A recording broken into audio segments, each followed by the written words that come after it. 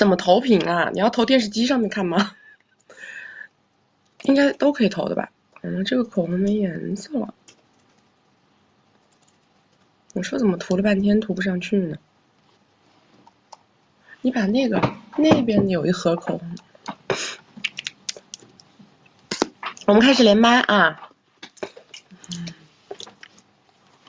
踏破铁鞋无觅处，乖，不是铁屑啊，踏破铁鞋。铁屑是什么东西？这个还可以，这个红一些，哎，咱就是说，咱这个皮肤啊，画个口红也可以了，就这样吧。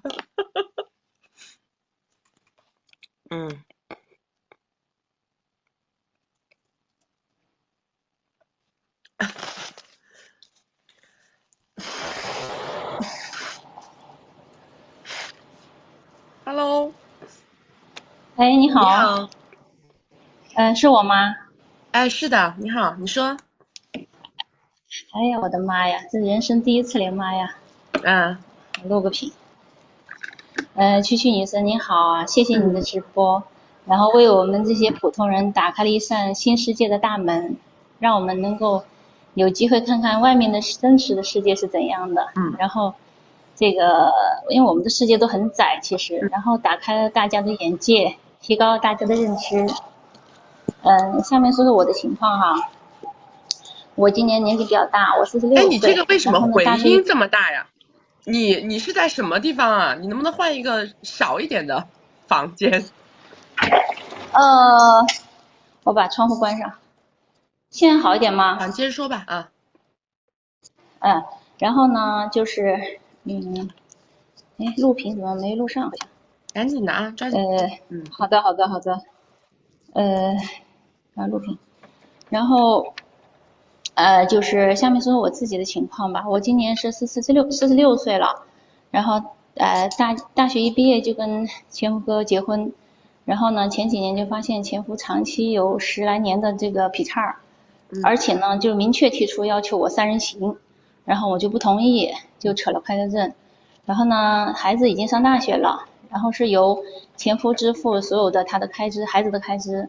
现在我的名下呢是有2000多万的资产，主要就是房产、写车，现金呢就不多。然后这2年我努力工作以后呢，就是年收入在税后是50多万的。那么现在我找对象的目标呢，就是想找一个单身的，然后聊得来的，经济条件还可以，然后能够互相付出，身体健康，就是正常男人吧，就是最好是能够相伴到老了。因为我也清楚自己现实情况，年纪比较大，而且呢，好男人也不怎么流通。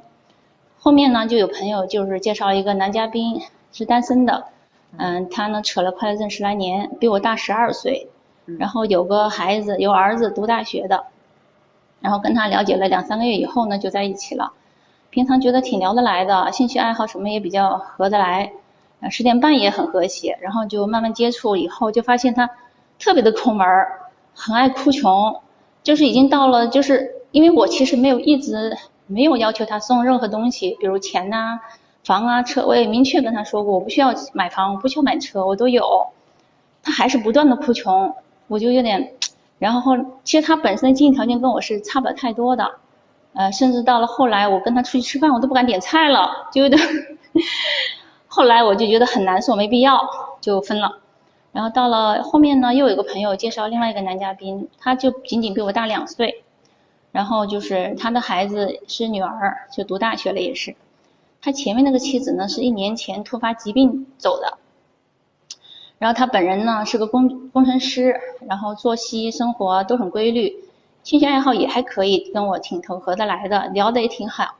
然后呢，后面他也很爱锻炼身体，不抽烟，也没什么恶习。然后体检报告也给我看了，是很健康的，没有什么慢性病啊、糖尿病啊这些的。然后个人的素质啊，就是聊天啊，都比较有礼貌。然后外貌啊、体重啊，都比上一个男嘉宾还要更好一些。经济条件也是算是生活无忧吧，各方面都挺合适我找这个目标的。然后了解了大概3个月左右吧，就决定跟他在一起。但是就是让我万万没想到的是，就是在10点半方面他很差劲儿。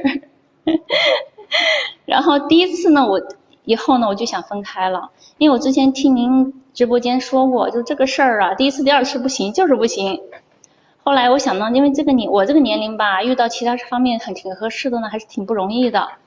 他又对我挺好的，然后付出方面还行吧，反正互相付出吧。又感觉他特别喜欢我，对我也很好。所以呢，我就想，在后面这几个月就再努力努力，看能不能跟他继续下去。然后但是后来努力了几个月以后，觉得还是不行。说一下你今天的问题啊，说一下你今天的问题。我很快了啊，因为我觉得我年龄不小了，也不能太委屈自己，所以因为我以前的工作呢是比较划水的，然后后来扯了快证以后呢，就很努力工作，要存养老钱，因为手头现金不多，所以呢现在的空余的时间精力也不太多，年龄也比较大，就想请教一下，就是我想能够稍微看准一点，就怎么去判断对方10点半的能力，才真正开启才开启这个真正的关系。因为之前听您直播里面说过，说您看这方面是很厉害的，一言准8九不离10，所以我想专门今天挂了个专家号来问一下这个琪琪。你这一上来就索要9阴真经，我就想，我本来想往后排一点，不要搞得这么突然就来这么一个出这么大招，但是没想到第一个排到，搞了半天，最后说的这个，你说前面这个故事干什么？你上来就问题不就得了吗？我真的不想一开始就放那么大一个怎么不好意思，结果他排我第一个。昨天我们负责我们10点半项目的那个晨晨老师，好像在我们的社群里抛了一张图的，他们在社群里都发了吗？都发了没？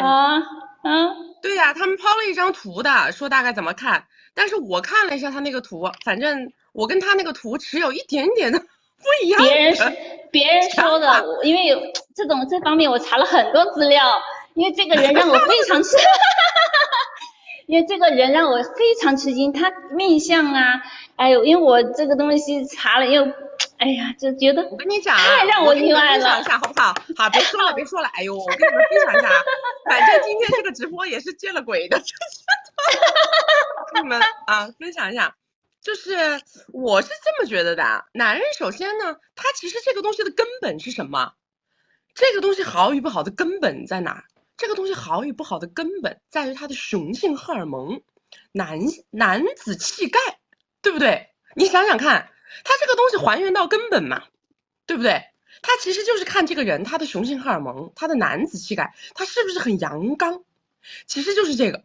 因为很多男的呢，他非常的斯文，然后非常的阴柔，那像这样的人的话，他就叫盲盒，就我说他就叫盲盒，对不对？因为我不能很明确的看到这个人身上散发出来的那种雄性荷尔蒙，那这个人他就是个盲盒，就是好与不好，那我就得摸索，对吧？如果我不想摸索，那一定是什么？一定是这个人他一眼就能看出他是一个雄性荷尔蒙非常充足的一个人。雄性荷尔蒙的充足，它不仅仅是体现在他的五官上面的，五官的，比如说人家说看鼻子啊什么这些东西是吧？但是这些东西呢都只是一个方面，他甚至于他从他说话中气足不足。对吧？你像我就属于一个说话中气很足的人，对不对？我们 CEO 说话中气很足，对吧？他们都说这一听就是这个什么准时什么大量准时，对不对？很多东西从声音当中都能听出来。首先，这个人他中气十足，而且你要看他的整体的下半身是不是非常有力量，就他走路你就能看出来，知道吧？就这个人他走路的时候，他都不是那种蔫儿不拉几的。他走路，你看过那个公鸡吗？看过那个公鸡没有？这个公鸡它走路它是不是那个雄赳赳气昂昂的那个状态？它其实就是下半身，它的下半身，它的整个臀部到大腿，它这个地方你会感觉他这个人很有力量，是吧？那这样子的人，他的整体的体能耐力肯定就好，这是100%的，对吧？然后呢，包括你像所有的能够展现他的雄性荷尔蒙的这些因素，指关节手关节就是这些关节的部分啊，它都会长得就是相对来说看起来会比就是均值呢略微的要壮一点，略微的粗壮一点。就是这些关节性的部分，它都不是那种，因为我们现在讲的就当然啊，有很多盲盒看出来也是非常好的，但是呢，我现在跟你们讲的只是说一眼准的，我看一眼准是这样子的，就这个人他全身上下的每一个关节，他说话的声音、嗓音，然后以及他走路的姿势，所有的细节都能体现出这个人他很阳刚。他雄性荷尔蒙特别强，那这样的就是不是十有八九，十有90，肯定是好的，对吧？这是100%啊。就是说，还是有一部分是这种感觉了，就这种会不能这个是一眼就能看出来的。这个人他是不是很阳刚，这个都一眼就能看出来的。实际上，对的。对的，只是因为那种温柔挂的是吧？书生挂的、温柔挂的，或者说这种斯斯文文这一挂的呢，它也有好的，但是这一类呢，它在我这统称盲盒，因为这一类它不好判断。它也有好的，也有让人非常惊喜的，但是呢，这一类就是说没有那么容易判断出来。关节我还从来没有，我一般就是从鼻子呀、耳垂呀什么的。这些我跟你讲了嘛，还原到根本，你这些都是显化的东西，最终还原到根本是这个人的气，知道吧？还原到根本是气足不足？还原到根本在这儿。这个气就很难掌握呀。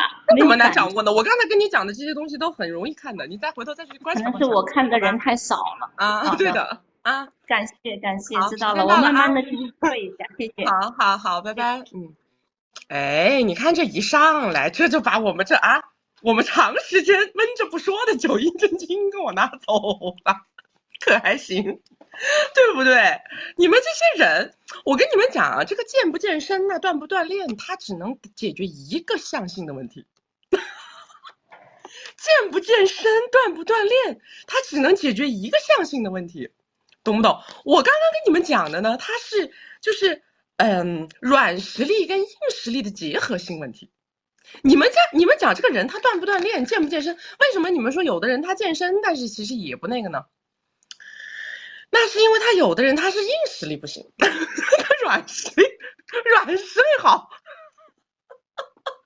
懂不懂？它是两个象限，硬实力的象限跟软实力的象限，它还不是一个事儿。所以光它这个锻炼，它叫补嘛，锻炼它是后天去弥补，对吧？或者说去加强。但是很多东西它是先天性，它就已经存在的，对不对？先天性存在的东西，这个后天它是很难补的，对吧？好啦，我们今天就讲这回，刚刚那一段不要播，刚刚那一段不要录屏，不要发，就发出去了，别人又怪我说我乱教你们，可是我们这是私域直播，我们这个直播不是对外公开的，对不对？我们这等于就是开了个会，我们这等于就是开了一个那个万人粉丝大会，是吧？那个。对，是直播啊。这衣服你们见过吗？这么露的衣服，你们什么时候见我穿过啊？那个大家可以看到啊，右下角我们现在弹出来的弹窗是这个金贵的关系，金贵的关系大家一定要入正版，因为我们正版的关系有正版的社群、正版的人脉圈，好不好？所以说呢，大家到我们金贵的关系的社群里面呢，除了可以跟我们的课代表每天一起共同学习之外，还可以跟很多跟你们一样的学员，志同道合的很多厉害的女性小伙伴啊，你们可以自己线下呀，也可以自己认识啊，组织活动，大家彼此介绍资源，好不好？然后那个把我们的微信二维码弹出来。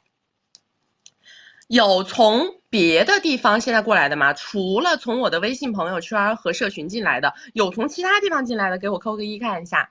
有从其他进来的扣个1。他们说你今天发的那个链接是错的，是上一场的回放链接。他们说，来那个右下角的这个二维码，你们看到了吗？还有没有找到我们的圈圈的，没有找到我们的大本营的，一定要把这个二维码扫上。你们也看到了啊，这次的直播就找得非常的辛苦，对不对？这次直播找得很辛苦，因为我们直到1月1号之前，我们只在这个平台做我们的内部私域直播，所以能够找到这里的都是铁粉认证啊，都是铁粉认证。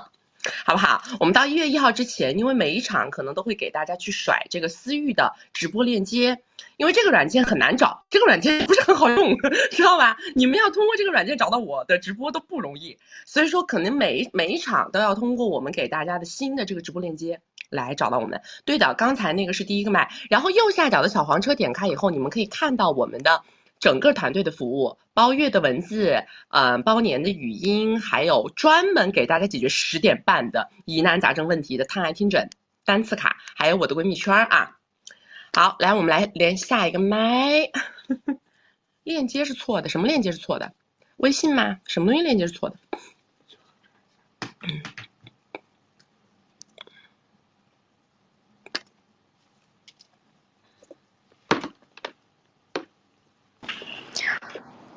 喂 Hello， 你好。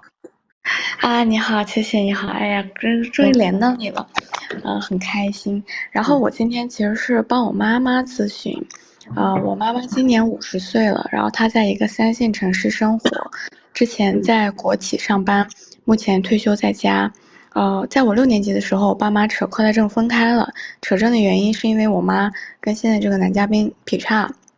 我一直跟我妈生活，但是就是我爸爸那边是负担着我的就是经济开销，我爸妈分开之后没几年，我就去美国读了初中、高中，然后包括现在读大学在这边生活。我的问题是，当年由于那个男嘉宾的前任知道他劈叉的事儿，然后男嘉宾觉得他很对不起他的孩子。这些年一直离婚不离家，他的一部分资产放在我妈名下，包括一套500万的房和一个正在还贷款的郊区别墅。我妈前2天看他手机，发现男嘉宾还是正常的家庭关系，但是我妈这个人恋爱脑，就不舍得离开他。你妈这哪里是恋爱脑？你是然后你妈了？然后那个不舍得离开他，现在还想着怎么提高自己，抓住那个男的。我妈认为他们2个有感情，然后我妈现在收入就是1个月5000的退休金，然后还有房子的收租，但是由于他们2个一起贷款买了郊区别墅，这个贷款是我妈在还，然后我妈现在就是没有存款，每个月就是月光。之前这个男嘉宾会给我妈生活费，一次几万的给，但是今年只给了2万，说生意不好。我想问一下曲曲应该怎么劝劝我妈，让她回归正常的生活。回归正常的生活指的是什么？什么叫回归正常的生活？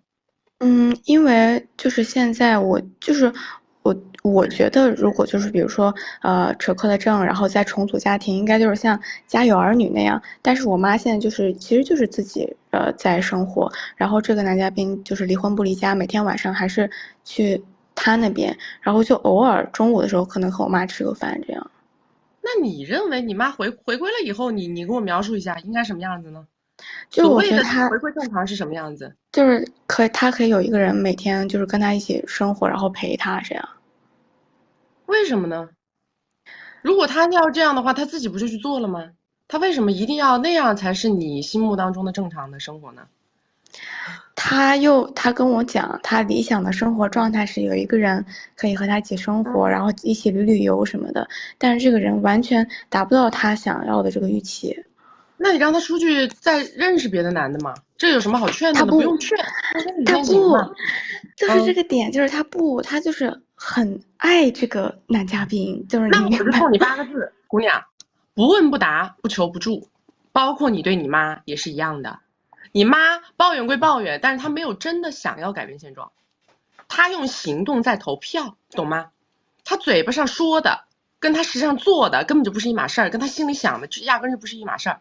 很多人他嘴巴上说的都是一种碍于颜面说出来的话，或者说是一种理想主义的表达。他如果非要锁死跟这个男的完成那个局面，他做不到。但是他做不到，他不愿意出来，这是他自己的问题，是时间的问题。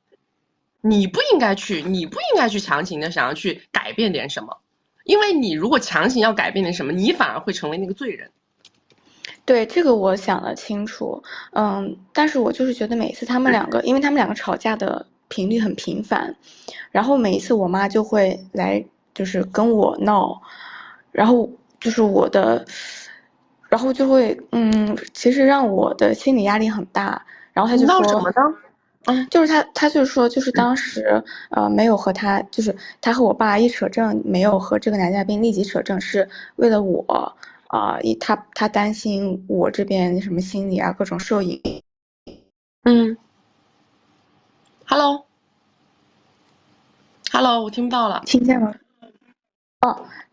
刚刚不小心来个电话给挂了。就是他就是觉得是为了我，然后怕我的心理受影响，所以才当时没有立即和这个男嘉宾扯证。没有，然后因为你妈她是一个弱者型，她是一个弱者，你明白吗？就是她只是一个自己没有办法面对自己做出的错误抉择的这么一个人而已。那么这个人他什么叫做弱者呢？就是说他会把他所有的这种选择当成是自己的牺牲与付出来形成自洽，但实际上这个并不是事实。事实是在他当年选择这个路径的时候，是因为他的欲望，是因为他想要跟这个男的在一起，他想要赌一把，他跟这个男的在一起，然后他为什么扯不了领不了这个结婚证，是因为那个男的在摇摆。对，很多东西是他不愿意承认，然后他把他所有的这些对于自己内心欲望的追逐包装成了一种对你的牺牲和付出。但是这个是很多人都会有的一个行为路径，因为他没有办法为自己的人生选择买单。对，就是这个样子。错不代表他是对的，他跟你这么讲，像你这么抱怨，不代表他说的那些东西是事实，他只是在抱怨，仅此而已，而且也只是在无能的怒吼，仅此而已。你不应该，就是说他说他的，你应该明白他的这个心理状态是这个样子，他的整个心路历程是这样的，但是每一步都是他自己选的，是他自己做的选择，他能走出来是他自己，那是他的福气，他走不出来那也是他应该的。所以就是你觉得这个男嘉宾肯定不会和他之后在一起的？当然啊，你妈都多大年纪了？所以我就不要管他，不要理他。对，跟你没关系，明白吗？这个事儿跟你一毛钱的关系都没有。就是我觉得这个男嘉宾就是有点坏，他还总是给我妈就是画一张大饼，说什么我以后能赚好多钱，怎么样，然后我妈就信了，然后我就说你怎么信呢？我最近就真的很生气，我一直在骂他。我跟你讲啊，你有一点啊，你不懂，你知道吗？你认为你妈是完全基于爱的选择，但是我还有一点，我也要非常残忍的告诉你，你妈是在做权衡利弊的选择。他是在基于他的年龄做一个于他而言最佳的物质保障抉择，因为以他的年龄现在再走出去，他自己脑子里会盘一笔账，他认为别的男的还不如这个男的给的多，就算这个男的现在不能完全的属于他，但是起码他这个年龄他再走出去，他如果想在物质这个层面上获得更大的结果，没有人能给他，这个是他内心当中算的一笔账，懂吗？那你觉得就是，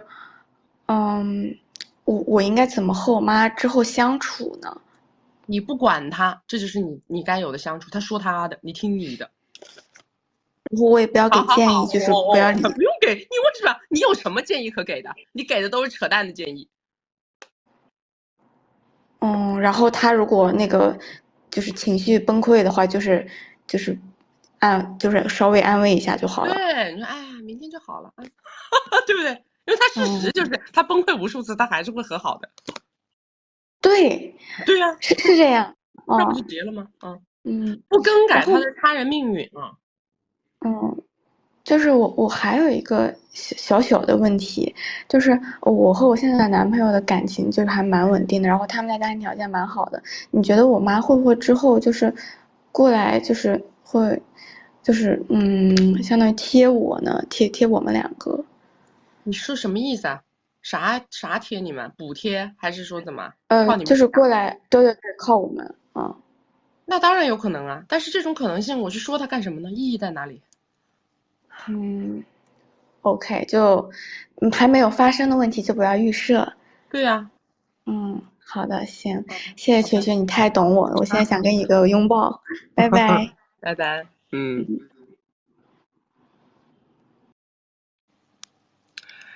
我跟你们说啊，这个世界上的绝大部分人呐，就是面子大于一切，知道吗？那个面子是什么东西呢？就是如果我爱钱，我不能讲我爱钱，对吧？我得说我是爱，是不是？我不能把我说成是一个，因为什么？因为他们内心世界当中认为，如果他说出真话，别人会不认可。他认为这个东西是不可以被公诸于众的，对吧？我追逐这个男人，如果我说我是为了追逐钱，这个话我说不出口。但是如果我说我追逐这个男人，我为的是爱，这个话我就能说出口了，对不对？所以说他这么多年他的自我洗脑啊，他不是光骗你，他是把他自己骗了，他是把全世界的人他都在骗，他试图骗所有的人，我对这个男人是爱，不是钱，知道吗？到最后是自己把自己都给洗脑掉了，是这样的。其实这就是为什么呢？他们最终啊，总是达不到一个最佳结果的原因。这就是为什么他达不到一个最佳结果的原因，因为他不够坦诚，自己不坦诚，明白吗？因为一个人是这样的，当你自己都没有办法完全的面对自己内心当中最想要的那个真实答案的时候啊，你做所有的事情都会有内耗，对不对？你的表达它永远都是有欠缺的，你的行为它永远都是需要包装的。那么这所有的一切其实都是在帮你增加你达成目的前面的这个内耗，增加阻抗。厉害的人在于什么？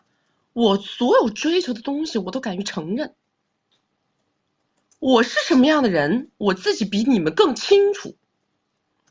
你不要来说我势利，你也不要来说我物质，说我镀金，我要你说，大家有长了眼睛的都会看明白吗？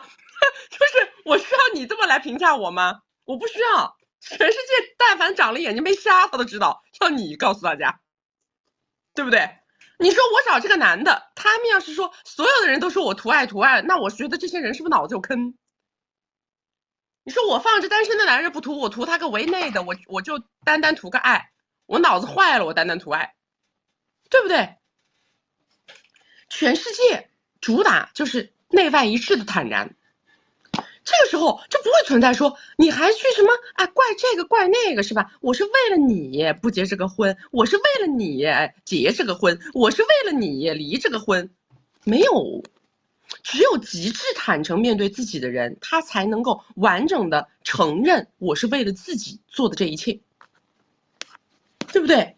我就是为了我自己做的这些东西，所以所有的行为，所有的东西我买单，所有的结果我都认，我太明白我为什么要这么干，对吧？这种情况下，无论他得到不得到，他的内心都是非常的平和的，他都无所谓的，因为他觉得我反正很坦诚，我也努力过了，得到与不得到都是正常的，是不是？所以所有的女生都是这样，你们一定要明白，真正的强大才是我们幸福的来源，知道吗？内心强大呀，它这个东西啊，跟外在的一切东西无关。就是说我到底，我每天有多少物质，是吧？或者说有多少人认可我这个那个，其实当你内心真的很强大的时候啊，你做什么你都会觉得自己很快乐，你做什么你都会觉得自己很幸福很开心，因为你做什么都是自己真心想做的，你说的每一句话都是自己真心想说的，你内心没有任何内耗，对不对？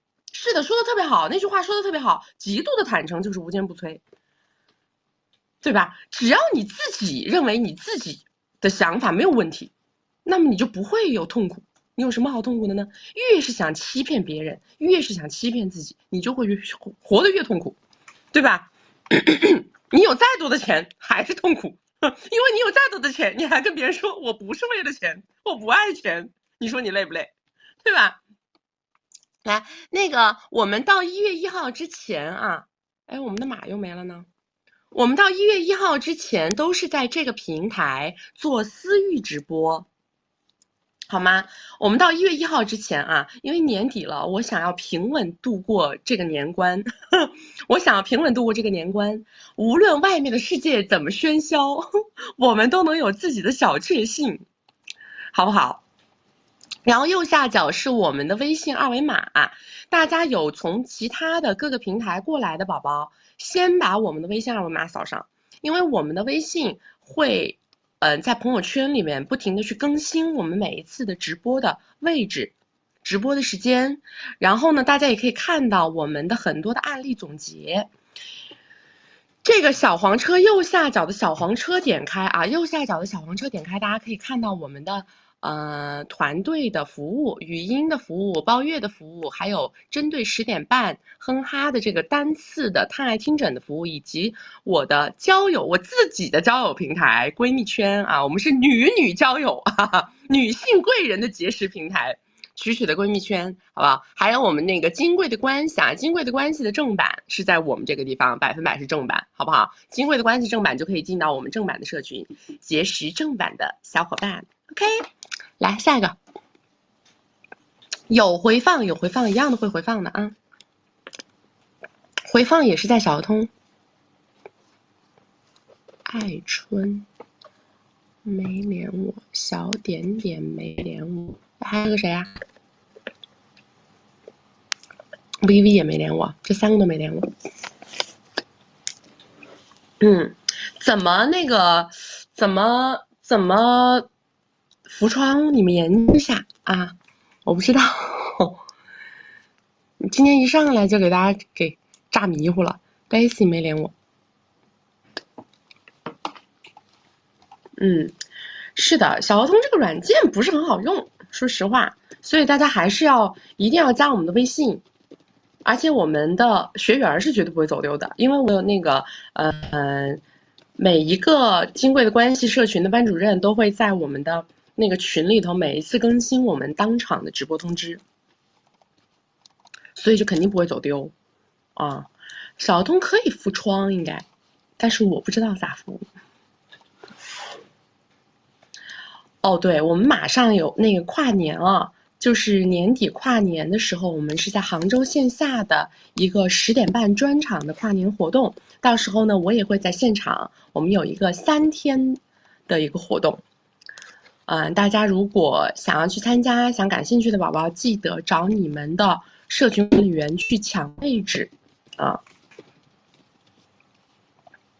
闺蜜圈怎么进？你们把刚刚我弹出来的那个微信二维码加了，然后直接去问。有任何的问题直接去问我们的小助手，我们的这个客服啊，我们的团队小宝贝们都是实时在线为大家解答你们的问题的，好不好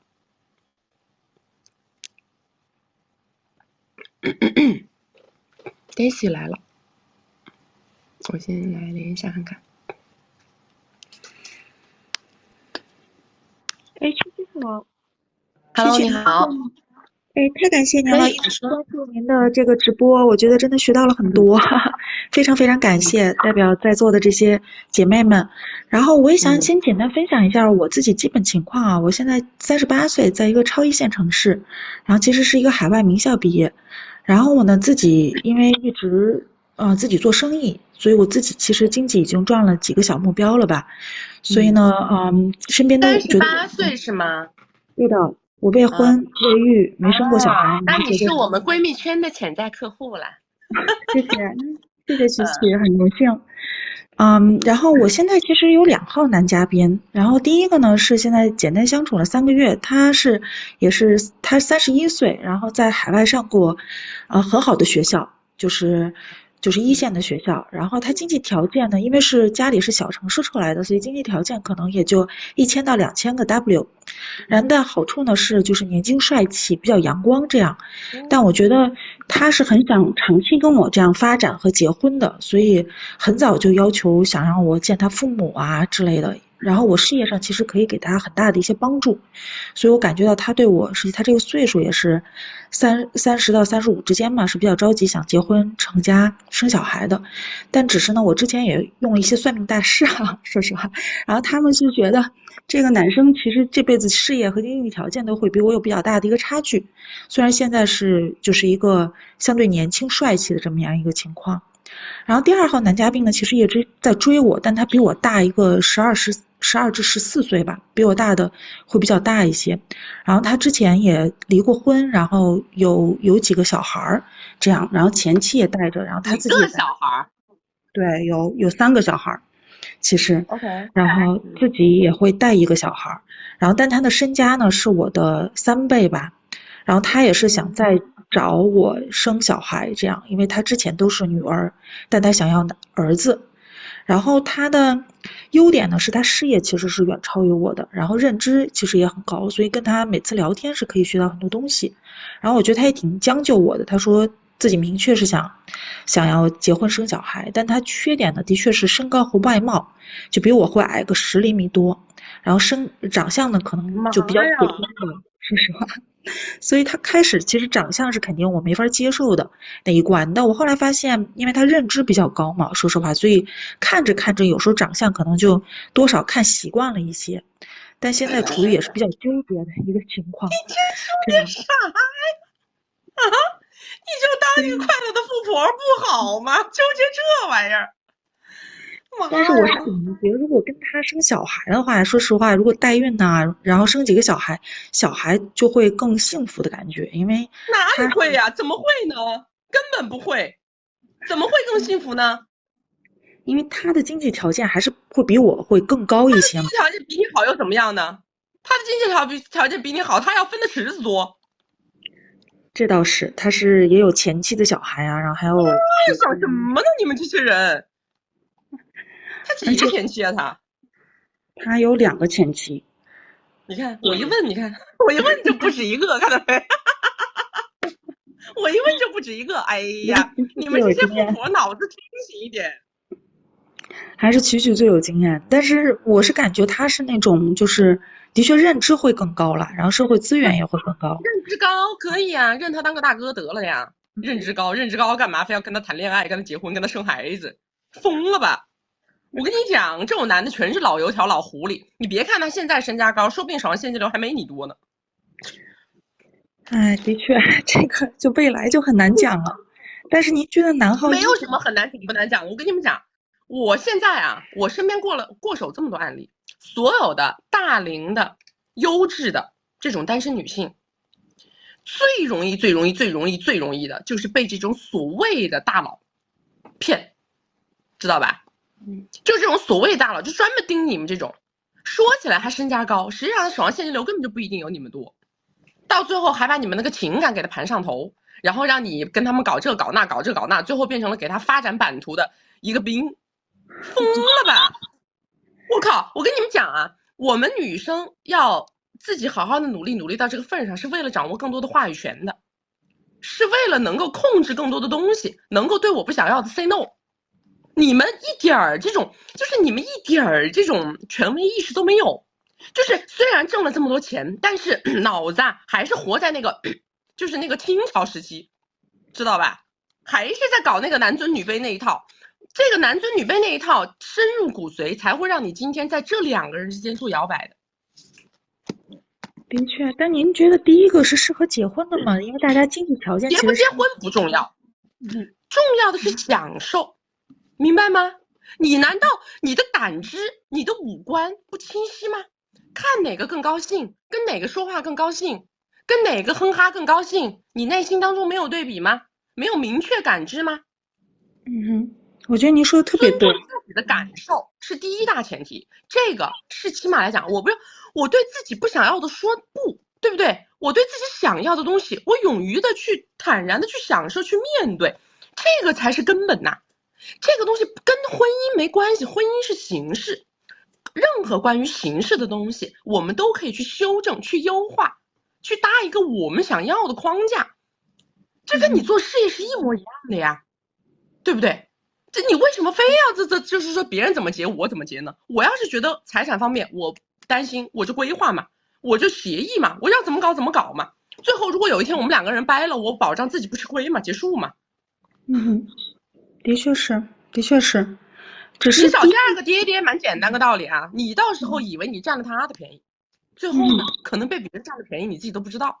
因为什么？因为你一开始的时候以为他身家比你大，你以为你是冲着占他便宜去了的，所以你反而你的戒备会无比之低，你的预期会完全放的不对，到最后人家把你忽悠了，你都不知道咋忽悠的。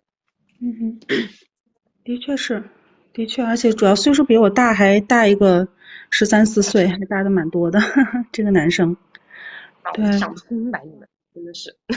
对，但第一个男生如果比较着急结婚呢，因为他的确是比较真诚。结嘛，可以结呀，有什么不能结的呢？要结好了呀，你把该协议的东西协议清楚好了呀。的确，谢谢曲曲，我觉得你分析特别对。这个找时间再。别跟那个爹爹鬼搞啊！这丑老爹爹有什么好搞的？你把他就给那些给那些没钱的女生就好了的。这吃不下还是那搞。的确是，很多女生还挺扑这个第2个爹爹的，其实是有点震惊的。但是，就是我就那帮女生，我跟你讲，骨子里的男权思维，骨子里的男尊女卑，我告诉你，真是所有的人都是这样的。他不面对自我的感知，知道吗？他没有坦诚的去真的跟自己说，我到底喜欢什么，我享受什么，我跟什么在一起更快乐。他不着力于这些东西去思考问题。他只想着谁有钱，谁有钱，永恒的就是谁有钱。这是钱是什么？钱是工具啊，钱是目的吗？钱是工具啊。的确是，因为我觉得女生本质其实还是有点慕强的，作为女性，就是大部分女生啊，其实大家可能婚姻里头本质就是经济和小孩嘛，所以大家可能大部分。第一个男的撑起比不比第2个男的弱？我问你。你自己说。肯定的，这个对不对？第一个男的身体比第2个男的强，你的慕强，你慕的什么呢？你怎么不说这个方面你也有方面慕强啊？你往别的方面慕一慕呗。真的是。有道理。你非要往钱上面慕，你够强的了，还往钱上面慕。的确是，大家还差个20岁。对。谢谢曲曲，太感谢了。感谢你时间。你进闺蜜圈吧，好不好？我跟你说，你进闺蜜圈吧，你这脑子真的是需要被重启一下。谢谢，我已经是金贵会员了，但是你每次一次点播点的很醒，感谢，谢谢时间。好，就这样啊。好，拜拜。我跟你们讲，我最近感触特别深，知道吗？我最近接触了好几个客户，全是这一挂的，都是自己这个年龄也差不多，然后呢都很漂亮，很优秀，自己条件很好。哎呀，就是被这些结了好几道婚呐，有娃的这些看起来大佬的这种光环的男的，其实全是那种靠女人托版图的，知道吧？他们每结一道婚，有很多有钱的男的，他们是什么呢？他们可能会找一个女的分一道身家，找个女的分一道身家，是吧？你们听说过很多这样的。像很多这一卦，他是什么？找一个女的，他身家翻一番；找个女的，他身家翻一番。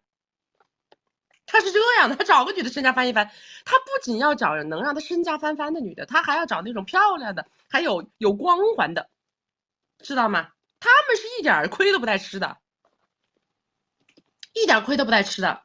像这种男的，他到时候我跟你讲，他跟你在一块，他就开始拉着你一块做事儿，搞业务，搞生意。你被他拉入局了以后怎么办？这个事情里面有卡点，关系你搞不搞？如果他出了什么问题，你帮不帮他弄？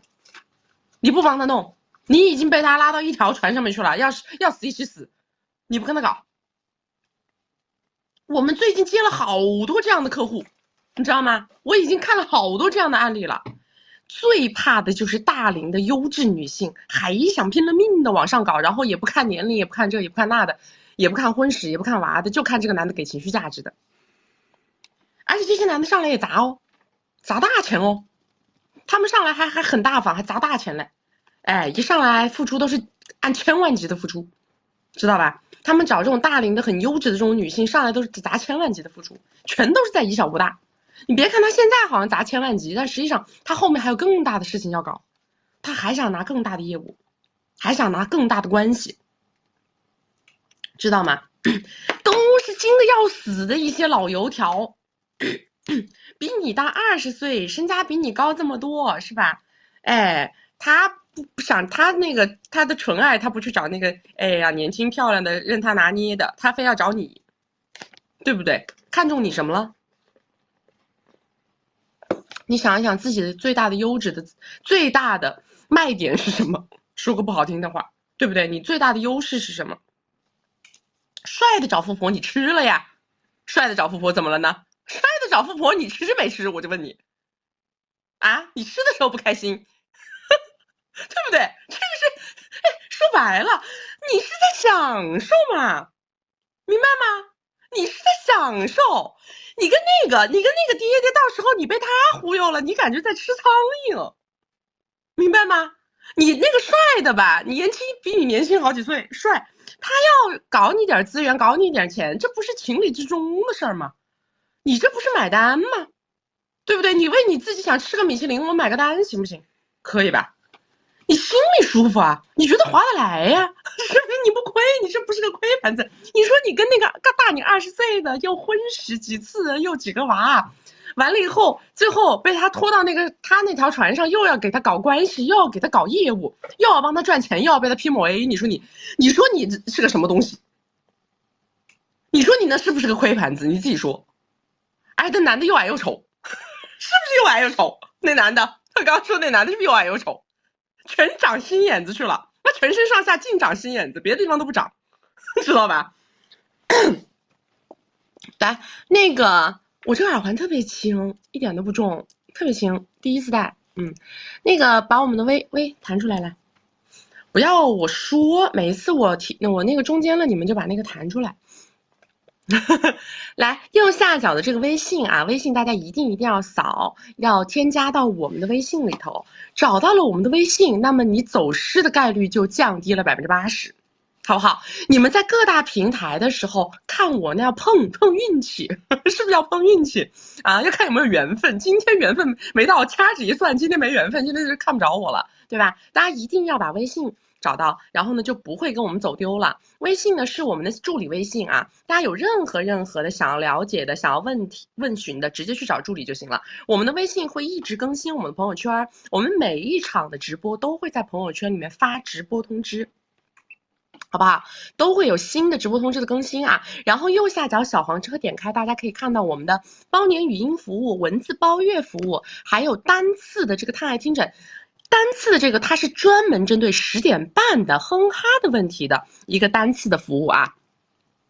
然后还有我们的闺蜜圈，闺蜜圈是取自己交朋友的一个平台，这个里边呢都是像刚才这个小姐姐一样的这种财富自由的，或者说自己有比较强的家庭背景啊，然后大家想来这个地方跟差不多的一些小伙伴来交朋友的这样一个社群。然后还有我们的金贵的关系啊，金贵的关系有那个之前在外面有看很多切片的，大家一定要到我们的正版渠道来购买金贵的关系。我们金贵的关系有我们正版的金贵的社群，金贵的社群里面有非常多优秀的小姐姐，刚刚这个小姐姐也在我们社群里，对不对？有非常多优秀的小姐姐，大家可以彼此之间互通有无啊，互相互帮互助，也可以介绍人脉啊资源，大家一起线下可以交朋友，好不好？来下一个来。有多少人在看直播？现在在线人数是5000多个人啊。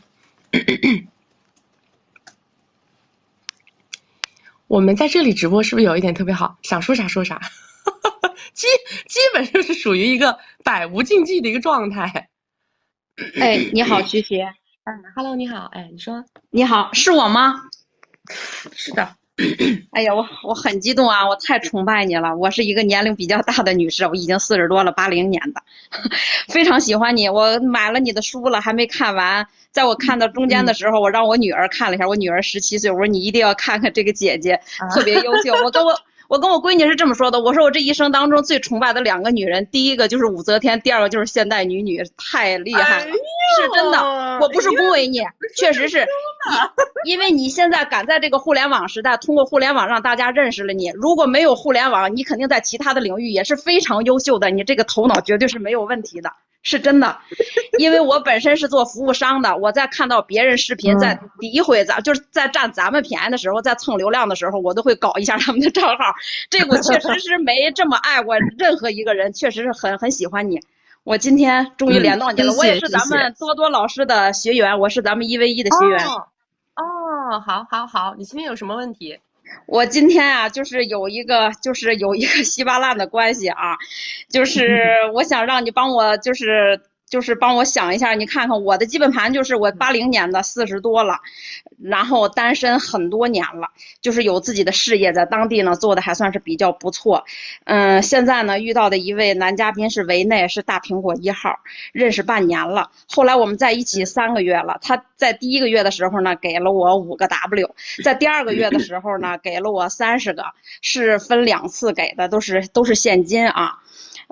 他现在的经历呢，他说我现在的就2件事，一个就是工作，一个就是你，他对我确实是比较上头，确实是上头，这个我能感觉得到。我从来不找他，我也是看咱们的直播，就是你不要对这个男人太好，我真是从来不找他，每天都是他上赶着找我，每次都是找我跟我视频，他只要有时间就会找我。就是现在呢，就是我想，就是我现在有一个项目需要投100多个，我想让他帮我投，我怎么才能去张这个嘴？我有点不太好意思，我不知道怎么去说，所以我想让曲曲给我帮忙。跟他说你的项目了吗？他知道我有个项目，他也知道有别人想投，我也跟他说过，但是他不知道具体的细节。那你就会慢慢跟他说细节呀。一次说细节，2次说细节，3次说细节，不就可以抛诉求了吗？跟他说一下细节。你多多老师有给你，多多老师没有给你给建议吗？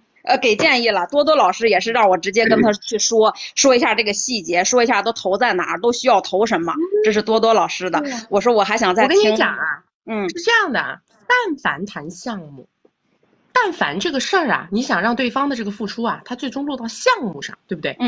这是一个通用逻辑，就是只要谈项目，我们一定就是要谈这个项目的盈利，这个项目的成功。这个项目的利润前景，就是我们千万不能用完全谈感情的方式去谈项目。如果用谈感情的方式去谈项目，非常容易被否决。所以你要拿出一个真的是，如果你现在是出去拉投资，你会怎么跟他聊？一定要用这种思路接，要让他自己觉得这个事儿确实是个好事儿，确实能赚钱，你确实有能力。既然这样，那我也来投一投。但是这个投呢，你要跟他讲，你说就是说这个股份我会记在你的头上，虽然说我帮你代持或者怎么样，但是我会记在你头上。你得让他觉得这个事儿跟他产生关联。行。我觉得因为他吧，人家这个职位在这摆着呢，可能我做的这些事儿本身我又是做互联网的，可能我感觉他对这个肯定是不感兴趣的。我跟你讲啊，他们对什么东西感兴趣，对什么东西不感兴趣，不是靠你的专业去定义的。这个世界上所有的人都对一个东西感兴趣，那个东西叫钱。没有人会嫌这个东西多。明白了。跟他讲细节是吧？对的，讲前景，讲细节，讲这个事儿你有多么想干，这个事儿有多么棒，渲染，知道吗？把那个《华尔街之狼》看一看，看一看人家是怎么渲染的，把这个感觉给他做出来。那我就在这上头下下功课哈，做下功课。对的。对啊，多多老师很专业啊，你让他给你出一些话术，他也很有这方面的经验。专门跟大苹果打交道拉投资的经验。好，行，我知道了。那谢谢你啊，曲曲老师。好，感谢。好，再见，拜拜。拜拜。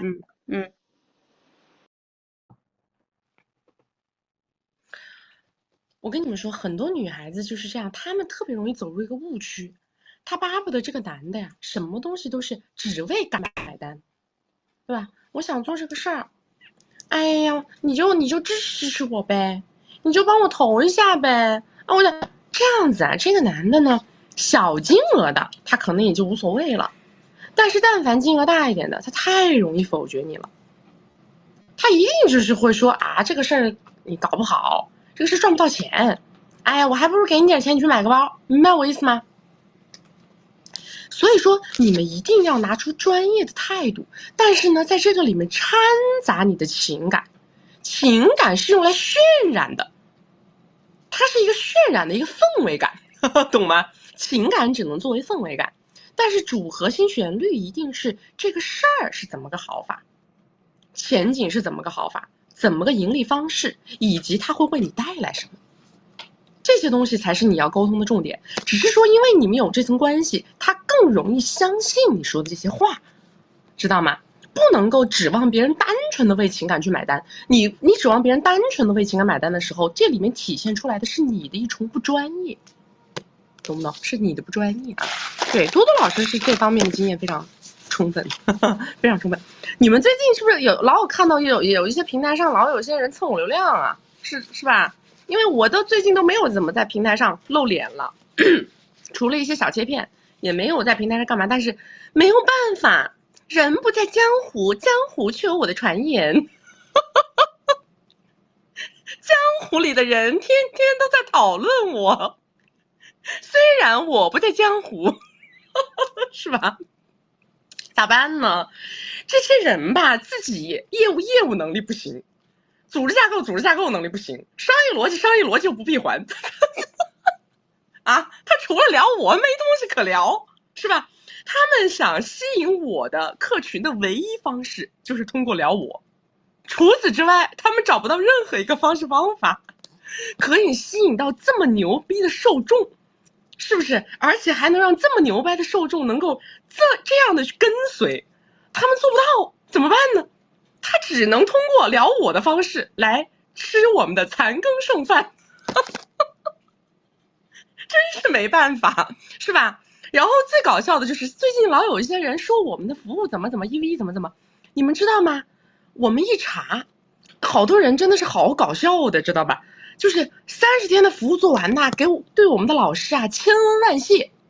挑头跑到平台上，什么也不知道是收了别人的黑钱还是怎么着，跑到平台上说什么我们啊什么我们不退费啊，什么这个那个的，看得我们一头雾水。我跟你们讲，因为我们会回查，知道吧？我们每一个客户全部会追踪记录，我们所有的客户就是为了给大家做更好的服务体验，就是为了让大家能够在我们这个地方得到最极致的服务，所以我们全部都会跟踪到这个服务是谁接进来的，哪个老师服务的，什么到什么时间，里边的服务内容是什么，我们全部都会去回查，全部都会去调档，知道吗？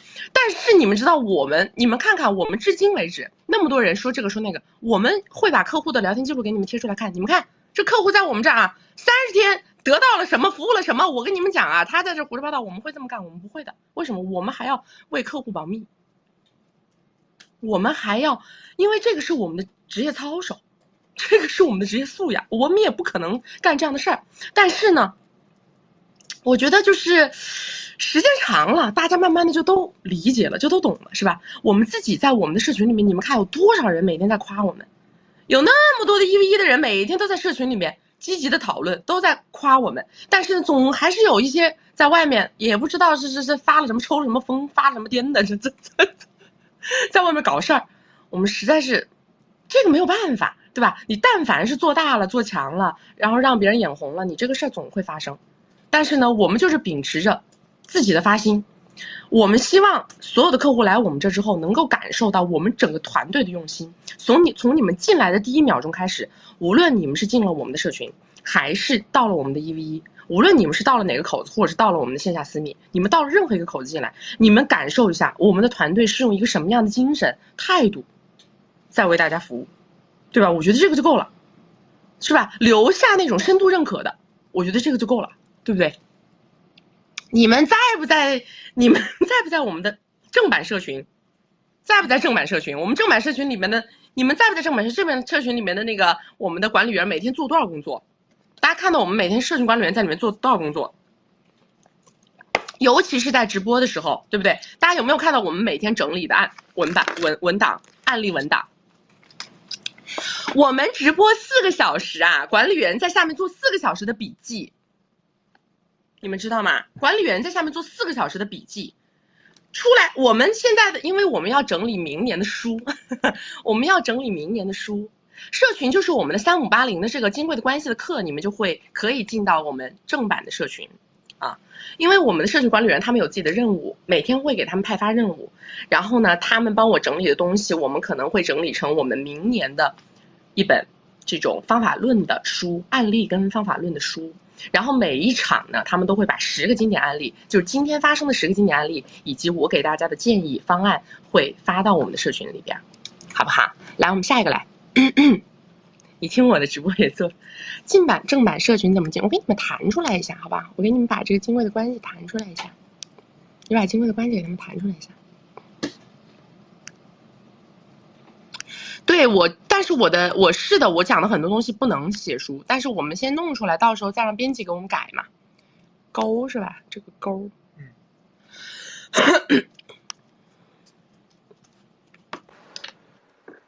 喂，喂，你好。哎，张你好。你好。曲曲你好，好激动。你说。我先说一下我的情况。22岁，外貌7、8分，年收入4、5、10个 W， 干 YC 认识的男嘉宾，他30岁未婚，应该是8、9个小目标，然后在一起快1年，花了60个 W 左右。他对自己的外貌有点自卑，但现在特别喜欢打扮自己。之前我不管他的任何，每天都会聊天。他那会儿有女朋友，跟我是同行。男嘉宾特别的善良心软，我特别喜欢他。我跟他说，他跟我说他不爱那个女孩，只是可怜那个女孩。也因为那个女孩，我们闹掰过几次，其中一次闹了很久，找我没理，然后我情绪上受不了，我又找回去了。和好后给我的米就减少了，之前我没开口要过，很喜欢他，没好意思要。他之前1个月是给我4、5个 W 左右，情绪上给我也给的特别满。和好后第2个月他就减少付出了，不让我去上班，我就提出1个月6个 W 的诉求，他同意了，陆陆续续给满了1个月，第2个月一直没给我就找了这边1V1老师赫本老师，然后上个月赫本老师帮我要到5万，但是他很不爽，他说他一直限额，我还一直抓住不放，然后我租房子他又觉得价格太高，又跟我闹，最后租了是1年8万，然后又是不能签我名下，又是不能一次性付完，最后在老师的帮助下等了2天，他限额完了又还是给我付了，做完后就不搭理我了，天天没消息，消失的那种，老师说你就不发。然后他生日，我给他买了个礼物，花了我3万块钱，然后老师就被我气死了，就一直在那说我。哎呀，然后他现在态度非常冷淡，天天消失，非常消失。我天天就围着他转，然后患得患失，3天一吵。而老师给我的建议是让我后撤，不要浪费时间了。然后今天又因为一个女的吵架，他也不解释也不理我，我就连环电话连环消息，然后他说我神叨叨的。然后我的问题一是我想知道他的人性底色，问题2是我想知道他是不是本来是一个很好的人，是因为我的原因他变得不好。姑娘啊，这不明摆着俩字写额头上，哪俩字你知道吗？你猜一猜。白嫖。秃羊啊，这是个秃羊，这个已经薅秃了。不会，但他有呀。有个毛，有。拆东补西的，听得懂吗？限额，天天限额那什么？那套这里套那里，那里套这里。可是我感觉这是个秃羊。可是我感觉他每天的时间长，我能确定他只有我一个人吧？我说的是卡套，懂吗？这个卡套的这个卡，这个卡套的这个卡，他就那么点钱，就在里头跑来跑去，懂不懂？秃羊，明秃羊。可是他有很多车，很多房，都这。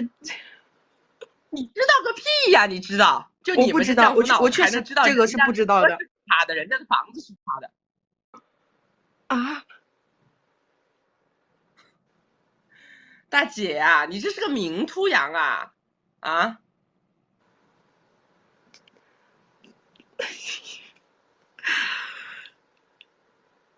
干 YC 不愁客户，赶紧回去上班，好不好？抱着课本老师这么粗的大腿，你不要再浪费感情，浪费时间。反正课本老师被我已经气得无语了。我主要是我现在你一说你给那男的送3万的礼物，我的表情。肯定跟贺文老师对上了。但是可是我就是觉得，就是心里面特别受不了。我一想到我以后撤，我一想到他，我就又恋爱脑，然后又想回头。那你就把自己锤一锤，这事儿咱们解决不了，不行就是看看 CT， 咱们只能解决策略，就咱们只能帮你拿结果，咱们不能帮你看脑子，咱们也不是这个科室的，对吧？你别走错那个科室了，你属于是啊，那就是建议我不要跟他再继续了吗？对呀，这有什么好继续的呢？关键在于你手上要有这么多目标客户要好，懂吗？客户不好，我一直觉得他是属于好的，然后是我不好，因为他一直是这样跟我说的，我就被洗脑。限额，今天限额，明天限额还能被你逼出来的这种，我跟你讲，这都不好。啊，是这样。他又想玩儿，他又想找你们这种小漂亮女孩，但是呢，他的经济实力又确实他不支撑他的续航能力，明白了吗？这个就是本质，他没有续费能力，懂了吗？明白了，老师。谢谢。好吧，好，就这样啊。听老师的话，你别把我这个贺总气死了。现在他也是我们的小招牌了，真的是。明白，就这样，谢谢。来，妈呀，把老师气死了！老师最怕的就是你们这号，刚刚口袋里还没捂热，又给吐出去了，是吧？老师每天累死累活，好不容易给你们搞了点伙食费，结果你又给他吐出去了。他心想，我给你拿这个米是要让你在我这续费的，你咋又吐回去了？你们怎么能这样呢？太过分了，太让人伤心了啊！刚刚那个说没有进社群的，发现买的是盗版是吧？姑娘们，咱不省这个钱，咱不能省啊，好不好？咱不带这么省钱的，行吗？正版是这样的，我跟你们提醒一下，因为你们如果在这个地方拍我们金贵的关系的话呢，你们要主动的去找我们刚刚给你们那个微信二维码，你们要去找小助理或者是找客服，你要跟他说我拍了，知道吗？你说后面社群怎么进，问一下，因为我们的销售人员呢，他的数量很有限，是吧？但是我们的人气比较高涨。所以说你们不能，因为他拍了课以后，他们不会那么快的在系统当中看到你们拍的这个记录，所以你们要去找一下他们，好不好？你们去找一下他们，不着急啊，因为我们每天的确实，我跟你们是说个特别搞笑的个事儿，本来呢我们是在公寓直播，肯定流量大嘛，然后当时想的说转到私域直播可能就没什么流量，但是你们知道吗？出现了一件非常就是让我震惊的事儿，就是我们自从转到这个私域直播，上一场这一场转过来之后，我们那个微信炸掉了。就是加微信炸掉了，所以说呢，他们光就是跟新人进来打招呼，估计都得打好几个小时，所以大家稍安勿躁，好不好？稍安勿躁，实在是这个人力，因为我们都人力，也没有用 AI， 是吧？如果用 AI， 可能就快速能回复你们，但是我们确实全部每一个号后面都是一个真人，而且我们的每一个社群都有对应的管理员，你们想想看，这是不是这都是人力呀，对不对？你们在盗版的地方，他怎么可能有这么大的财力支撑这么多人为大家服务呢？是不是都是真人啊？对，但是我们的社群里边的小伙伴是真的呀，对不对？你们那搞的盗版，你说那你们那哪有人去维护这个事儿呢，对吧？右下角的小黄车点开大家可以看到我们整个团队的服务文字语音闺蜜圈探爱听诊还有我们的金贵的关系都在右下角小黄车点开可以看到。然后有任何的问题，大家可以扫我们的微信二维码扫微信二维码，然后一定要找到我们大本营。我们每一场直播都会朋友圈通知，什么时候还原到公寓直播，我现在不确定。目前暂定的是1月1号之后，但是呢1月1号之后我们也会另外给大家发通知，在1月1号之前是只在这个平台做直播所以我们每一场都会在朋友圈还有我们的社群里更新我们的直播链接来下一个它可以小窗，可以浮窗，但是你们需要自己研究一下，因为我也不是很会用这个软件。我也不是很会用这个软件啊。我们的连麦是预约制的，宝宝们，连麦是预约制的，你们直接连是连不上的啊。小点点没连我，初明月没连我，张雪同学 ，OK。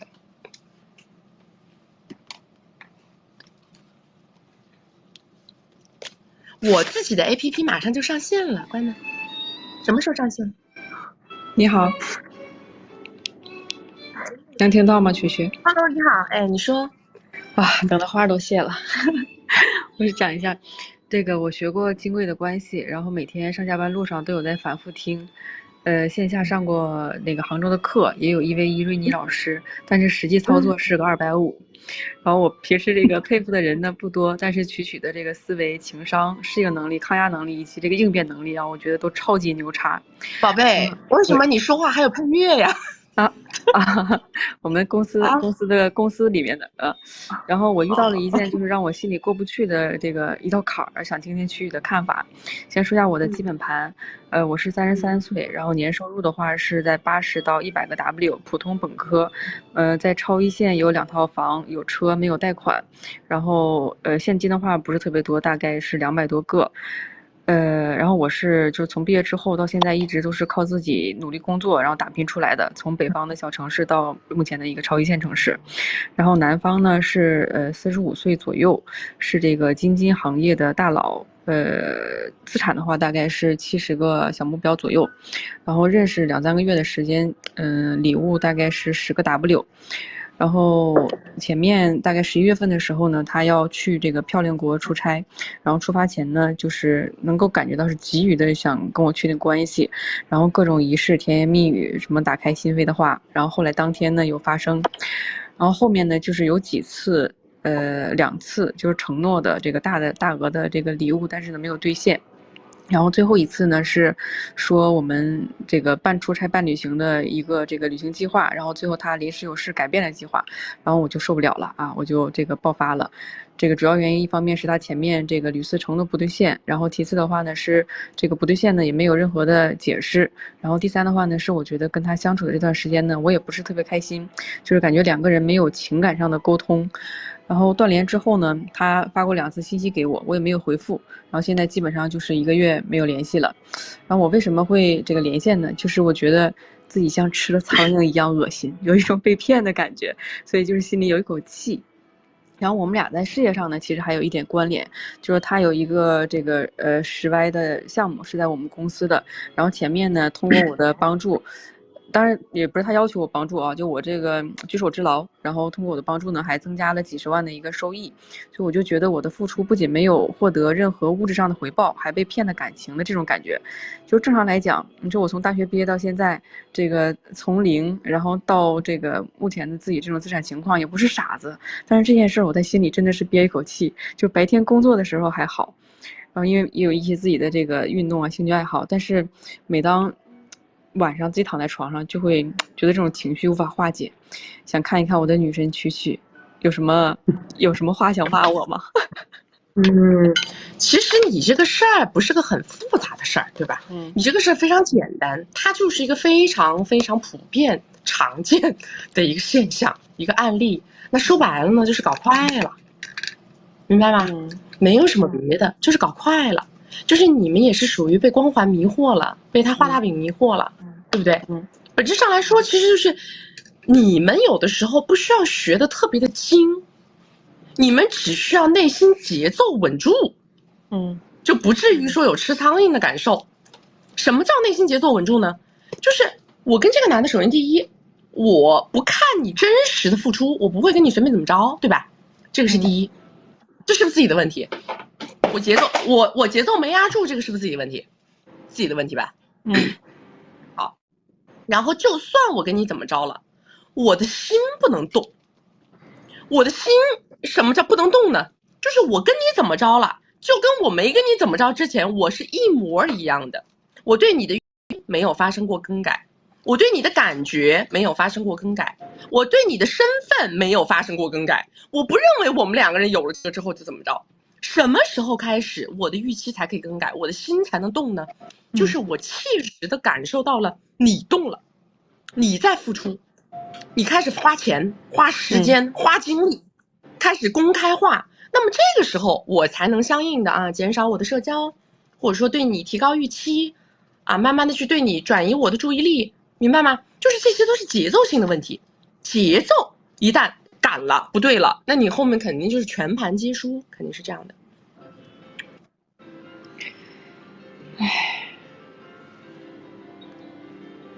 好的。下一次就记住了，别管这个男的是个啥，他是天神下凡，没有用，懂吗？都一点用没有，任何不能作用于我的价值等于什么？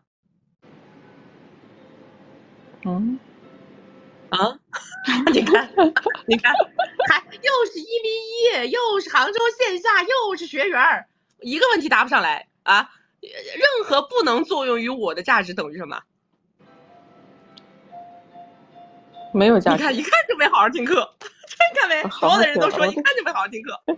任何不能作用于我的价值等于没有价值。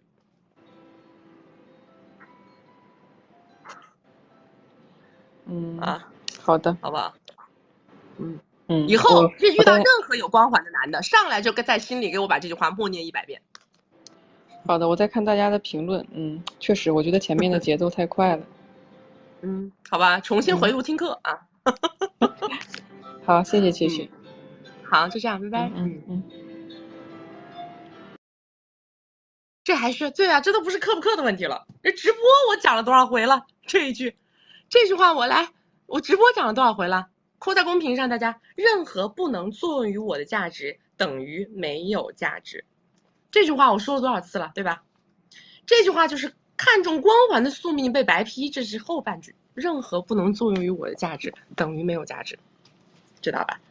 因为这些男的在外面轻车熟路，对不对？能够被光环迅速哄到手的，就不需要再付出了，不需要再付出时间、精力、金钱了，有什么必要呢？对不对？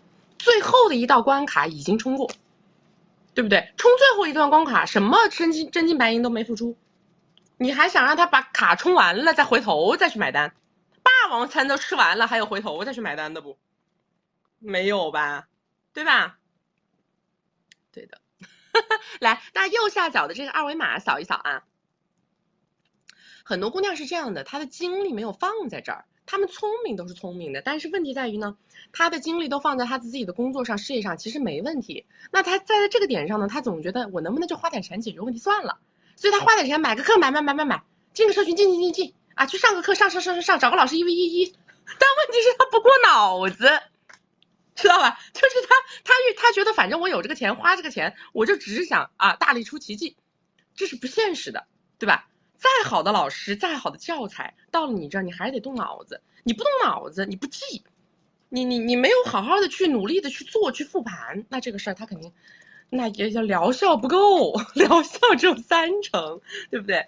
右下角的这二维码大家扫一扫啊，找到我们的微信朋友圈，找到大本营，我们每一场直播都会在微信朋友圈里头去给大家发通知，这样的话大家就不会走丢了，因为我们到1月1号之前，我们不会在任何的公域平台上直播，所以说我们1月1号之前的直播，大家一定要通过我们的微信找到我们的直播链接啊。右下角的小黄车点开以后，可以看到我们团队给大家提供的所有的付费服务，这里面有包月的咨询，还有这个语音咨询单次的关于哼哈10点半的探爱听诊的咨询，还有我的交朋友的闺蜜圈欢迎各位高质量的、高知的高财富水平的小姐姐们进场，好不好？来下一个来。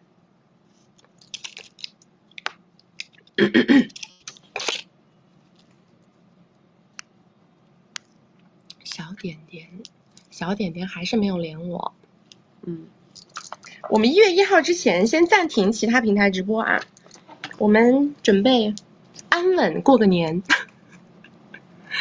为了直播不断播，就是安稳过个年啊。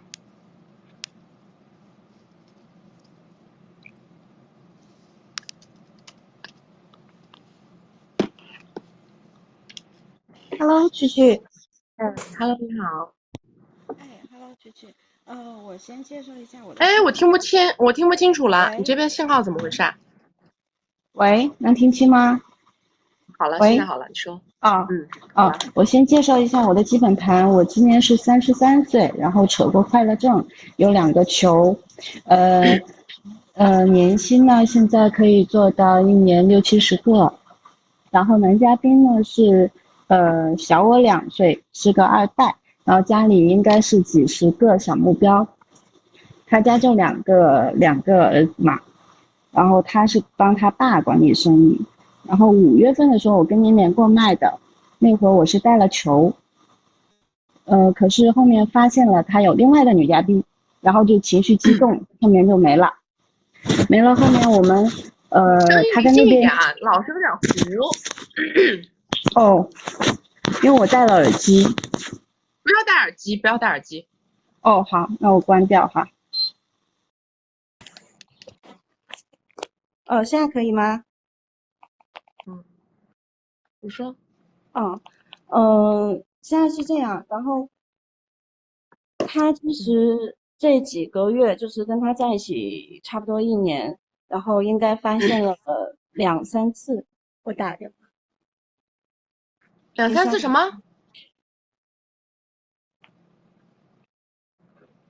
？Hello，有发现2-3个他之前有过的女嘉宾，然后最近10月份的时候发现他其实之前还有一个球，但是没有扯正，因为那个女嘉宾是一个小苹果，年纪还比他大10岁，这是我发现了以后，然后我就起跳了嘛。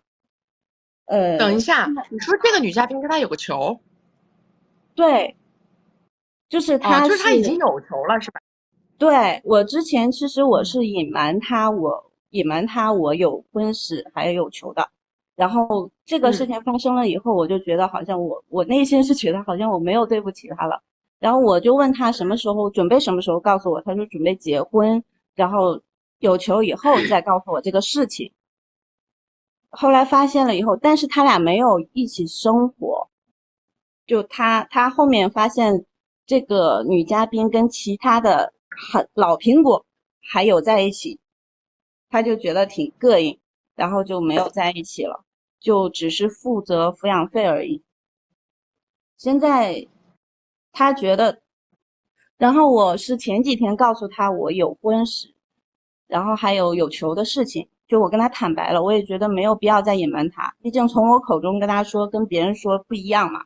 我跟他说了以后，我是抱着说那你接受不了我们就分开嘛，但是说完了以后，他考虑了几天，突然跟我说他想推进结婚，推进围城，然后想跟我先带球，然后现在就不让我吃，就不让我吃药，我现在不知道怎么办。第一个呢，我想听一下您的意见。第一个是我现在因为这2-3年是我事业的上升期，毕竟我从上一个围城出来以后，其实我一路走过来都是从头再来的，事业是从头再来的。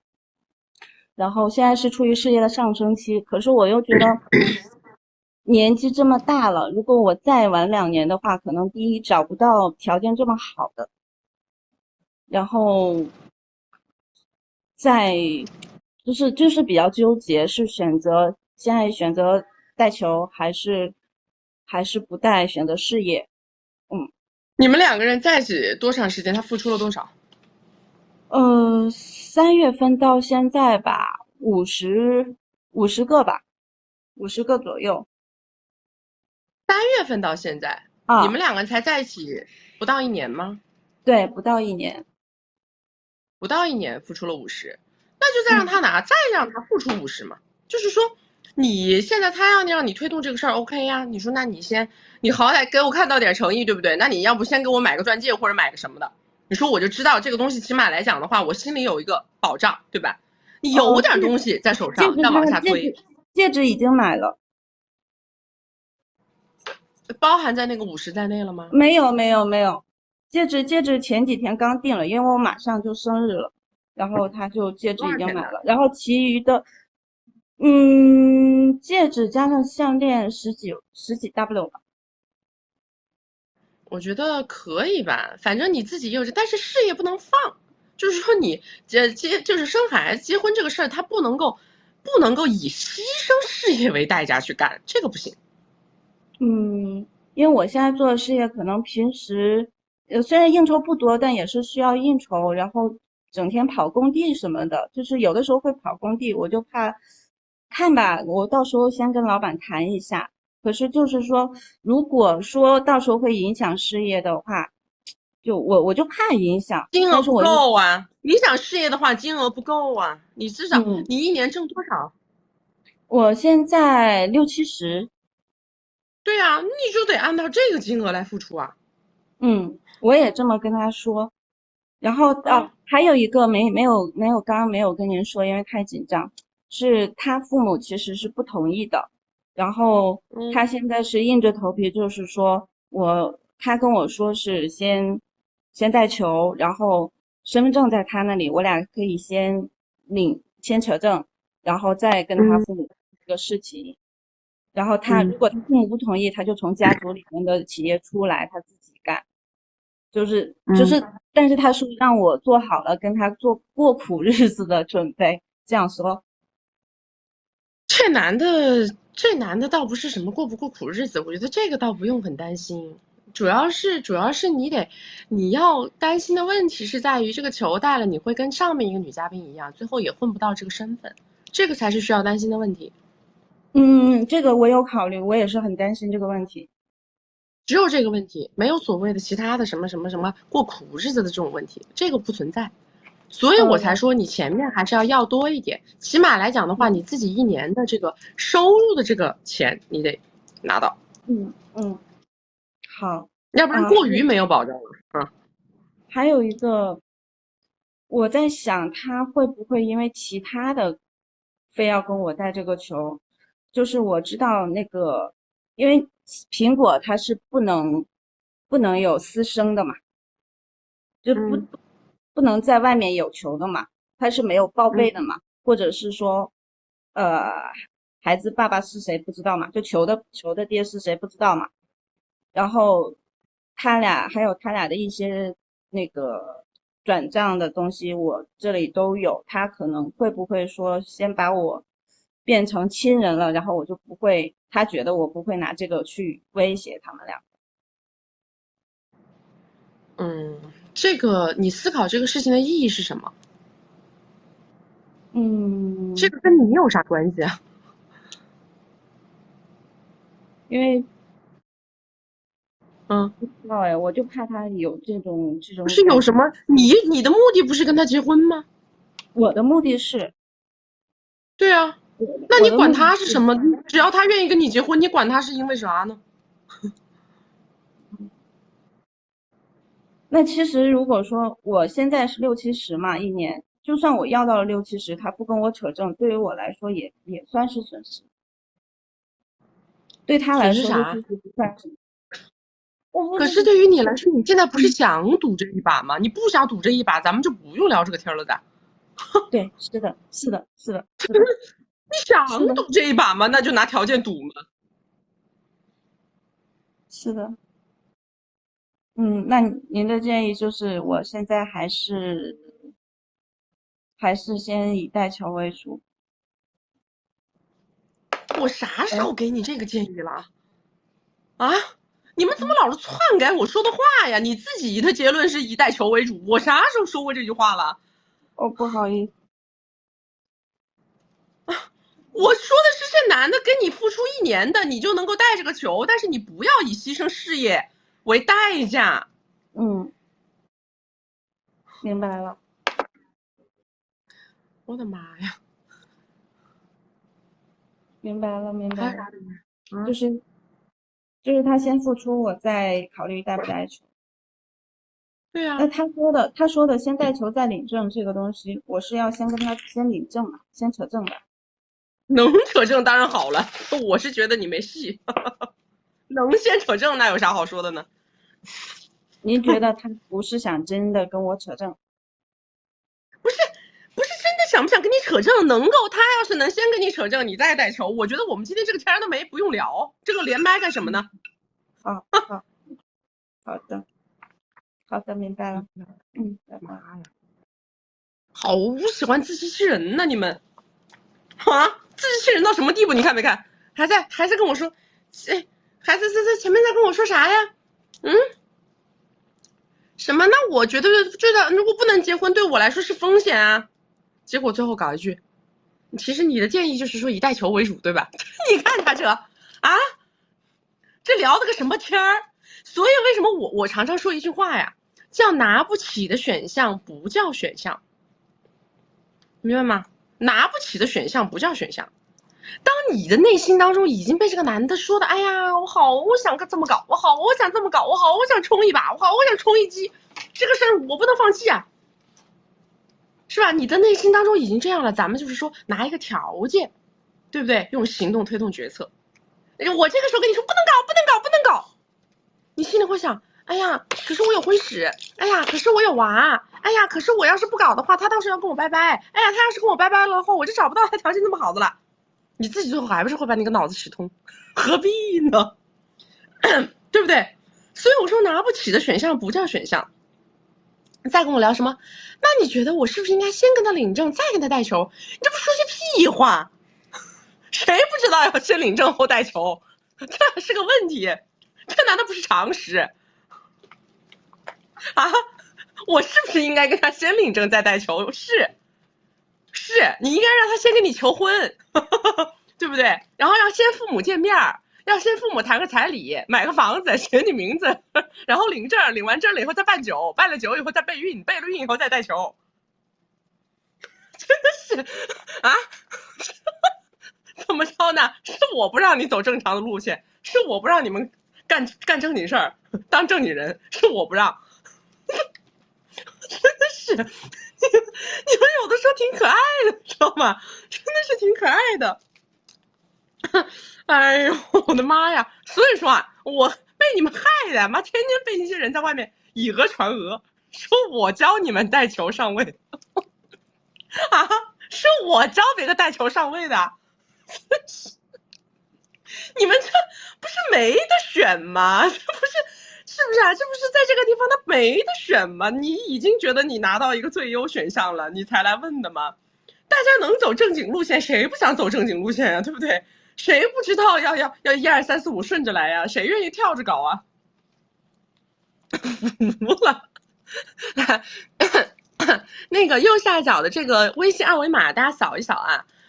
右下角的微信二维码，大家扫一扫。扫了以后会找到我们的小助理、客服，以及可以看到我们的朋友圈。我们到1月1号之前是只做私域直播，1月1号之前我们不在公开平台上面直播，所以说呢，大家只能够通过朋友圈每一场看到我们的直播通知啊。然后呢，大家如果要看金贵的关系的，我是一定要让大家买我们正版的金贵的关系啊，因为正版的金贵的关系有我们正版的金贵的社群，我们的管理员啊会在社群里，我们每一个社群200个人，每一个社群都有一个单独的管理员，然后在里边每天为大家服务啊，为大家答疑解惑，在里边整理我们的直播的内容、直播的金句、直播的案例总结，发到我们的社群里边。以及给大家任何实时的去更新我们区大女人团队的任何的动向啊。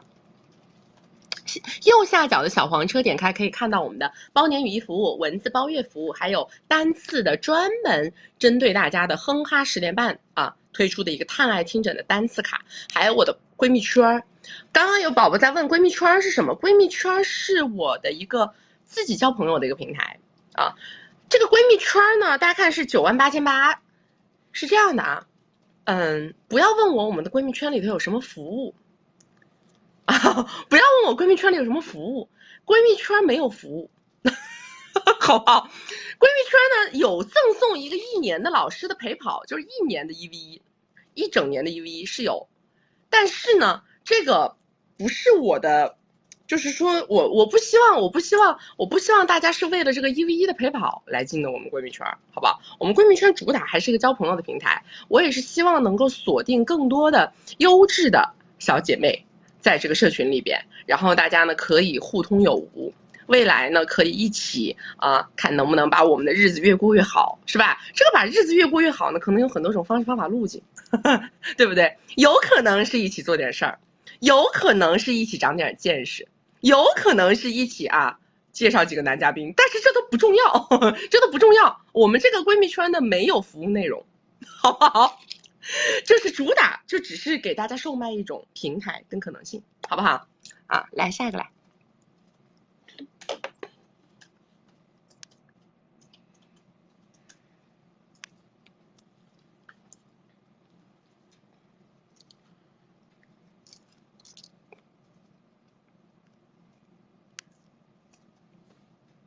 小点点没有连我。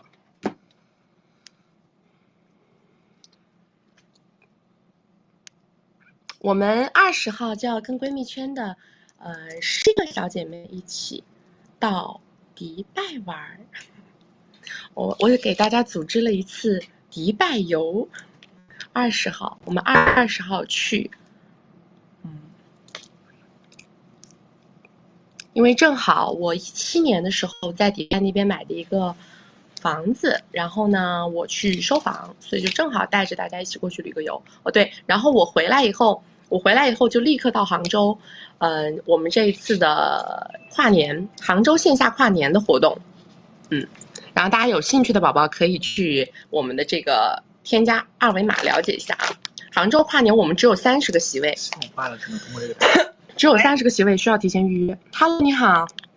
你好，是这样子的，谢谢。你说。我的情况是今年36岁，扯了快乐证，带娃在新一线。男嘉宾大我12岁，是个大苹果。我们相识于10多年前，那时候我大学刚实习那会儿。当年他没有说他真实年龄跟围内，他长相4分，很难看，始终跟我讲他跟他前女友的故事。我认为他是单身，那我们交往了1年左右。他这人非常抠门，他习惯先画大饼，每次都是他自己主动提出给我的礼物也好，还是零用米也好，在我找他兑现的那一刻，他每次都是找种种理由来钓，几乎没有在我身上花米。后来我非常生气，也没有办法，就分开了，从此没联系。转折是在3年前，我去办事，快中午的时候呢，我在政府大院内看见他，当时我就想立刻下车去骂他，等我追上去的时候，他已经走出院门找不到了。我就回家某度了他，发现他现在成了大苹果，我就电话给他，他听到是我，态度挺好的，聊了几句后约有空喝咖啡。那前年我小朋友上幼儿园了，之前我是全职带娃的，下半年我就想出来做事了，我就电话联系了他。这次电话他接到以后呢，他态度非常恶劣，连吼带骂的表示不认识我，就挂了。我非常气愤，当天下午我就出现在他办公室里。那天他正在开会，办公室外面有他的秘书，我就等他了2个小时。他见到我态度很不好，问我有什么事赶紧说，说完回去他还要继续开会。我就很淡定的说，那我等你开完会。然后他就勉强坐下来聊了10多分钟。我说因为他之前对我家庭条件非常了解，我就说现在父母退休了，身体也不好，我独自带娃，有180万的房贷，前夫生意亏钱，生活费也很少，不够生活开支，希望他介绍点资源给我做。然后他听完之后就说可以安排个工作，在接下来的2个月里，他一会儿给我前夫介绍工作，一会儿给我介绍工作，都是些不靠谱忽悠我的，因为大概有4、5个吧，每次他一说我都态度很好的去了。每次对接人呢都是很不在意或者直接拒绝，然后我就继续上他办公室坐着等他。最后一次我在他单位会客室发飙大吵起来，告诉他我是看在你的面子上，我才像傻子一样被人家盘问来盘问去，像被帽子叔叔审问一样。他说我们不过是年轻时候谈恋爱。我说你那时候是围内吗？你是不是睡了我？是不是睡了我？连自己说好的零用米都不给我的呢？后来他就给我安排了一个薪资不高7、8万但非常轻松的工作。当时我就问他，我说那有180万的房贷，这点死工资还不出啊？他说这点你担心什么？是毛毛雨。我说好。那现在2年过去了，他现在又换了一个新单位，他这个新单位他做的事我完全有能力，给我资源的话我完全有能力做的。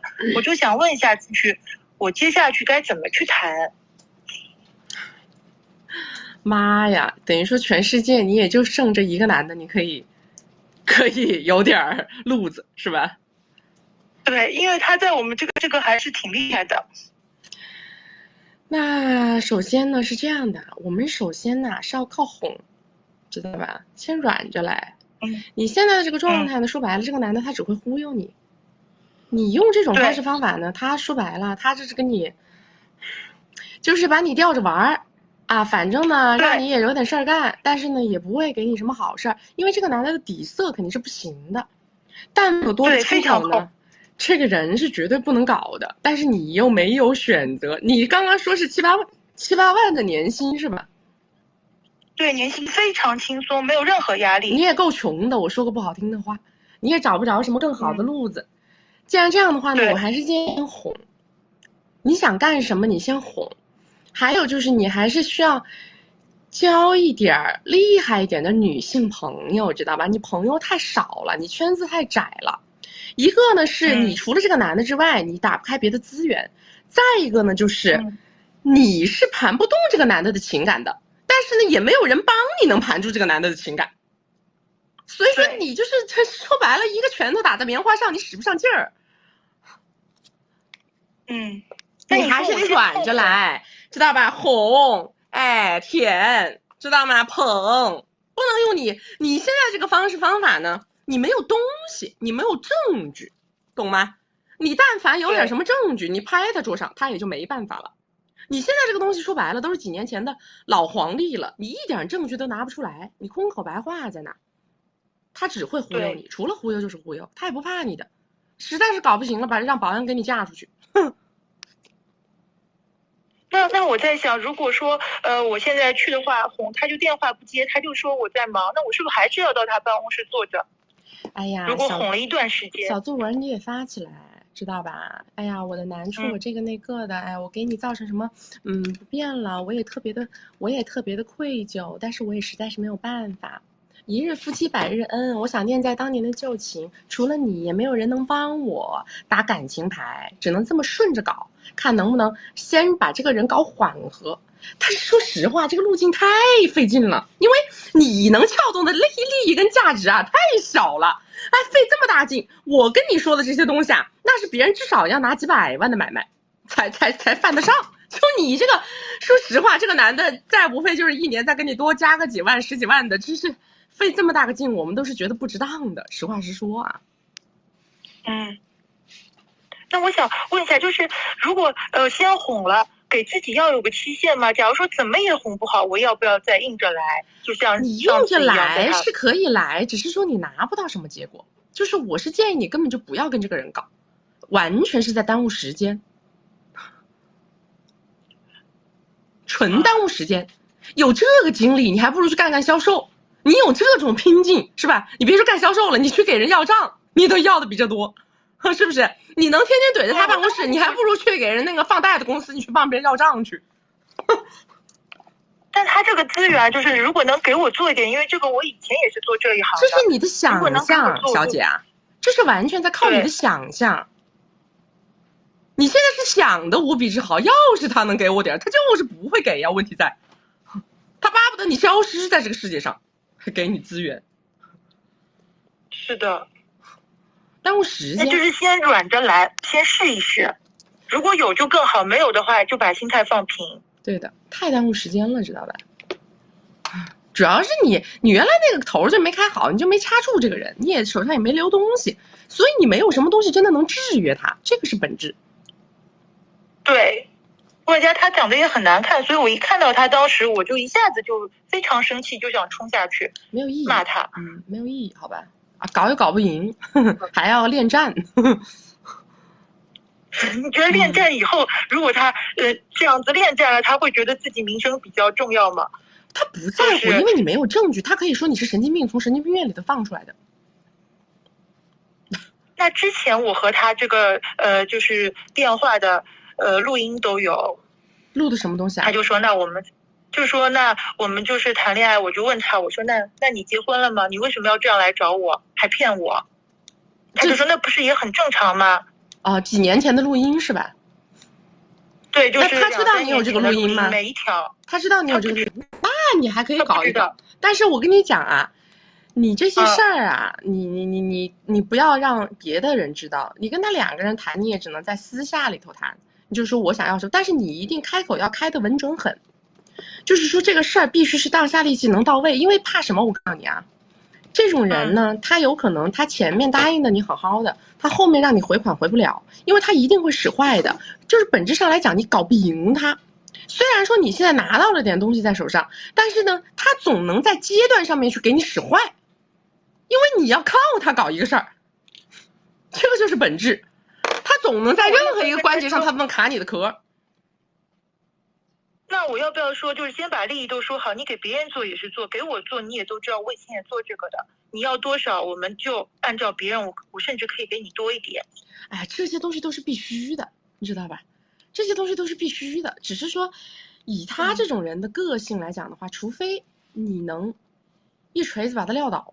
如果不是一锤子能把他撂倒的，就是你就算拿着这么点东西去跟他2个人谈判，但是到了中间环节啊，关键性环节，他很有可能让你吃力不讨好。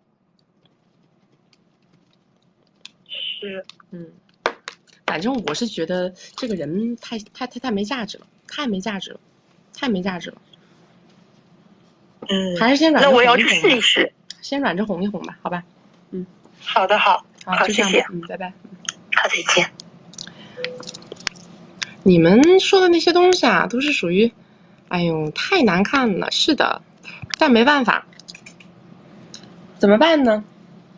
年轻的时候不懂事，吃苍蝇被人骗了，对吧？这都是没办法的事儿。我们去迪拜，只要是那边的网络不出问题，都是正常直播的。都正常直播。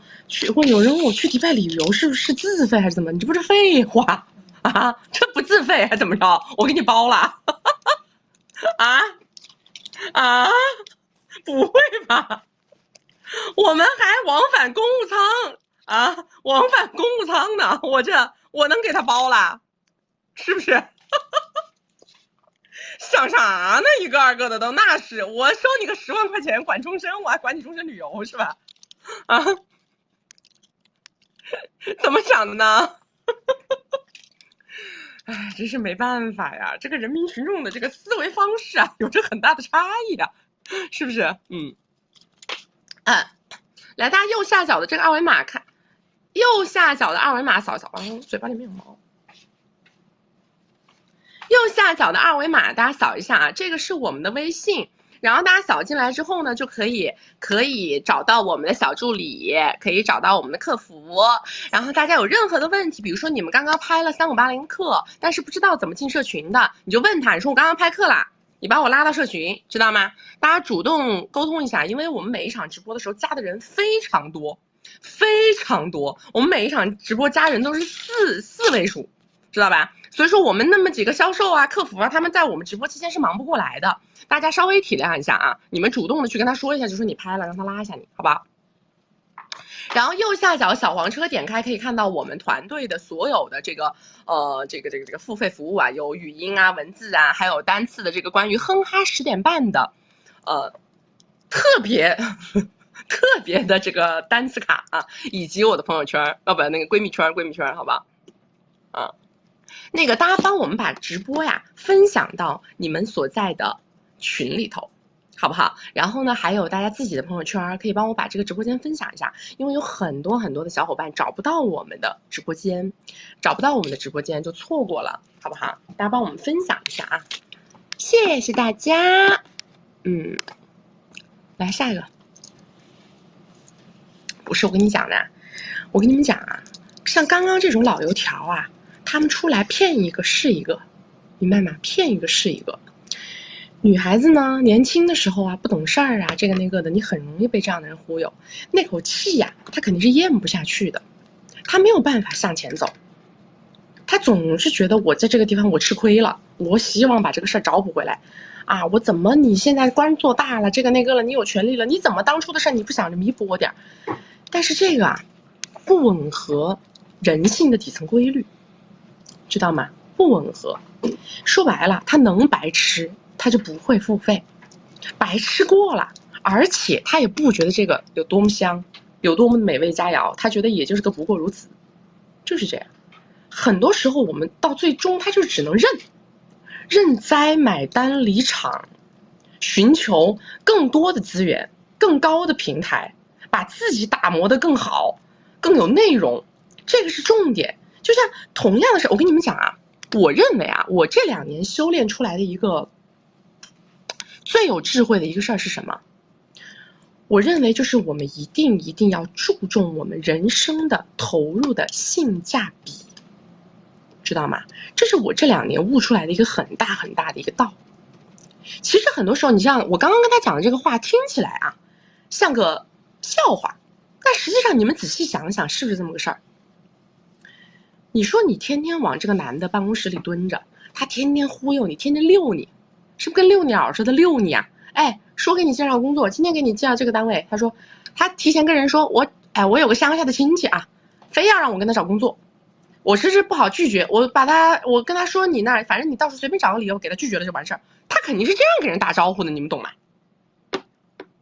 他每个地方他这么打圈，然后他就跟你说，哎，我给你搞个工作你去那儿，我给你搞个工作你去那儿，他是在干嘛？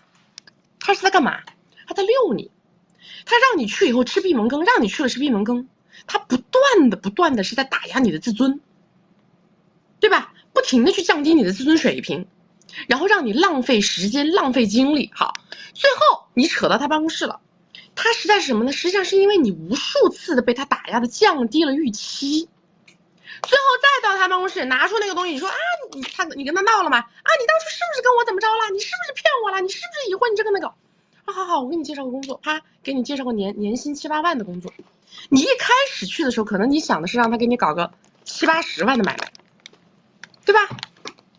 一开始想的可能是个7、80万的买卖，但是最后他跟你搞个年入7、8万的工作，为什么呢？因为你前面已经被他无数次的打压，无数次的降低了预期，降到这儿来了，对不对？这个就是他的路径。你说你花这个时间花这个精力去搞这个事儿搞这个人，你说你是不是去一个人家那个要账的公司，你天天帮别人要账，你要回来的账一笔可能都不让你挣的这么点儿，是不是这个道理？同样的消耗精力啊，消耗时间呐，降低自尊呐，要账这个事儿就是这样的呀，是吧？别人欠你们钱的时候，你说你上门去要债的时候，你是不是这种感受？难受啊，很不爽啊。你说你同样的要经历这个难受，同样的要经历这个不爽，为什么你不能去做一个性价比更高的事儿呢？这就是为什么，因为你没有抛弃那个我执，对不对？因为你没有抛弃当年的那个胜负欲，你老想搞赢那一盘，但实际上你把时间折损进去了，同样的时间，同样的精力抽离出来，你能在别的点位上获得更大结果。这个就是我们人生的性价比。所以我们每一分钟要把我们的性价比活出来。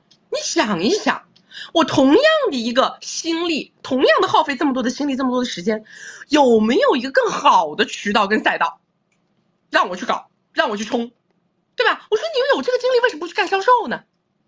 你去干销售，你1年肯定不止挣7、8万的，对不对？所以人一定要想开一点，知道吧？千万不要活在过去的这种愤怒悲痛当中，耽误的全部是自己的时间。这个人他开心的要死，他是1分钟没耽误，你看他平步青云，扶摇而上，对不对？他现在大苹果越做越大，那是因为什么？人家压根就没有因为你这么一个人产生过内耗，对不对？来下一个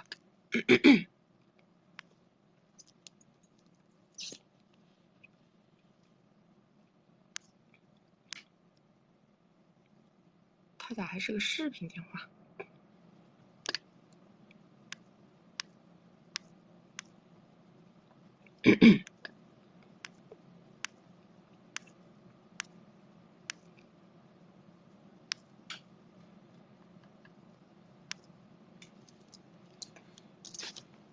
哎，没连上啊，这个啥情况？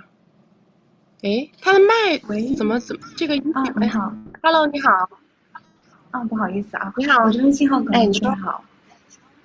那个我是你们的1v1的学员，然后我介绍一下我的基本盘。我今年你是戴耳机了吗？你戴耳机了吗？我摘一下耳机。对，我摘一下。你不要戴耳机。好的。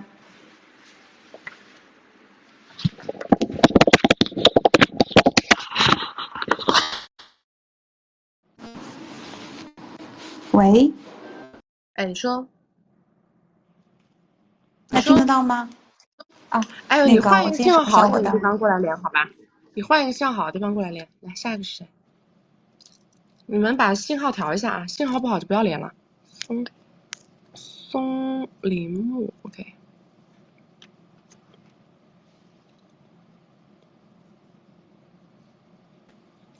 喂，你好。哎 ，Hello， 你好。你好。我主要是想咨询一下，就是我个人的发展还有事业发展的问题。我先跟你说一下，我基本就是我现在是本科，马上快要毕业了。然后我爸爸这边他是有家族企业，但是他准备马上要就是抽股拿资金走人了。然后现在我们其他的就是股东都是下一代接手嘛，但是我爸爸他没有太多野心，他就准备直接走人了。然后现在是我感觉我本身他有放一部分资产在我这里，但是我的现金流不是很通顺。然后我的本科也是在国外念的，高中也是在国外念的。我现在的2个问题，主要就是我现在就是还有一点就是我靠自己的话，我做虚拟货币包括股票1个月大概是2万以下，也并没有很稳定。我对我自己操作也没有很自信。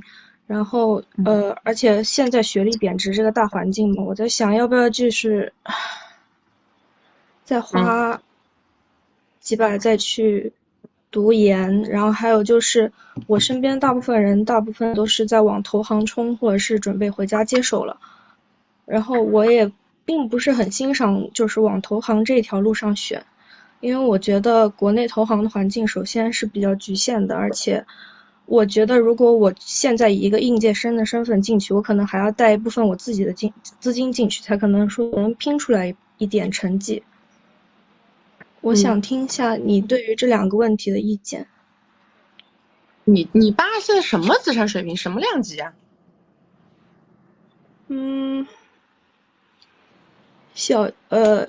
小亿吧，A8 A9这样子。也就是个把个亿，这样是吧？差不多吧。就你一个小孩吗？对。那我觉得你不用思考你爸的事儿啊，你只思考你个人就行了。个把个亿的资金水平，我觉得没有到能够让你去思考这一部分资金的地步。这一部分的资金我认为还是维稳。说实话我现在就是有一点焦虑嘛，他准备马上拿着他的股份走了，那就是说明这部分可能会变成现金，但不是一个生产现金的机器了，就是它没有一个持续性。对的呀。所以我本身有点焦虑。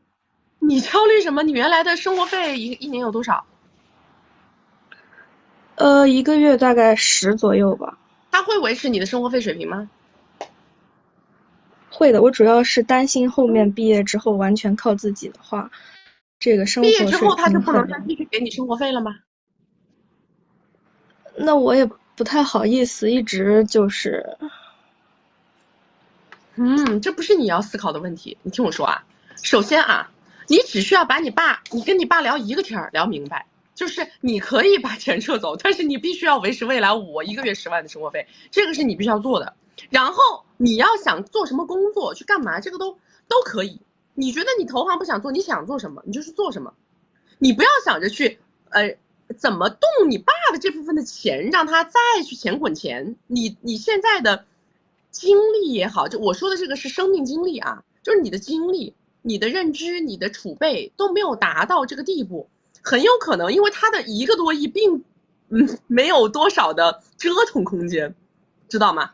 他最好还是维稳。他一个月跟你给10万的生活费这个事儿延续下去，问题应该不大。你能维持在这个生活水平上面，然后呢，再在你自己的努力上面你去挣，或者是再去丰富自己的经历。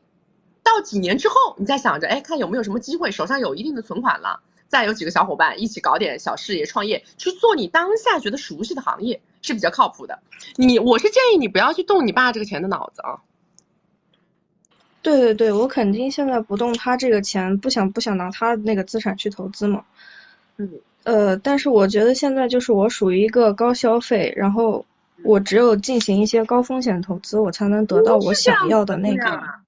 姑娘，你多大？我21。你才21，我跟你说啊，我是建议你啊，树立一个正确的消费观，好不好？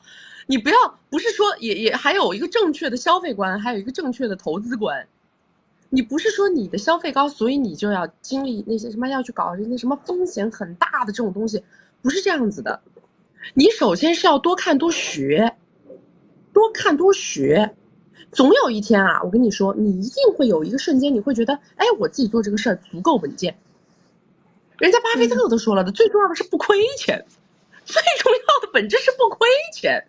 你们那个风险很大的东西，你现在你看，你刚刚说你玩的那些东西都风险挺大的，一个月也没有玩超过2万块钱收益，但是亏起来的时候会很恐怖哦。是的，确实是这样子。我还想这是不对的。那我这个接下来要不要继续去读博或者读研，读个 MBA 这样？你为什么不读呢？有这个条件就去读啊！而且我跟你讲啊，赚钱呐，不一定要很多本金，赚钱主要他要的是信息差，知道吧？是3个要素，一个是买家，一个是卖家，一个是信息差，它就是3个要素。只要这3个要素有了，钱就能赚嘛。只是说你看这个信息差它是什么而已啊。好的，我也有一点担心，就是凭我这样的能力，我不能就是给我父母养老达到他们现在这个水平。我告诉你，只要你不亏他们的钱，他们就能养老，对不对？好吧，只要你不亏他们的钱，他们是不是能养老？他1个多亿，他够他养老的啊！这你就操闲心了，好不好？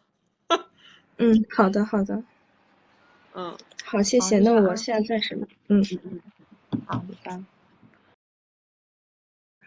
我那天看到一个那个，完了，我在说没事，反正我们今天不是公开直播。我那天看到一个超级坑2代的访谈。其实那个女生呢，她是一个非常有上进心的人，但是她最大的问题是在于她自负，知道吧？就是那天我看到他们是河南的那个天街还是什么的吧？河南是不是有一个这样的商业体？那个女生她是个2代，她爸爸呢是做餐饮起家的，他爸爸做那种小餐饮起家的，然后呢也是属于那种老一辈的这种有点农民企业家这个意思啊。然后这个女孩呢，她是从国外回来是吧？对，她的很多东西她就觉得她就很阳春白雪，很高大上那种。原来呢她自己做了一个小餐饮店，结果一做呢她可能就一炮而红，然后在那个正反馈之下呢，她就觉得自己是一个商业天才，所有人都说他是商业天才。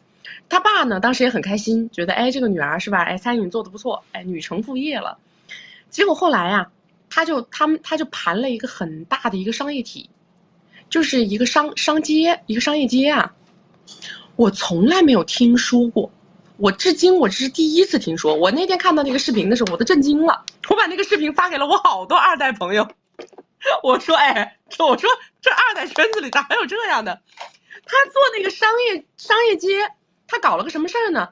因为他自己呀，对很多东西啊，他就是那种高规格的追求，艺术化的、高品质的、高规格的那种不接地气的，他就对于很多现有的这个业态呀，特别的不满意。就是他觉得别人现在的那些这些品牌呀，这些商业形式啊，他都觉得不咋地。他就觉得他要打造他理想当中的业态，他理想当中的这种商业综合体。结果我真的长这么大，我没听说过一个商业综合体的老板在这个商业体里的每一家店自己干的，就是他不招商。他不招商是因为什么？是因为他觉得别人都干得不好，别人的那个商业都做得不好，他觉得要靠他自己他靠他自己干。就餐厅自己干，书店自己干。啊，什么东西都自己干，这个西餐自己干一个，中餐自己干一个，书店自己干一个，咖啡厅自己干一个，他就把所有东西都自己干，他不招商。后面的说招商困难，我觉得有可能是因为他前面的就是招商要求特别高，然后他就谁也看不起谁也看不上，后来他自己做，结果他自己做，发现完全事与愿违，做这个东西就是做的冷冷清清、冷冷冰冰，是吧？完全没什么生意，最后你再招商，你这个时候再回头去招商，招不进来了呀，对不对？因为你已经把这个商业体做得个半死不活了，你再招商怎么招进来呢？还招不进来了，是吧？所以他就说后面就招商招得很不容易。他就是说他在这个项目上做了一两年吧，亏了1.2个亿，1.2亿还是1.3亿。然后他现在就压力巨大，因为他每天都是感觉像一个女强人的那种形式，就每天从早到晚都在工作。他前面有一段婚姻，就是他之前找的是一个老外，然后呢那个老外后来受不了跟他离婚，为什么？因为他一个星期连1天都抽不出来，他一个星期1天都抽不出来陪她老公。最后这个老外受不了了，然后就跟他离婚了。等于说他就是把他一腔的热情跟他所有的生命全部投入到了这个商业体里头。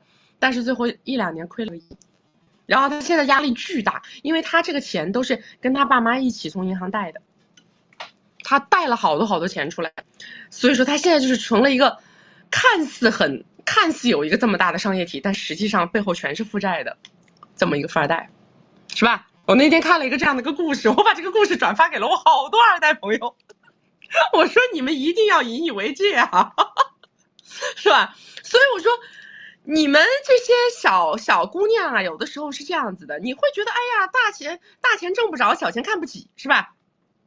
自己在外面看了一圈高大上的东西之后，你越发觉得这个下沉的东西做不了。但是我跟你们说，路是一步一步走出来的，知道吗？0到1做不明白，你那个1到100是做不成的。那天特别搞笑，它里面最搞笑的一个段落，就是他说他在那琢磨呀，就是要琢磨一个人均300吧。人均300消费的一个餐厅，是人均200还是人均300？可能是人均300。他琢磨一个人均300的这个消费的这个餐厅怎么干，然后呢，他就去问他爸的意见，因为他很想，因为他爸毕竟是餐饮做得很好嘛。然后呢，他就战战兢兢的去问他爸，说，哎，你说这个人均300这个餐厅我怎么办？他爸特别搞笑，他爸说，老子听不懂你说话，他模仿他爸，他说老子听不懂你说话。他说这他妈什么经济形势？我每天在他妈研究人均60的东西，你他妈每天研究人均300，老子听不懂你说话，你别他妈来问我意见，笑死我了。就是他，因为他研究的东西都他脑海当中的这种好的东西，就是我们说阳春白雪嘛。但他爸一听就炸毛，就是你天天搞高大上。想赚那个钱，他说你天天在研究人均300，我他妈研究人均60研究不明白。所以说啊，小富二代不要觉得好像自己家里有多少，真正你要是进入到一个投资这个里头亏起来，我跟你讲，那你这个水龙头那就是哇哇的往外流，你们家那点钱压根就不够亏的，只要你不亏钱，你爸妈绝对养老没毛病啊。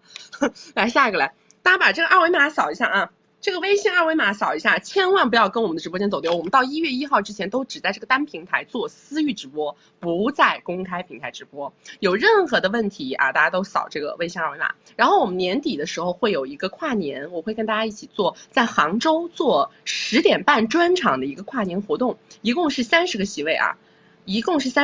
目前呢已经预约的差不多了，大家有兴趣的宝宝赶紧加这个微信二维码来问，好吧？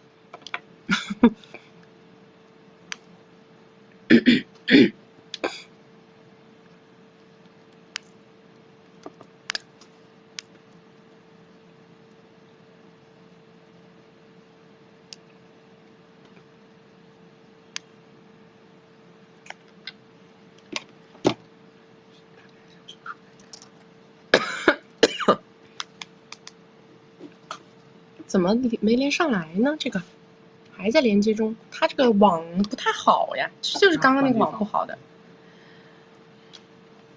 你怎么又点了个这么大杯的呀？换了一个店。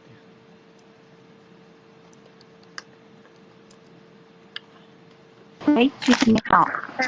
你好。啊，你能听得见吗？哎，可以，你说。不好意思，我刚才那个网络有点不好，我现在找了一个5G 网的地方。我介绍一下我的基本盘。我今年32岁，现在在海外1线城市，然后那个长相大概6、7分左右。今年6月份之前一直自己做点小生意，年收大概100万左右。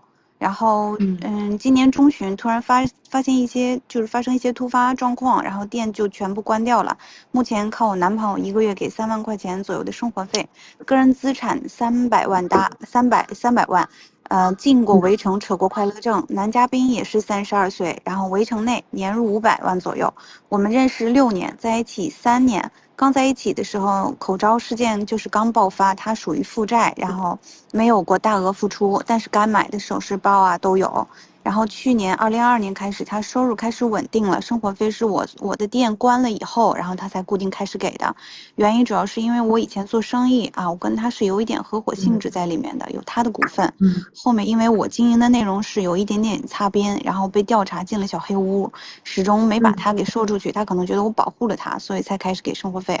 我目前是正在准备筹备新的事业中，最后发现那个男嘉宾好像外面又有了别的女生了，但是我没有那个实锤的证据，我内心就比较内耗，觉得现在经济能力没有，还是需要他的支持，后期经营那个开店也需要他出谋划策，就是我心态比较崩，想问问我就是怎么再去面对他呢？而且这段感情有没有再继续的必要？如果说要分手的话，怎么才能利益最大化？谢谢曲曲。我们今天前面在连麦的时候，我就已经讲了一句话，叫拿不起的选项不叫选项。这句话你们一定永远就是要发生任何事情的时候想到我今天跟你讲的这句话，拿不起的选项不叫选项。在你现阶段的这个生命状态里头，你需不需要这个男的？需要，因为我现在没有什么经济基础。非常好，好，结束，明白了吗？这个就是结论。对，这个就是你目前能够拿得起的唯一选项。对，那个就是我需要他，对吗？是的，是的。所以说目标是什么？目标是什么？他的经济支持。好，非常好。目标是不是为了把我重新抽回年入100万？对。这个是不是目标？是的，是的。这个清晰。明白了，对吧？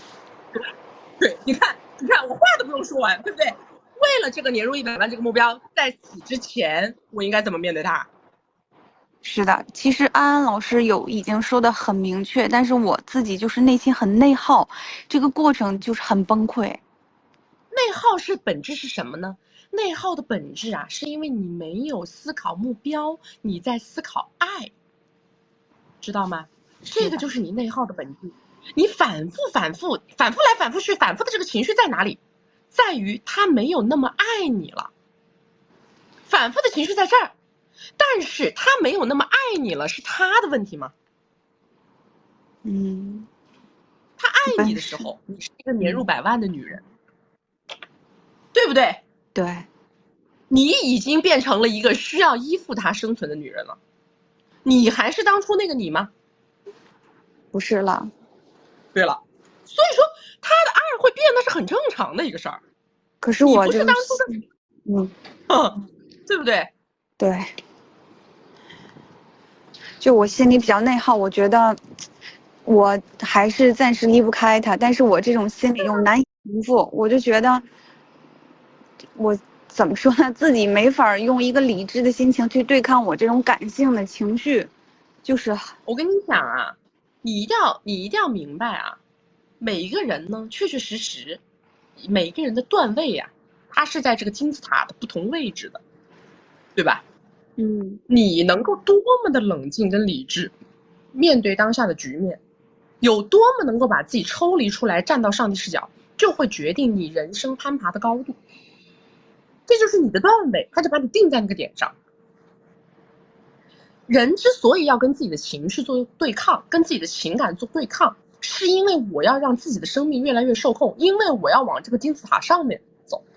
如果我不想往这个金字塔上面走，我做一滩烂泥，那也是应该的，对不对？对。所以你要想一想，我是要拘泥于跟这个男的之间的情情爱爱，还是希望把我的人生活得更上一个台阶？这是两个完全不一样的事儿，对两种完全不一样的自我要求。我其实还是对物质追求欲望比较强大的，所以说就是现在就许就是给我精神上的能量补充吧，我就特别期待能听到你说什么。深呼吸，知道吗？跟自己说，我现在还搞不了你，你给我等着。等我翅膀硬了，你看我干不干你？就这样。我就没办法了解这个人，他就是一个特别花心的人吧。我就一直问安安老师，我觉得安安老师可能也是。问题呀，问来问去都是没有答案的问题，对不对？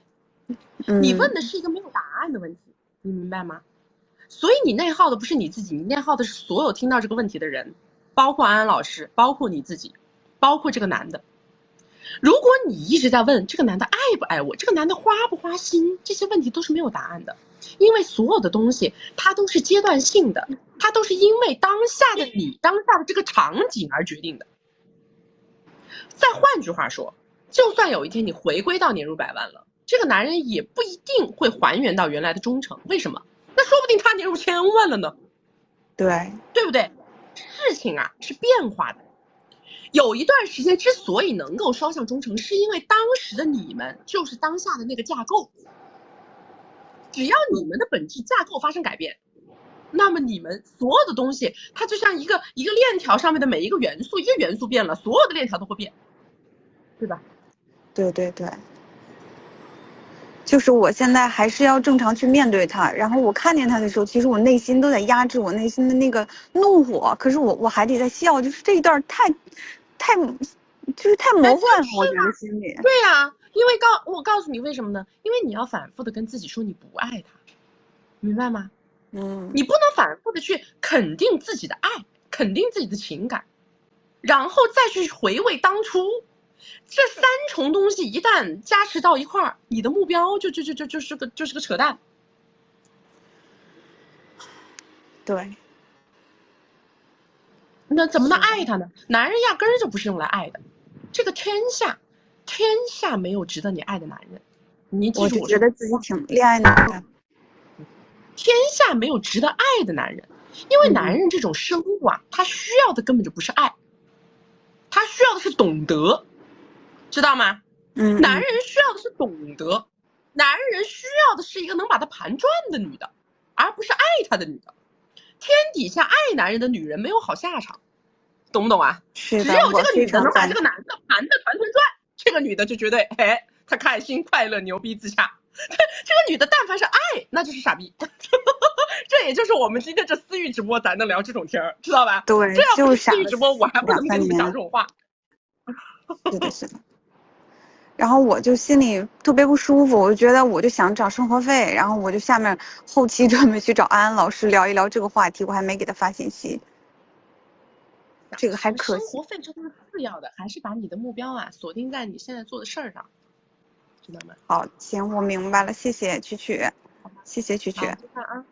好的，谢谢。安安老师，我们各种情绪反复大的学员都会推到安安老师那里。安安老师像汪洋大海一样承载着大家，他就像一块海绵，充满了弹性。只要是这很烦人的呀，天天在那情绪反复，天天纠结，他是不是一个花心男人？他是不是不爱我？只要是这，我们就统一就往安安老师那里。安安老师辛苦了，安安老师。我们的微博有的呀，只是说我没播。我就是说，在1月1号之前，我只在这个平台播，而且回放也只在这一个平台生成。1月1号之前，所有的公开平台不直播，没有回放啊，只会有切片，好吗？你们看我说的这个话，大家认不认可？你们仔细的想一想，因为我经常说，爱的本质是什么？因为女人的爱啊，她在占有，懂不懂？在控制，在占有，在索取，这个是女人的爱的表现形式。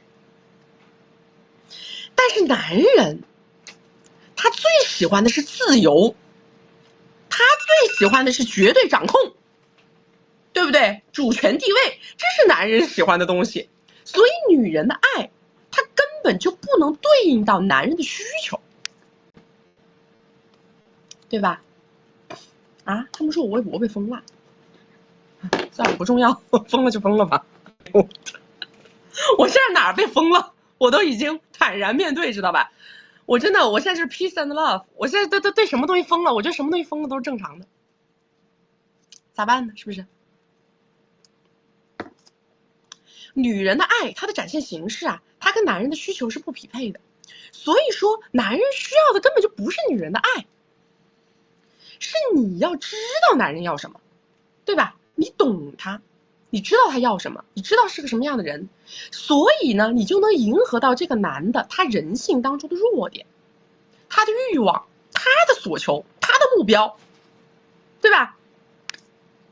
你把这些东西搞明白了，你就知道他想要什么的时候我给他什么，或者我想要的什么我通过激发他什么他就能给我什么。对，他就觉得这个关系一切正常啊，他就觉得关系无比舒服。微博在吗？在的。为什么你们为什么要吓唬我？哎，你们可是我微博为什么没头像了呢？我头像咋没了？还是啊？我头像呢？哦，你那是正常的啊？你们这些人怎么回事啊？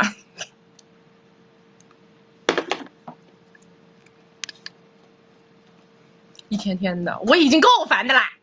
你们看，别管我心里经历的多少的风吹雨打，我依然要向你们展现出风和日丽，容易吗？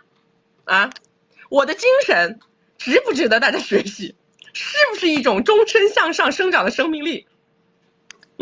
如果要说女性应该活成什么样子，我觉得我说实话，我不管别人怎么评价，可能这什么价值市场怎么评价，或者说触动了多少人的蛋糕跟利益，但是我自己扪心自问，我觉得我活得很自洽，我活得很快乐，对吧？我认为我今天站在这里，坐在这里，所有看到我的人都会被我感染。为什么？因为我能活出一种大家都很想活成的样子，足够明媚，足够自洽，足够自信，足够坦然，对不对？不管别人说你这个价值观，你那个树上面的东西啊，它都是可更改的，对吗？我们说一个是道，一个是术，树层面的东西它都是可更改的，它是根据你不同的场景、不同的对象去变化的。但是道，我们的核心的道是什么？我们的道就是自洽、稳定、稳健，对不对？我觉得只要道是对的，什么东西都是 OK 的，因为人生就这一次，对吧？我这个人生，我从头到尾，我要眼睛一睁就是我自己，眼睛一闭世界就没了，就这么简单，对吗？所以我希望大家来我的直播间的人，不是说你们光是听这个术永远都不是最重要的，我希望大家能够在这个直播间里受到我的感染，受到我的鼓舞。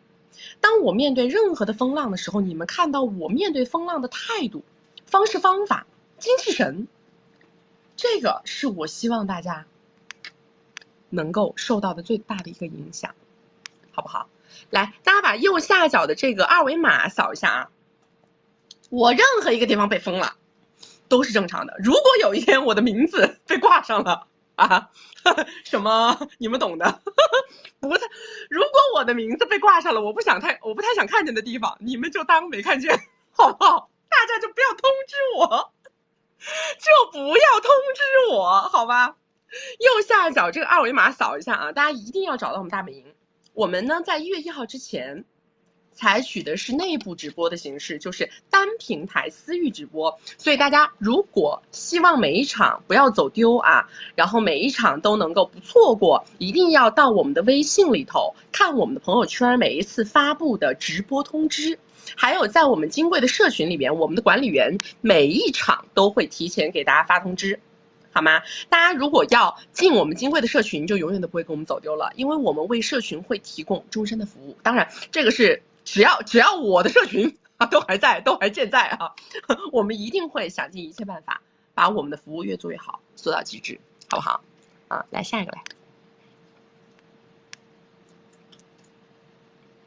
右下角的小黄车点开，大家可以浏览一下我们所有的服务内容啊。右下角小黄车点开，可以浏览一下我们所有的服务内容。杰如没有连我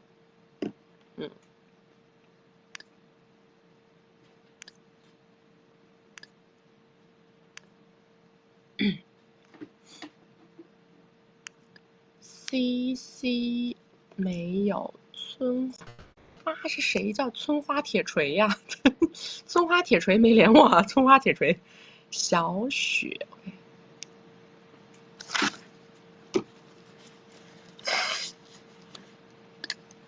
喂，哎呀，琪琪你好，我是金贵的学员，我也是1v1的，我太喜欢你了，今天上来就是想让你骂骂我。我的管理员都跟我说他不值800块钱，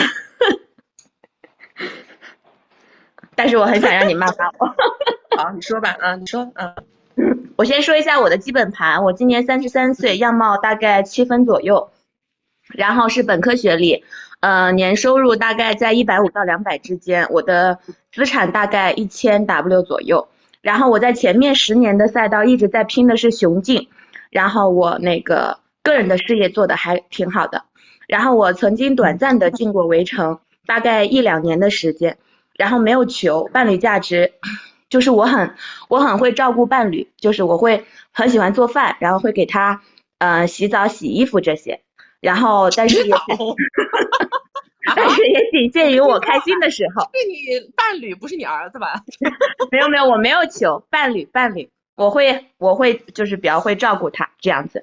然后呢，我的家庭是3线城市，然后父母呢，爸爸是小苹果，然后母亲经商，然后家庭在3线城市算是中等偏上水平，然后我自己是在1线城市工作。然后说一下男嘉宾跟我一样大，他比我大1岁，34岁，是我的高中同学。然后呢，他的外貌就不说了，但他的体重有270斤，然后就是属于比较亚健康状态。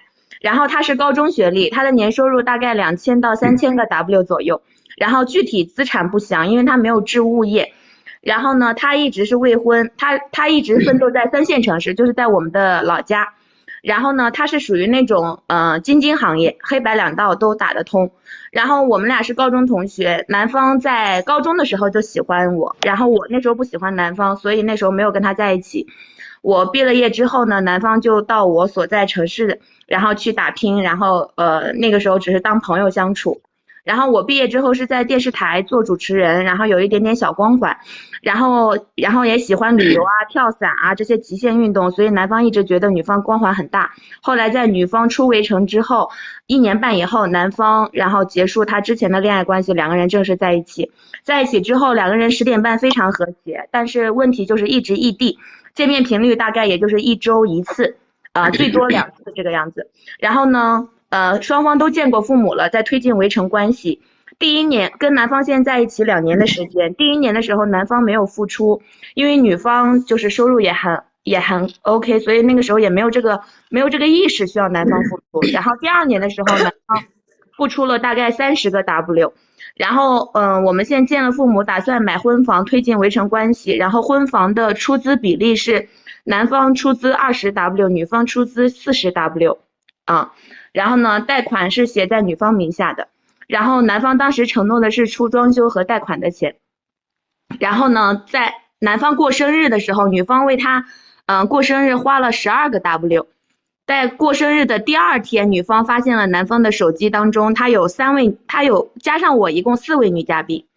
他的第1位女嘉宾是他的前任，他明确跟前任说了不会和好，他的前任已经进围城，并且又快速出围城2-3个月的时间。然后呢，他跟前任就是 PY 关系，但是他答应给前任买一个10W 左右的车。然后呢，前任一直寄希望跟他和好，2个人重续前缘。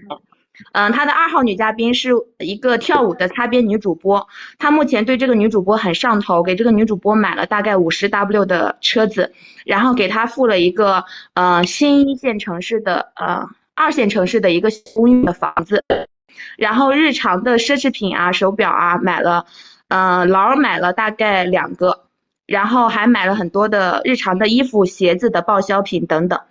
然后她的3号女嘉宾是一个她跟2号女嘉宾隐瞒了我跟她的真实关系，她跟她说我是她的前女友，但她没有跟她说我们已经在推进围城。然后她的3号女嘉宾是个代购，她就是纯 PY 关系。然后现在呢，我在她发现她的第2天就认识了曲曲，后来我就加了1v1老师，这1个月的时间我从她那里拿到了26个 W。然后呢，当时他答应的是房子装修要出100W 的装修费用，但是他后来跟我讲，用我的名字去银行借，然后他来还，被我拒绝了之后呢，这个事情就搁置了，他就不推进了。然后后来我想置换车子的置换费用大概需要60个 W， 他曾经答应过出，然后在我车子到的时候再问他的时候，他就说他没有钱。然后现在呢，我还没有跟他揭穿他多偶的这件事情。我的问题就是，我是否还能把他承诺给我100W 的装修款给到我？还有，我现在还没有起跳，我还有起跳的必要吗？或者我怎么样起跳？你跳个毛线呢？这男的稀稀巴烂，你在这捡垃圾不值，这何止不值800呀？我这听了我都要洗耳朵，你恨不得再给我赔800？你这什么东西啊？这男的就是全天下他都可以，这里给那里给那里给这里给，到了你们抠的一文不出，你是找这个男的干什么？我听了半天，我都不知道你在说什么。我听了半天，我听了个莫名其妙。我这男的有什么好聊的呢？这什么点把你搞住了？长得又胖，又不花钱，然后又多偶，什么点让你迷住你了？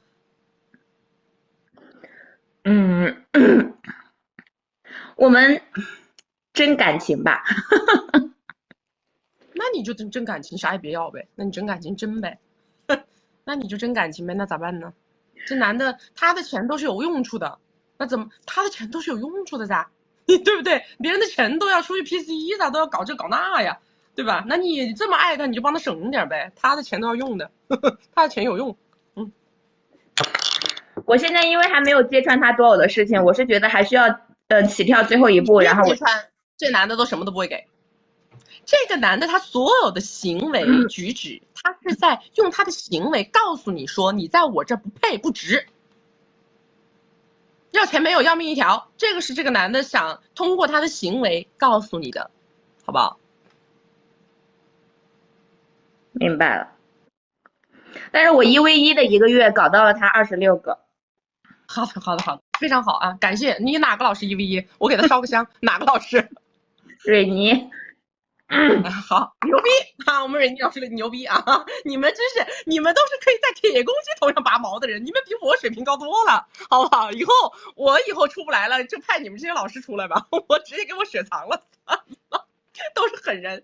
我的建议就是算了吧，姑娘，好不好？这男的不值不配啊。那但是我们现在买的这个房子贷款在我头上，还有130个 W， 我现在不太想背这个贷款。不太想背这个贷款，赶紧把房子卖了呗。能卖吗？因为刚买完，现在税费的问题应该是2年以内不能出手。那这有什么办法？那有什么办法呢？你只能我是这样子的，因为我不愿意让你们跟这种垃圾多搞1天，懂吧？在我的内心世界里边，我觉得就是跟这种垃圾不应该多浪费1天的时间。你要让这个男的跟你去怼贷款，又得跟他无限的耗。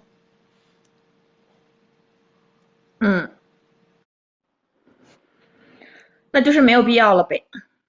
我真觉得没必要，实在不行的话，你就是还是继续让蕊妮老师跟你，好不好？再想想办法。我说真心话，这个案例是幸亏是他给你服务，这要是到我这儿，真的直接把你骂一顿就给你拉黑了。我真的求，这都是什么鬼呀？我听到200多斤什么，还不20W 30W，我都听不下去了。我到这儿我就已经结束了，这 ending 了就这个故事。瑞宁老师可能也被我烦死了。他已经跟我讲让我跟他拜拜了。我的意思是说，我想在最后再跟他跳脚一次，还能不能？跳呀！你想跳，你想跳你就跳，你想干嘛你就干嘛。我们在这就是这个男的，但对我们来说没有价值，就是你想干什么就干什么。你别说跳了，你能呼他2下不？你别说跳了，是不是？啊？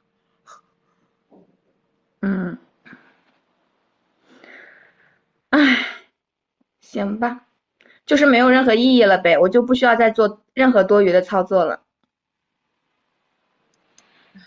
不要让我重复，我好累呀，真的，我好累，我太难了。我让你们离这种垃圾桶远一点，为什么这么难呢？好难！你要是想抱着垃圾桶睡，拦不住你，好不好？好的 ，OK， 知道了。拜拜。好，拜拜。瑞妮老师是神呐！瑞妮老师受我一拜，瑞妮老师受我一拜。上次也是，安安老师的一个学员说几年白批好几年，到安安老师那1个月，什么让一个铁公鸡让他付出了几10个啊！上次也有一个连麦，我觉得我们现在这个老师啊，我真的钦佩respect， 我真的 respect， 你们知道吗？你们很多人误会了，觉得是不是什么事儿到我这才有答案？我跟你们讲啊，我这个人呢是这样的，我认为每一个女生都应该追逐的是那种向上的生命力，知道吧？就是我总是希望你们能够跟这种垃圾的人就是快速断舍离，我不希望你们在这种人身上多浪费1分1毫的时间跟精力。但是呢，我们的老师在服务你们的时候，他们还是抗压能力比较强，真的抗压能力好强。对了，你们这些恋爱脑，再帮你们想办法。这个死马当成活马医，他们还要帮你们死马当成活马医。妈呀，我真的服了。你们知道吗？这种愿意给别人什么洗澡、按摩的这种，真的是可以搞大结果的。本来啊，真的是可以搞大结果的，因为现在这个时代啊，能够做到这个地步的女的真的很少。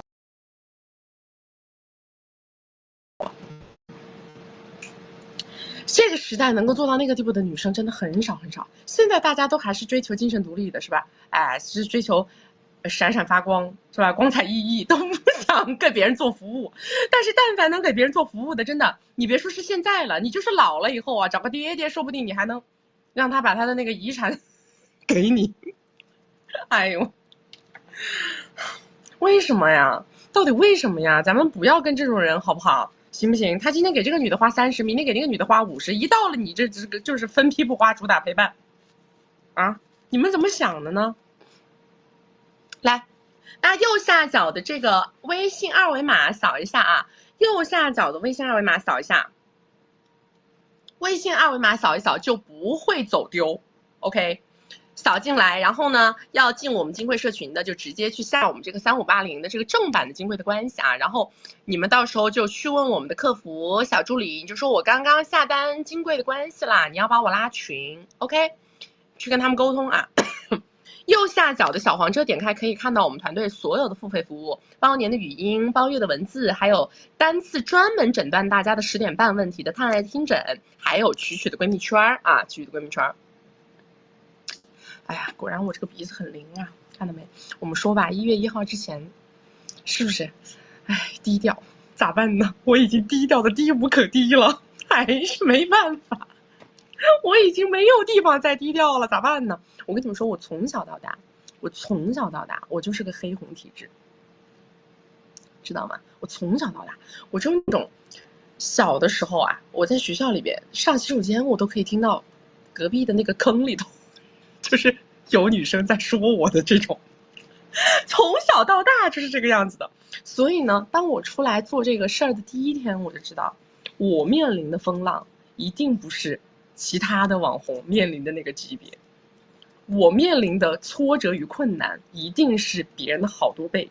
从我第一天出来的时候我就知道，因为我就是这个命数，知道吧？我从小到大都这样的，我干什么都这样。所以说我也准备好了，做好迎接一切的准备。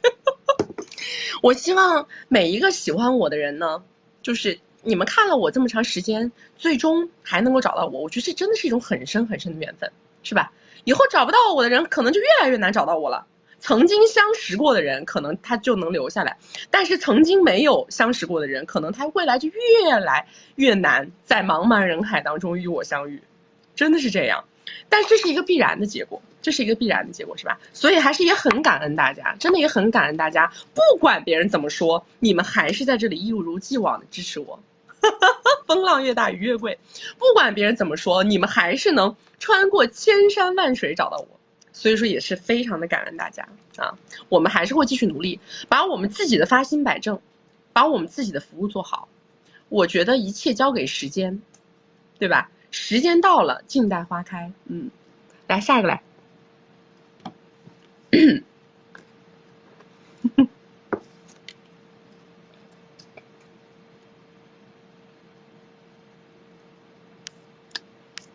CC 没连我，村花铁锤没连我，小雪 IC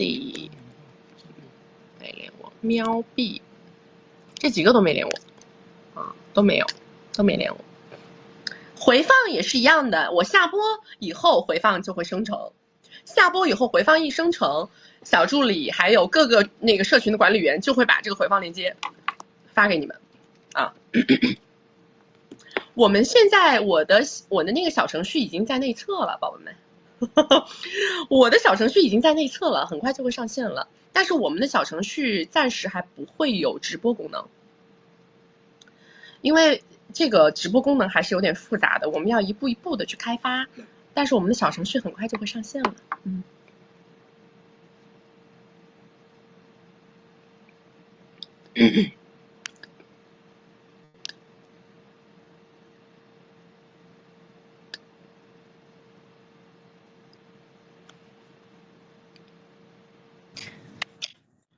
Hello， 你好，谢谢您好。哎，你说，下面给你大快人心的故事吧，也算给今天的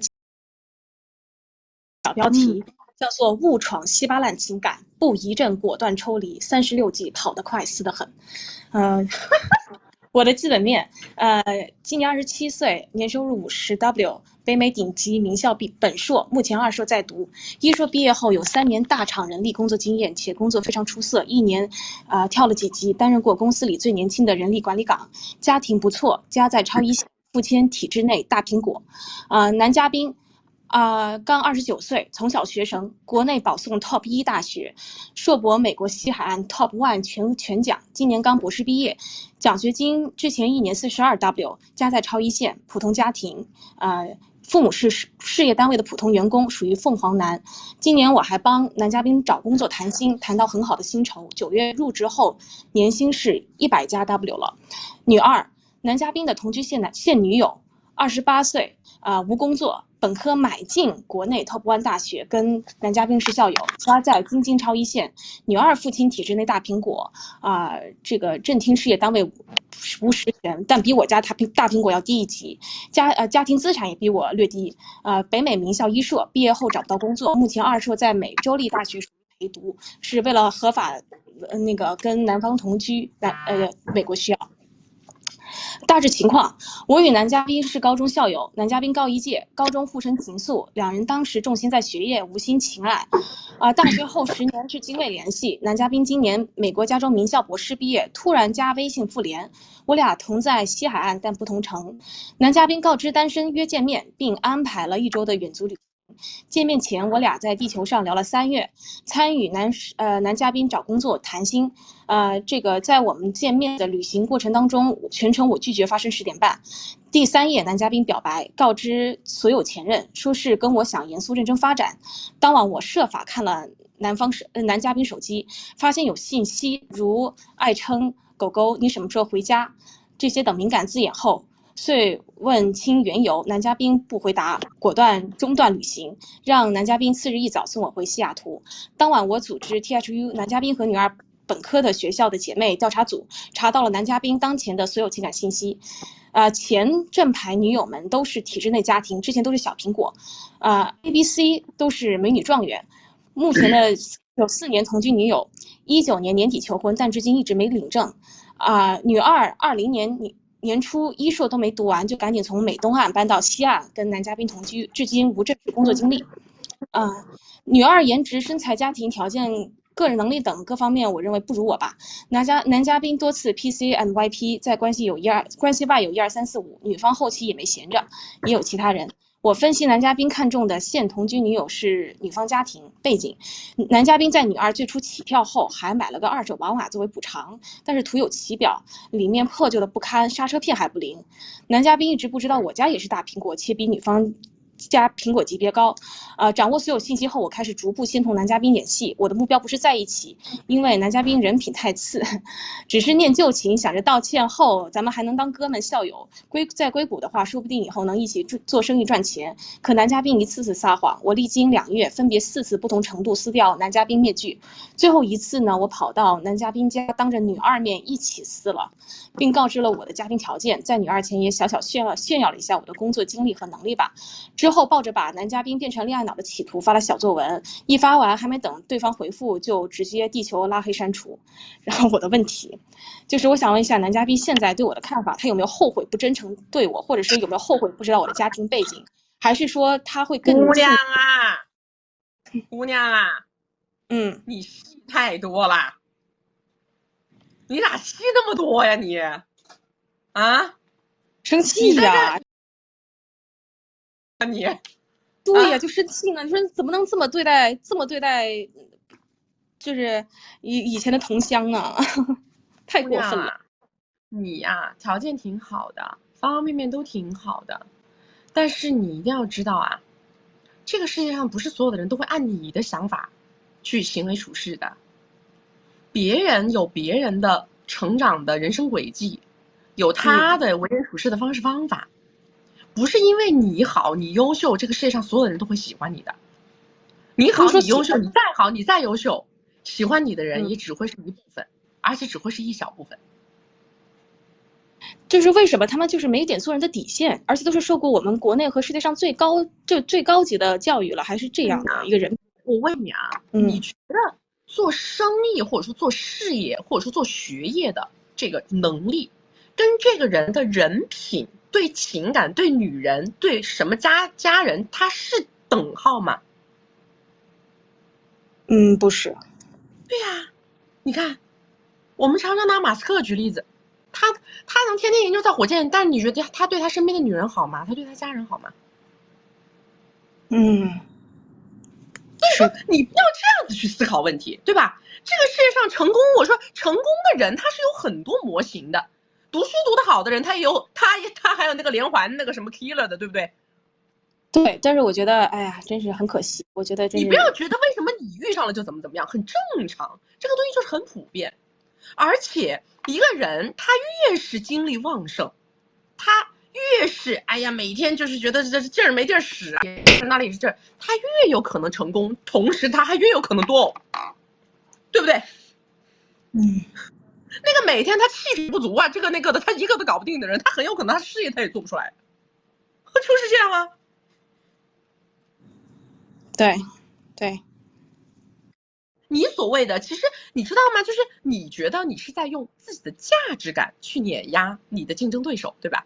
然后你觉得这个男嘉宾会因为你的价值感而后悔。如果我今天去安慰你说他会因为你错过了你这个高价值的人而后悔，这是一种安慰，但是我觉得这个不让人成长。这个东西呢，你身边的闺蜜都能给你解决。你今天去找你任何一个闺蜜问，她都能陪着你一起骂爹骂娘，骂这个男的大傻叉，对吧？但是这个事情呢，其实如果要还原到我们个人对自己的自我的人格塑造上啊，如果你说你想要在这个点位上，你想要知道自己怎么能够更优化，它是几个方面。一个是什么呢？一个是你要明白，无论我多好，这个世界上都会有不喜欢我的人，这个是第一点，你要接纳这件事儿。对。第二点是什么？第二点是个人价值和伴侣价值，它本身就是两个价值。你优秀那是你的事儿，但是对这个男的来说，我们不说这一个男的，就全天下的男人来说，你也不一定是最优解。为什么呢？因为你有你的问题啊，你很强势啊，你控制欲很强啊，你很霸道啊，对不对？你看，就你这个故事里头展现出来的很多东西，虽然说是这个男的有问题在先，但是你的处理问题的方式方法就能够体现出来，你就是那种大小姐啊，你就是什么东西要围绕着你的想法来的呀，对吧？那这个东西你跟所有的人去讲，我跟你讲，这个男的喜欢那个女的啥呢？说白了，那个女的就是比你弱，明白吗？他喜欢这种弱，因为这种弱会衬得他大，会衬得他强。对，但是的，我也是这么认为，就是这个您说的很对。对，不要想他后不后悔，明白吗？我们是不断的优化自我，我做任何一个动作，任何一个行为，都是围绕着优化自我来的，而不是为了让谁后悔或者让谁怎么样，这个都没有意义，知道吧？没有意义的事情。是，对，我也是想跟您探讨，我最后分析呢，也是这个女方呢，这个好男，而且条件呢可以说是也是符合了家庭背景条件，也是符合了男方的审美，就各方面。而且还有一点，因为这个男生他是个多偶男，那么多偶男他如果真的要选长择对象，选老婆，他是不是得选一个潜在能够接受他多偶的人啊？对，但是我觉得这个男生很有很大的意义。我只是不喜欢你是不可能的，你眼里都容不下沙子，小姐。对，我觉得多偶男不是问题，但是我觉得他不应该以这个去进行蒙骗，就是把给他不想卷入的人卷入，这个我就觉得是道德底线。我当时 no， 不是的，不是的，姑娘，没有人生下来都能接多偶，知道吗？所有的人都是慢慢被驯化的。哦，就是后面的他的经历激发了他这个潜在的这个潜能。他要慢慢看呐，在事情发生的时候看你的处理方式才知道你接不接受啊，还要慢慢看你能不能被改变呢。他不是说一上来就指望你接受啊。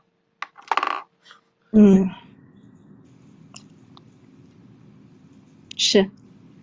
好吧，你挺优秀的，但是呢，咱们还是可以在女性特质这一块要想一想，我怎么利用男性的弱点，对不对？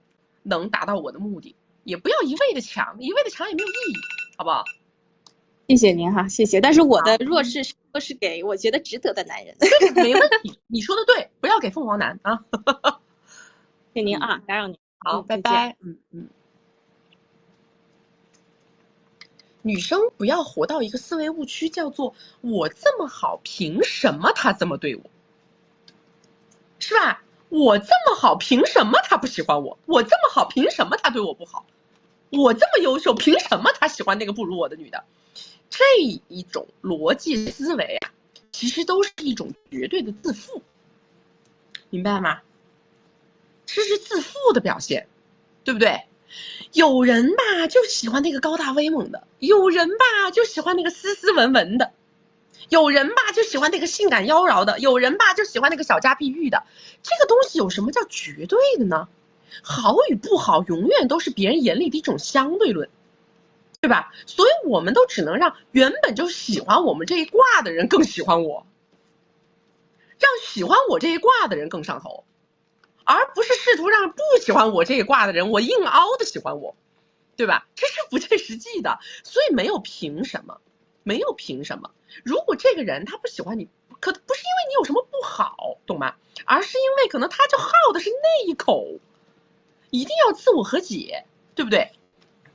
你老觉得是因为自己有什么问题吗？其实不是这个样子，你已经足够好了。我们当然可以在好的基础上变得更好，但是有些大的根本性的东西不是你的问题，不是你的问题。就像我跟你讲，你要是说，比如说啊，你要在我看来，比如说你们要找一个那种就是现在很idol 的那种男孩子，就那种很idol 的那种男生，在我看来，完全就是我对那种男生是完全没有任何的感觉，没有任何冲动的。我经常跟我身边的一些闺蜜一起出去玩的时候，主打就是不撞款，知道吧？就是很多时候我闺蜜给我叫一堆仔过来，我看的就是个莫名其妙，我就是真的，我放眼望去，我知道什么莫名其妙，就是我真的看不懂。就他们找的那种，就那种瘦瘦的、高高的，然后就是感觉蔫蔫瘦瘦高高蔫蔫，我实在是不喜欢，我真的看不懂。但是我喜欢的，那我闺蜜也看不懂，真的看不懂，因为你们知道我喜欢的是一眼准我喜欢的就是非盲盒一眼准，你知道吧？我一看这男的一眼准，可能他在大众眼里看起来就是啥也没有，啥也不是，就连高高帅帅都没有，就是别人主打就是个看不懂，因为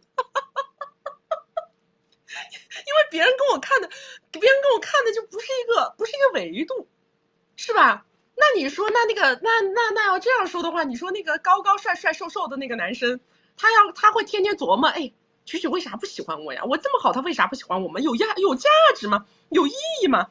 对不对？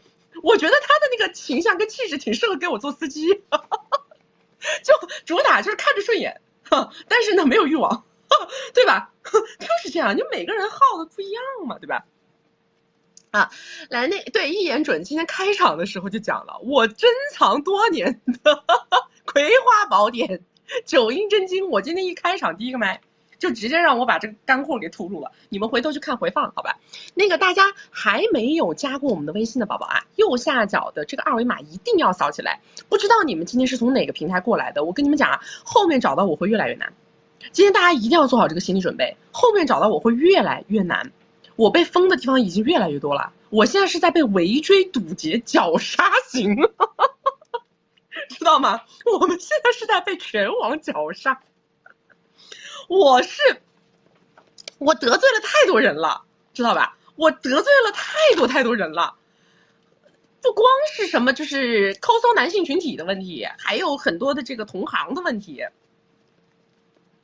知道吗？还有很多就是有些连麦的小姐姐把我卷入了一些无端的战斗当中，有一些连麦的小姐姐，她们这个1、2、3、4、5的男嘉宾啊，各自呢可能都不是什么小人物，所以说呢，这些人吧，他们现在已经对我已经开始采取了围追堵截的绞杀，所以后面看到我真的会越来越难。我们一定要加入我们的大本营，好不好？扫到我们的微信二维码，目前微信都还是一切正常的，当然了，我肯定会想尽一切办法的出现在公众面前，但是呢，这个办法不得靠时间想吗？对不对？万一我这一时半会儿没想出来呢，是不是？大家先把微信加起来啊，有任何的变动我们都会及时的在朋友圈里面通知大家。然后呢，大家一定要去学习我们正版的金贵的关系，进正版的金贵的社群，因为我们的金贵的社群是每一个社群都有独立的管理员在社群里面进行运维的工作的，每天回答大家的问题呀，然后呢，以及给大家整理我们的直播的经典案例，还有去给到大家的一些解决方案啊。包括带着大家一起去复习我们的金贵的关系，还有大家想要任何的他们整理的这个直播笔记呀，还有我们的课程大纲啊，对吧？课程的这个相关的思维导图呀，都可以去找我们的管理员啊。还有我们的月底，就是这个月的月底跨年了，对不对？又要到新的一年了。然后呢，我们会在杭州的线下做一场30个人的跨年的10点半专题的跨年活动，有兴趣的宝宝可以去问一下你们的管理员，或者是问一下我们这个二维码的小助理和这个客服，好吗？好，来下一个，再讲讲一眼准，回头你们去看回放吧。我们这场播完立刻就会生成回放，然后到时候会发到我们的朋友圈跟那个社群里头啊，会把链接发进来。桃子，等会儿啊，桃子。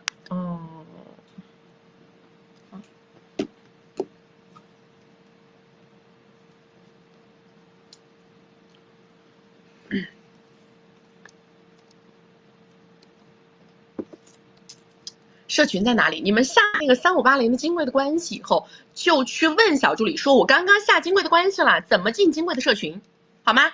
大家就去问他啊，你们不要等着他们来问你，因为每天的人特别的多，我们的那个团队的工作人员呢，他们搞不过来，尤其是直播这4个小时，我们直播4个小时加到微信里面的是几千个人，我们没有那么多的人去给大家那个及时的找到你们的订单信息，所以说你们要主动的去跟我们的客服或者是小助理去沟通啊。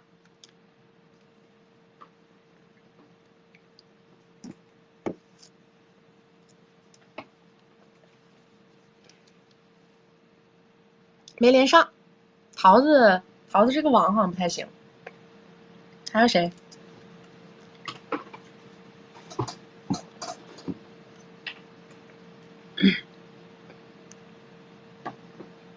？C。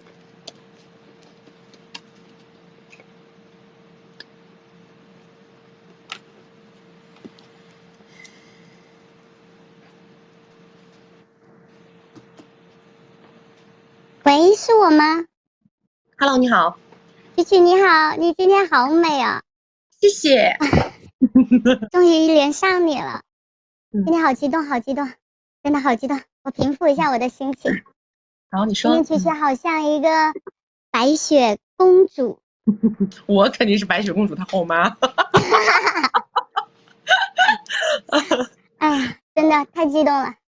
好，我说一下我的基本盘吧。我没有想到会在这个情况下连上曲曲。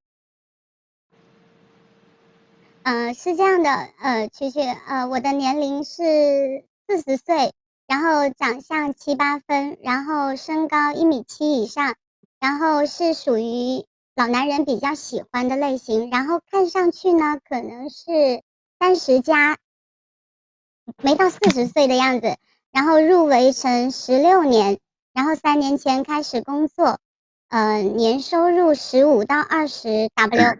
之前一直是做那个家庭主妇，然后学历是本科，资产是无，有2个篮球，围城内有2套房子，都是我老公的名字，都是贷款买的，然后一套是2019年买的120万，另一套也是2022年买的120万，都是贷款。那我开的车子呢也是我老公的名字，在12年前买的，全款买的，然后前几天卖了，因为我觉得那个车老了，我就卖了，然后得了一个几万块钱，然后钱是给到了我，然后男方的，是我老公呢是43岁，年收入30到50，那之前每个月都会给我1.5万的家用。那3年前口罩原因，那生意不好，我就出去工作了。那他也减少了对我的支出。那2年都没有给过家用。那这些支出都是用我自己的工资去支出所有家里面的家用的。然后我的问题是，4年前我意外的看他的手机跟一个女的发信息，但是我老公不承认跟他有任何关系。那因为我也看到他在女的生日压点的时间给他发了13、14的红包，然后他说这是认的妹，关系比较好。那当时这个女的已经结婚了2年，然后2胎怀孕被Hello， 听不见了。喂，能听到吗？好，接着说。接着说。当时他意思说，这个女的已经快要生了，让我不要闹，他们真的没有什么关系。然后我当时没有认识曲曲，所以我原谅了他，也没有给他任何的付出。那这个事情就过去了。那上个月这个女的老公就来找到了我，然后就发了他们拉手的视频，也把他们之间的关系告诉了我，就是意思说他们肯定是有一些问题出现的，那只是说这2个出轨的人都不承认。那女方她老公也在11月底跟她签了那个离婚协议，因为他过不了他那一坎嘛，就是还没有签字，但是已经签了离婚协议。那因为这个女的没有把我老公拉黑他的微信，就男的就生气了，就所以要签这个协议。那个男的也去找我老公了，2个有问题，就意思说让那个男的相信他们2个是清白的，要选择相信他老婆。那个男的其实就是我们两个信息同步，其实他们都在说谎，但是我们挑明跟他们说，他们又不承认，所以我现在想着说，我应该怎么样去解决这件问题。还有这个就是女的呢，就是那个女的，一直以为我们家是挺有钱的，就这种状态，因为我老公的光环给别人感觉到他是富二代，但实际上欠了一大笔的债。然后我老公也是想在这段时间跟我扯快乐证，因为这段时间家里面的资产有一些问题吧，所以我不清楚他是想为了那个女的跟我扯快乐证，还是为了保资产。他跟我说的定义是保资产，但实际上其实他既不是为了保资产，也不是为了那个女的，他只是想跟你扯快乐证，是吗？对的，他也没多少资产可保，好吧？他既不是为了保资产，也不是为了那女的。如果你要跟他扯快乐证，你就相信他说的保资产的说法，那么前提条件是把所有的资产全部归到你名下，把所有的债务全部归到他名下，然后扯快乐证。这个是我对你的建议。但是他是这样的，他只给我一套房，那就不行啊，那就是接着闹啊，对不对？那就是接着闹啊。你要是你说既然是保资产，那么我相信你保资产，你要我不要闹，相信你保资产，跟你扯快乐证的钱，就是所有的财产归到我这儿，我就跟你扯，对吧？但问题是这样的，还有一个问题啊，他妈妈在两年前被那个电信诈骗了300多万，然后这个钱呢，一部分是自己的钱，一部分是借朋友的钱。那我们现在把家里面的就老人的房子已经抵押给银行了，然后就套的现金还给朋友，所以他的意思是说这些产就是他变成老赖嘛，变成老赖，就意思是说他担心他还不上这些钱，然后这些钱我们贷款买的房子也被牵连下去，他意思说就给我一套房子跟我扯快乐证。不同意啊，就是不同意啊，他欠你的钱都归他，就是资产归你，他说他的，你说你的，你干嘛听他说那些扯些鬼话呢？你的意思是说我就是要2套房？对的。但是这2套房都是贷款买的，万一他到时候断供怎么办？那就让他给米，拿现米。他没有那么多。我问你啊，他给了那个人300万是吧？不是，是他妈妈被电信诈骗了300万。对啊，然后他们把房子抵了，还了这个钱。这个房子现在是卖掉了吗？还是说只是没一共有4套房。抵了2套，另外2套是贷款买的。另外2套是贷款买的，那就是说现在其实你们只有2套贷款的房子。我觉得是这样子的，就是规划，你先去问一下吧，这2套房子能卖不？目前卖不了，因为一套是学区房，一套是就是卖了之后，现在房价比较低嘛，就不好卖那边的房子。你折合一下，现在这2套房子到底值多少钱？不是说总共值多少钱，而是你们交进去的钱目前值的市值是多少？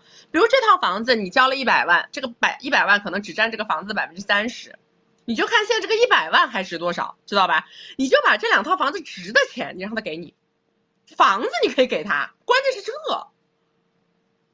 他没那么多钱。没有，让他想办法呀。他不是家里有房子卖吗？你让他想办法呀。他不是想扯快乐证吗？那你觉得我还有必要跟他继续吗？这个毛的续啊，真的是欠一屁股债嘛，穷的叮当响，还要劈叉，还要劈个有家有室的，这有什么好继续的？因为我觉得他是单偶男，然后就是我们1年都没有10点半了。就他不愿，所以呢，就是你想表达什么？就是意思是说他能回归家庭吗？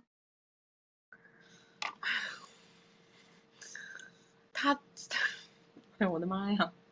你们要是像这么聊天啊，下次把这句话放第一句话讲，知道吗？这稀巴烂的诉求放第一句话讲，我一听你们这稀巴烂的诉求，我也就不跟你们废话了，知道吗？跟你们废什么话呢？你既然是这稀巴烂的诉求，那就往稀巴烂的诉求上面搞，你就不要废那么多话了，搞得好像自己很有骨气一样，还扯什么快乐证呢？扯个毛线！还什么资产负债这那，说那么复杂干嘛？总而言之就是要舔这个男的舔到死呗，那还有什么好纠结的呢？那你还跟我说那么多废话，不耽误时间？那你要跟他好吗？那就是死咬着不放不就完了吗？你不需要琢磨呀，不需要动脑子，死咬着不放就完事儿的。就其实我觉得也挺内耗的，我就想其实也想跟他扯，然后但是我扯的前提我应该怎么个起跳法，就是怎么跟他去，要跟他父母说这件事吗？这都不重要，重要的就是你就假装相信他的什么资产有问题，这个有问题，那个有问题，然后让他把这些资产都归到你名下。你说既然是这样，我肯定要跟你做隔离是这么隔的呀，资产归我，你人出去你不就隔离了吗？要赖你一个人老赖，以后我养着你吗？不是这个逻辑吗？就资产全部归我，不然免谈。对的。行，那我知道了。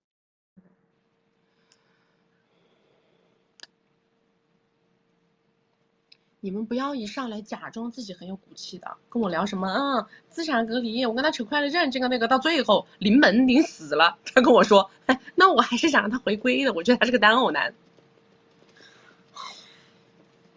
想让稀巴烂回归，第一句话讲啊，大家不要耽误彼此的时间，好不好？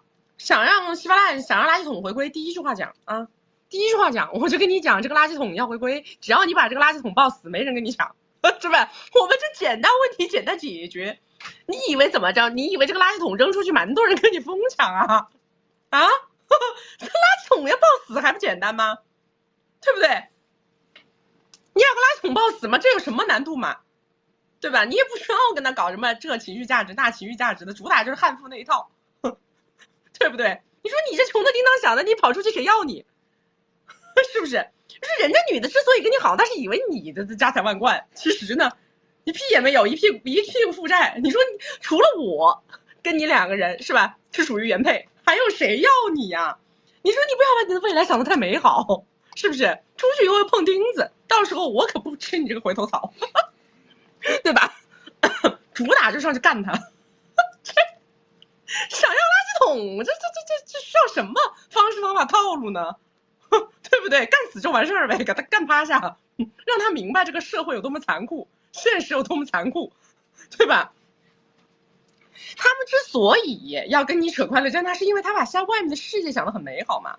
他觉得外面的女的都喜欢他吗？全天下的女的都喜欢他，看你觉得你哪都不行，看外面的女的觉得外面嘛。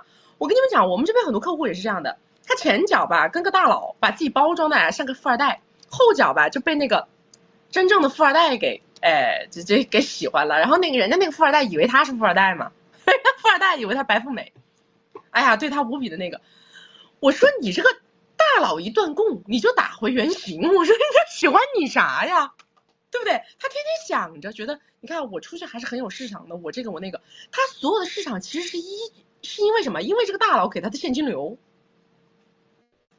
因为大佬给他支撑。上一次我们有一个连麦，好早之前有个连麦，那个女的不是脑子跟灌了铅一样的，有个女的40多岁了，给一个大佬生了2娃娃，然后那个大佬每个月跟他给10几个 W 的生活费，几千万的房产，10几个 W 一个月的生活费，最后他看上了一个身体好的男的，然后那个男的天天逼他结婚，他就来跟我说，他说他现在怎么才能跟这个大佬断了，然后去跟这个男的结婚，怎么能够安全撤退？我说你是不是脑子有病啊？脑子有铅。我说那个男的屁也没有，啥也不是，人家看上你是以为你是个单身大富婆，是吧？你以为人家看上你什么了？一上来那男的就是哎呀哭天喊地的呀，那个什么山无棱，天地合，才敢与君绝，天天搞这一套。我说那男的喜欢你啥了？喜欢你年纪大，喜欢你带俩娃。他要把那个大佬断供啊，他要跟那个大佬决裂，他要跟他外面那个身体好的男嘉宾好，就是这种，就是脑子不清白的班子，知道吧？他们以为他自己出去很有市场，其实他都不知道这个市场是什么东西，市场是一种幻觉，完全是因为前面这个人给你的现金流，前面这个人给你搭台子唱戏，你没有前面这个人给你搭台子唱戏，你在外面有个屁的市场，对不对？凡事都完全是不看现实情况，天天就活在那个梦境里头遨游，你说那有啥好遨游的？我来到这个世界上就是为了戳破你们的理想的泡泡，对吧？我就是为了告诉你们这个现实是怎么回事儿。来，大家那个把右下角的这个微信二维码扫一扫啊，大家一定要扫一扫我们微信二维码，好不好？我们现在啊，就是属于所有的人对我们就是围追堵截的封杀，好不好？你们不要看我还在这里啊，阳光灿烂，笑容满面，其实我的内心已经千疮百孔，好不好？我还要在这里啊，这么快乐的跟你们讲这些猪头猪脑的故事，你们一定要把我们的二维码扫起来，不要走丢，因为我不知道哪一天在哪儿能播，在哪儿不能播，好不好？连我自己都不知道的事儿。行吗？大家一定不要走丢啊！先扫一扫我们的二维码，找到我们的客服，找到我们的小助理，然后呢，一定要买我们正版的《金贵的关系》。在右下角的小黄车点开，可以看到我们正版的《金贵的关系》。买《金贵的关系》进正版的金贵的社群，我们社群里会有我们的管理员每天给大家更新我们的这个直播内容，直播的金句总结，直播的精华案例总结，还会给大家去回答一些问题，以及带着大家去复习我们的金贵的关系里面的重要的一些学习的知识点，好不好啊？然后那个你们如果在我的直播间买了金贵的关系的，不要忘记去找小助理或者是找我们的客服去跟他说啊，你说你刚刚下了金贵的关系，他把你推到社群里面去，因为我们这个私域直播吧，每天会加很多很多的人进微信啊，我怕他们看不到你们，好不好？来下一个，1月1号之前我们在这个平台单平台直播，1月1号之后不确定啊。微博我不知道，我现在不知道，我现在主打就是一问三不知，我现在已经什么都不知道了。哪个号在，哪个号不在，我已经不知道了，已经。桃子，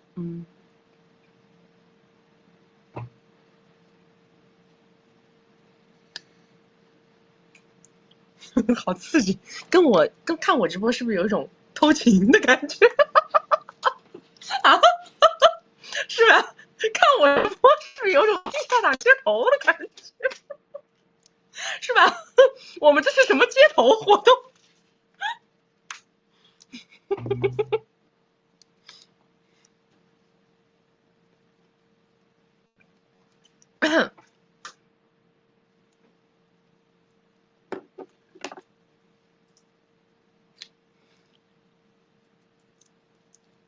你们说多难呢，是吧？想要让女生都变得强大，变得自洽，对不对？改变我们的社会地位，改变我们的话语权，改变我们的思考方式，把自己从原始的那种裹小脚跟裹小脑的状态当中挣脱出来。我们倡导的一切为有用，一切为有赋能，真的想要实现在每个人身上太难了，真的太难了。你们看看我每天面对多少的艰难险阻，不就是希望让大家掌握更多的话语权吗？对不对？不就是希望大家能够明白自己的筹码位置，对吧？可以去交换的价值，不可以，可以。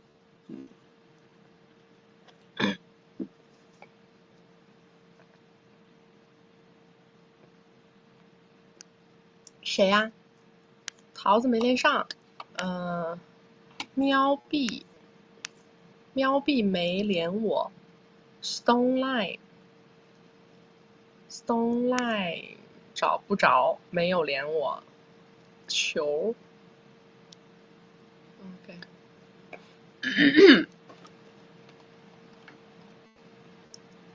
喂，哎 ，Hello， 你好，是我吗？哎，是，你说，你好，曲曲，我想咨询一段稀巴烂的关系。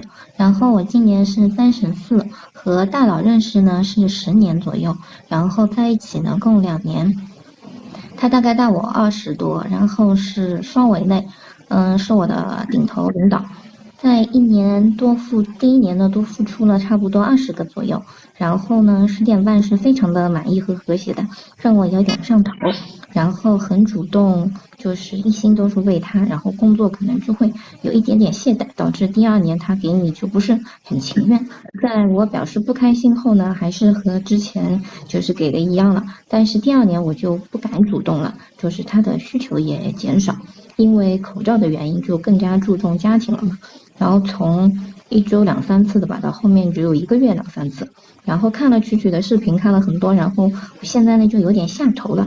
然后知道你是最重要的，然后稀巴烂的这种关系没有什么未来，但是持续这种关系的话，就让我有点不大舒服。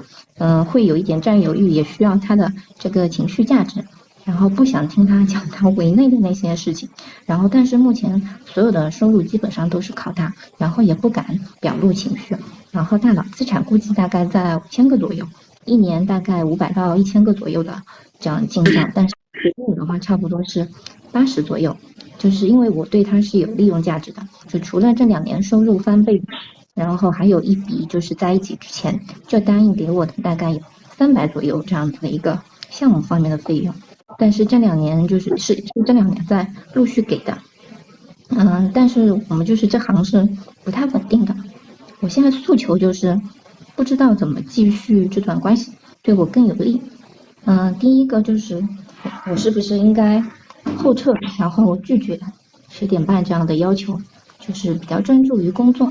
那么他肯定会继续有这个要求，然后我是不是以陪伴我少，没有感情支撑继续这个关系来彻底拒绝。然后因为之前我也拒绝过2次，但是又被哄了回来。还是说可以顺势提要求，多要点米。希望曲曲能够就是请教一下这个话术。因为他很谨慎，除了吃饭也不会给米给礼物，地球上也没有任何工作以外的聊天，就是之前下的米都是工作往来上面给的。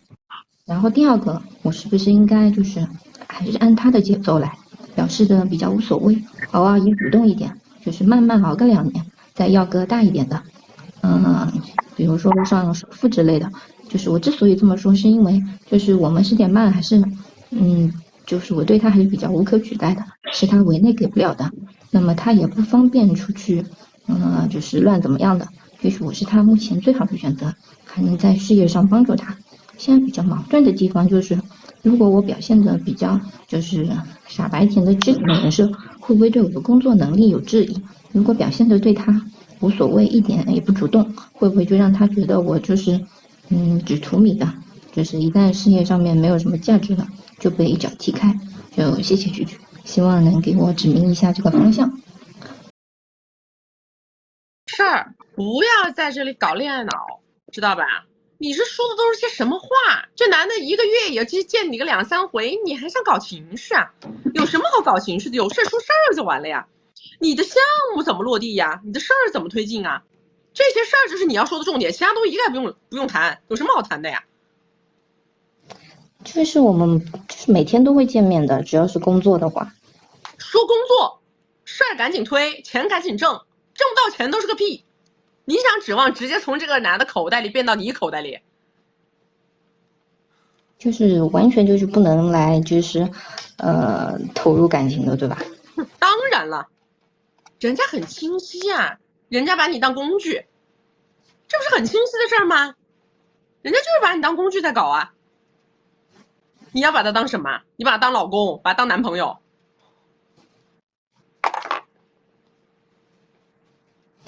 那就是还是后续就是还是在工作上面就是多沟通多上心，然后感情以外的事情。那如果他在有这方面的需求，我是应该要拒绝吗？有你可以，但是你不能跟我谈别的，懂吗？我跟你怎么着都可以，但是工作的事儿必须推进，事业的事儿必须往下推。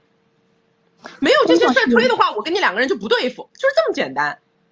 事儿能往下推，我跟你这个见面也好呀，维持一个什么关系也好呀，这个可以搞，但是事儿不能，你不能不聊事儿，聊什么聊恋爱脑，聊我爱你，你爱我，有毛病啊！是的话是一直在推的，然后也没有什么影响。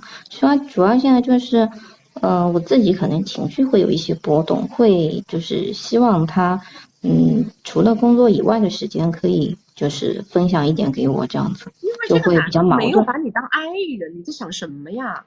啊，你指望这个男的爱你呀？啊，别人把你当工具，清清楚楚、明明白白，你在这聊什么天呢？那有没有什么途径可以就是让他多下点米呢？因为现在的这种钱都是项目上的米都是比较固定的。我跟你讲，那就多搞项目，搞大项目，自己在这方面动动脑子，别想着人家口袋里的米往你这拿，人家对你没有这种感情，他也没有这个实力，他干嘛把口袋里面往你这拿呀？多动动项目的脑子。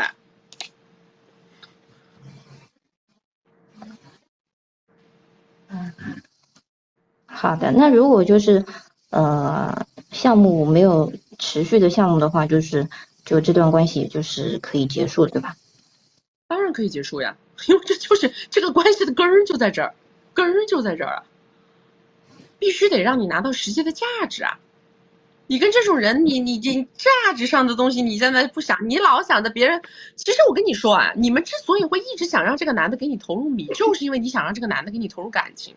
所以你的方向整个就叫大错特错，方向性的大错特错。好的，明白了。说你吗？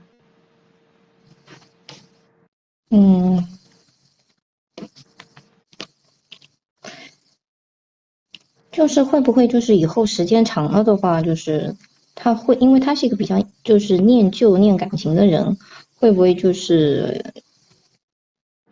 我只能送你2个字：幼稚，好不好？幼稚啊，极其的幼稚。我告诉你，太幼稚了，别太把自己当回事儿啊，姐们儿。行，我就是想那个平衡一下现在的这个心态。想平衡一下，请找别人平衡。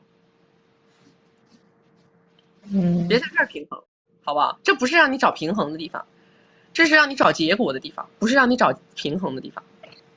那他就是比如说他在找我，我可以就是除了工作，我可以拒绝那方面的要求吗？就是我就跟他说我因为我现在就是觉得你没有太多的情感来支撑我继续这样，所以我还是回归到工作上，其他就不谈了。我就问你一个问题，如果说你拒绝他，你是不是觉得你真的是想断，还是说你的拒绝是为了让他做情绪反扑？这是第一个问题。第二个问题，如果你继续拒绝他，跟他之间不发生这个关系，你后面的项目还能不能可持续性？你是不可替代的。这2个问题想明白。我应该是可以完全拒绝的。如果说就是就是因为我是没法替代的，目前来说应该是没有办法替代的，所以我的那就拒绝啊！你只要你的拒绝不是为了对方找补，不是为了对方来求和，那你就随便拒绝，对不对？拒绝在于我不会回头，我不可能再跟你搞这个事儿，这个是拒绝，对吧？你别我拒绝，下次他又来求和，他又来那个，那我又好，我就是为了享受他不停的在情绪上找我的这个感觉，那就是弱智。那你觉得我是应该彻底拒绝的话，这样对我自己也可以减少我自己的心理内耗，对吧？我觉得没问题啊，只要你自己不要自欺欺人啊，断就是断干净。明白。就是我与其陷入下去，还不如就隔断掉。对的。行，那么就下个决心这样子。对的，好吧。好的，明白，谢谢。拜拜。最怕的是什么？最怕的就是说拒绝，最后来跟我说蛐蛐，我跟他分，可是他不分，对不对？你看我们这连麦10个里头9个半这么聊天。我想跟他分呀，我跟他说了分呐，可是他不分呐，他不同意呀。他不同意是真实的吗？真实的情况是他不同意吗？真实的情况是你舍不得。真实的情况不是他不同意，对吧？10个9个半都是这样的，哎，他不同意，主打就是他不同意。我跟他一说分，他就说那不行，我不同意，是吧？那我怎么分呢？这个我怎么分得掉呢？这肯定分不掉噻，对不对？就自欺欺人，我们这里拒绝自欺欺人啊，我们这里主打就是坦诚面对自我，直面自我啊。在我看来呢，你们是应该身体先行，就是先找到下家，对吧？找到下家了，你这个自然的一个好转移。你们没找到下家，你们就想硬生生的断，这个硬生生的断呢，它还是需要点段位的，因为你们对这些男的本来就很上头，很容易被忽悠，对不对？他再给你画个饼啊，再跟你说2句甜言蜜语，你又觉得他是跟你说的是真心的，你又觉得我跟你说的话是扯淡的，何必呢？无限的轮回，耽误时间，对吧？大家没有扫这个二维码加微信的宝宝，一定要把我们的这个二维码扫一扫，加到我们的微信啊！因为我现在已经不知道我们每一场到底是这个直播会是个什么情况了，所以大家一定要进我们的微信，好不好？不要走丢啊！在1月1号之前呢，目前我们是只在这个小鹅通平台单平台直播，1月1号之后的情况我现在不知道。好不好？然后这个小鹅通呢是这样的，我只要直播完了之后都会生成直播回放，我们也会把直播回放到时候再发到我们的社群里，还有更新到我们的朋友圈里头。右下角有一个小黄车，你们把这个小黄车点开，可以看到我们所有的团队的服务内容。我们有这个包年的语音、包月的文字，还有我的闺蜜圈啊，以及我们正版的金贵的关系。大家如果下单买了金贵的关系，或者是这里面的任何一个服务，第一件事儿，首先去找我们的小助理，找我们的客服啊，扫了那个二维码之后找到他们，找到他们之后跟他们说你在这里下单了什么东西。好不好？该进社群的进社群啊，然后该拉我们的服务群的就拉服务群，好不好？来下一个来。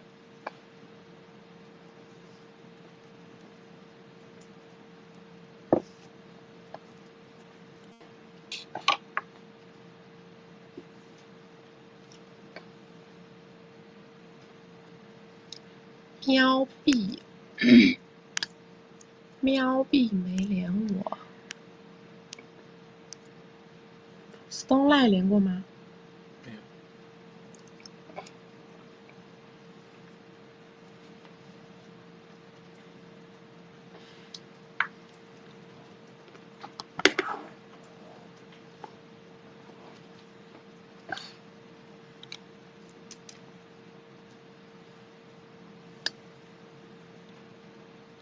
小鹅通这个软件很难火，因为它本来就只是一个就是知识付费的这个产品挂产品的一个软件，所以它的功能都非常的基础。你们看我今天连美颜都没有，它这个软件连美颜都没有，它只有一个非常非常基础的一个美白磨皮功能，没有任何的美颜功能。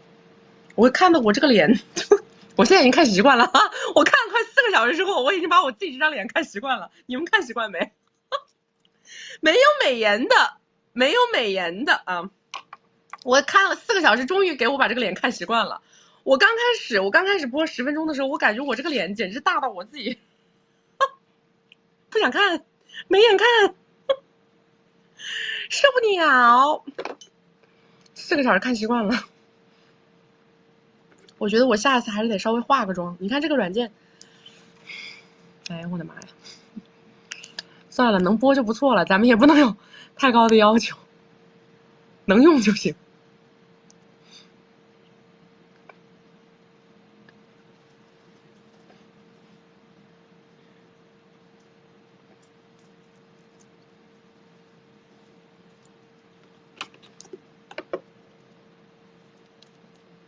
一眼准，你们待会儿去看回放吧啊！一眼准，个个上来叫一眼准，一群腐女，你们是一群腐女啊！小爸爸迷路了，哎呀，没事儿，总有一天他还能找着我，对不对？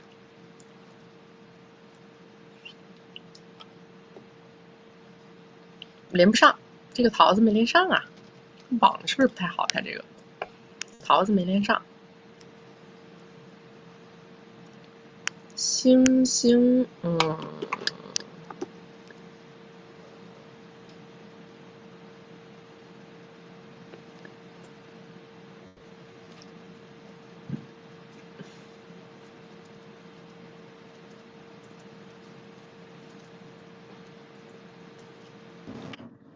，Hello，你好，可以听到吗？可以，你说。我听你的直播以后呢，目前是想扯快乐证有70%。我先讲一下问题。第一个是怎么协商扯能拿到一些钱，第二个是怎么能要到女球，第三个是大苹果说了一些话，以后该怎么相处。我是33岁，围城内6年，4岁女球，身高168，体重98，颜值6.5，清纯型，211硕士毕业，从2线城市嫁到3线。工作稳定，就乖乖女，精神依赖男嘉宾有10年，近3年性格比较内向、敏感、自卑。然后婚前有固定资产是200W，属于嫁妆，其中男嘉宾拿出来了有30W，现在年收是13W，身体状况现在目前不太好，就是有那个乳腺结节，还有就是夹娃娃2次。西医说是比较难受孕。男嘉宾情况是34，单亲家庭，工作也很稳定，婚前固定资产是160W，存款我不知道，以前年收是23W，近1年收比我少，以后呢大概年收是12W，优点就是会做饭，会做家务。然后婚后我们住的是婆婆的房产，男嘉宾主要负责是家庭和孩子支出，我负责自己。然后婚后我们房产有230个W，是她和婆婆出的钱，婆婆在退休前是一个中苹果，固定资产大概有330W，她有一些存款。我是3年前手机发现她与同事撩，然后我主动10点半，关系缓和了，但是发现自己意外带球，然后男方就因为事业上升为由，然后即使是医生说我术后比较难怀孕，但是还是加了娃娃。所以关系就很紧张。我发现我被动以后就想回我的原城市，所以每天就上班学习，然后带娃比较少，然后零社交，所以他以我不做家务呢，就不会哄婆婆吧，言语 PMA，经常让我向他的嫂子学习，然后婆婆也骂过我有3回，我不还口，所以我内耗比较严重。我2021年的时候也因为工作原因带孩子与他异地了8个月。然后近1年是在他车上发现有2次套套，问他，但他不承认。去年提过扯快乐证，我要一套房子，但男方不同意。今年他总共动手了2次。最近就是因为女球住院嘛，所以和男方和婆婆有争执，所以我就提出来我分几天住看球，然后他分几天看球，然后我在医院看了几天几夜就没有睡觉，吃饭也是点外卖。所以后来我就发烧了，他也没有关心。所以我现在的目标是想回我以前的2线城市，然后买房，工作是考入或者是调入。目前是在协商先借调回我的原城市。然后我是想要女球的，因为爸妈有点重男轻女，妈妈是愿意帮我带孩子，但是爸妈物质上不会帮我。然后妈妈生活上对我很好，但是也从小有点 PMA， 所以也犹豫要不要在一起生活。然后我有了这个想法以后，我就去找一个我的亲戚，就没有血缘关系，是一个大苹果，但是他已经60岁了，然后资源也不如以前。我说了一些情况，他说要我靠自己，就是考试就是能70%成功，他目前的力量也就30%。然后他还表达说，就是男嘉宾不给钱没关系，他有那方面的意思。然后我就告诉他，我工作里面大小苹果都有出现过，有这方面意思，但是我不想，我想走正道。但是我以后就是想结婚，可能大概有60%，因为我比较缺爱。谢谢曲曲。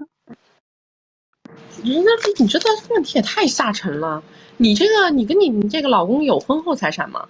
有，就是大概230个W。可以啊，那就直接走正常的流程去诉就好了呀。但是我马上3月份就有一个非常重要的考试，就是他们都建议我就不要把精神内耗在我的诉讼上。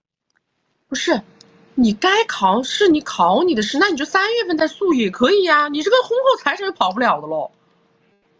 你小孩多大？4岁。4岁，你这个跑不了的呀。你这个婚后财产又跑不了的，你无非就是等到3月份，等到3月份再诉不就完了吗？但是他那个婚后财产我没有出钱，就是我婆婆他们出的钱。那又怎么样呢？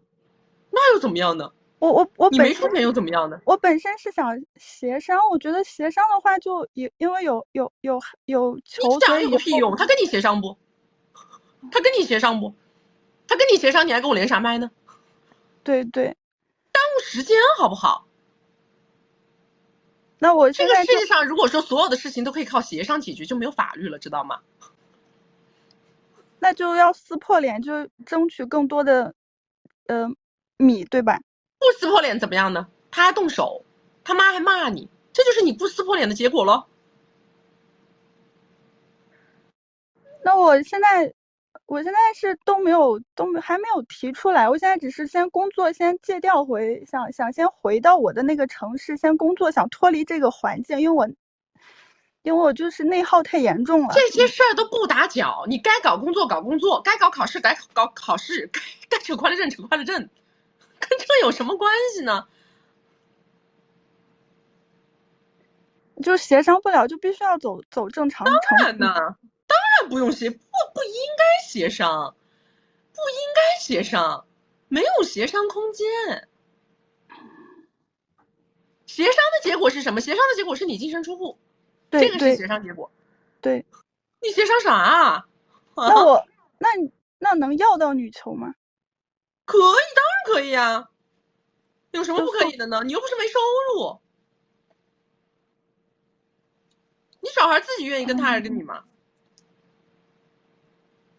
他太小了，我没有问这个问题。你问问他不就知道了吗？因为到最后的话，就是要不就是衡量你们的经济收入，要不就是衡量这个孩子他愿意跟谁呀，对不对？那我现在目前还就是要不要执行，我先回我的原城市。想做就做，你没有什么可失去的，小姐。没有什么可失去的是什么意思？就是说现在没有什么好琢磨的，因为你没有什么东西。你说我去了那是不是我要失去什么？你没什么可失去的，想做什么就做什么就完了呀。明白。那我现在目标就是想回我以前的那个城市去，就买房，然后主要是工作原因，工作就靠自己考试。考呗，去呗。有什么问题？有什么难点？就是有点迷茫，有点害怕，不知道迷茫什么？你都没有成本，你迷茫什么？成本就是我是有一套固定房产。妈呀，你真没读书太可怕了！我跟你交流隔着次元壁呀，姑娘，想做就去做，好吗？想扯快乐证，赶紧走程序。想争取小孩就好好争取，跟你的孩子说，我准备跟你爸分开了，你到时候记得跟我就好了。尽人事听天命，好不好？明白，好。但是我不是跟你讲有一个就是大苹果嘛，但是我跟他没有那这个人不用理睬，不用放到你的考虑里面来，不用考虑这个人，好不好？这个人不重要，不重要，明白？就按我的思路走就行了，对吧？想去工作就去工作，想去考试就去考试，不要想着靠这些乱七八糟稀巴烂的这些关系。想扯快乐证就赶紧诉，想要争取抚养权就赶紧争取，听懂了吗？明白。因为你太普通了，你没有什么重大的东西可失去，所以想做什么就去做，听懂了吗？明白。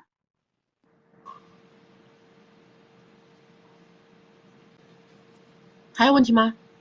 没有了。好，拜拜。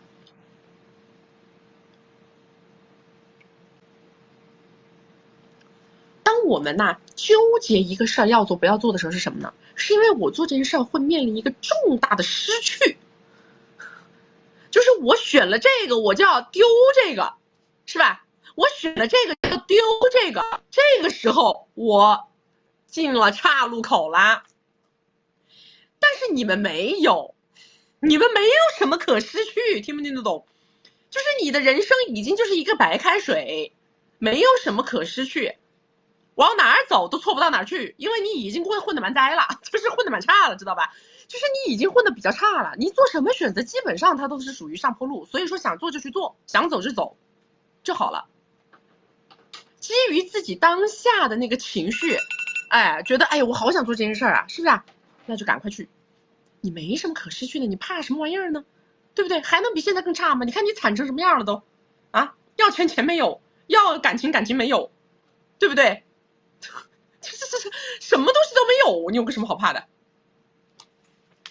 别人是富豪富翁，他思考一下，我是选这还是选那？你们主打就是啥也没有，有什么好怕的？对吧？来，大家把那个二维码给我弹出来，把微信二维码一定要加起来啊！一定要加我们的微信二维码，好吗？我们的右下角这个微信大家一定要扫一扫，扫了以后就会找到我们大本营啊。我们在1月1号之前都会在小游通这个平台单平台直播，我们1月1号之前不在公开平台直播。1月1号之后不确定啊，大家在等通知。那么我们所有的每一期的直播通知都会发布到我们的朋友圈里头，也会实时的发布到我们的金贵的关系的社群里边。大家把右下角的小黄车点开以后，可以看到我们曲曲团队所有的这个付费服务啊，有金贵的关系，有文字的服务，有语音的服务，还有闺蜜圈，还有一个没有挂上去的就是我们的哼哈线下的哼哈10点半，这个呢大家可以到微信里面直接去问。然后我们这个月的月底就是最后那几天会做一个10点半的跨年专场。会做一个10点半的跨年专场，一共只有30个名额。现在呢，大家已经都预定的差不多了。有兴趣的宝宝呢，可以去问一下你们的管理员啊，社群管理员，或者说直接去问小助理、问客服都可以，好吧？来下一个来。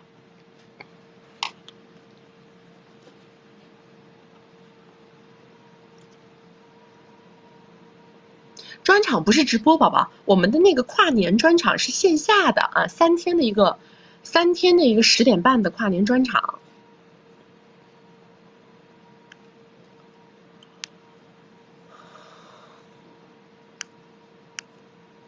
桃子、喵币都没连我，婷也没有，3个人都没有。那个什么 Stone Line 连过了吗？没有。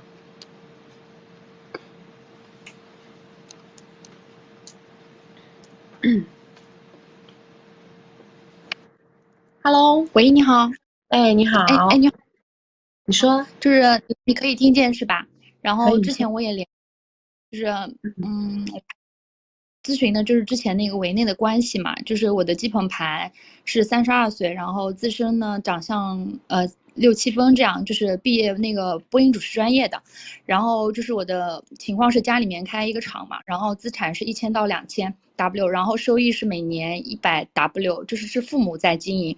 在2线城市江苏常州，就是父母呢就是比较重男轻女的，有一个哥哥，他属于就是做生意经常亏的那个，然后所以就是父母会把资产转到，就是后来就是因为某些原因就转到了我名下，然后他们对婚姻呢是比较有那种完整性，就是比较有执念吧，然后就是就是另一半呢是在本地，然后有2房，父母自己就是说住的那个房子是价值200 W， 我们的这个房子是170 W， 然后是15年走入这个维内关系的，它是金融行业，税前呢15 W， 税后10 W， 每年上交6 W， 比我大4岁，男方父母就是在3年前因为不能带娃，然后决定愿意补助4 W， 然后他们自己本来也就是说卖了一套房产，身上有50、60 W。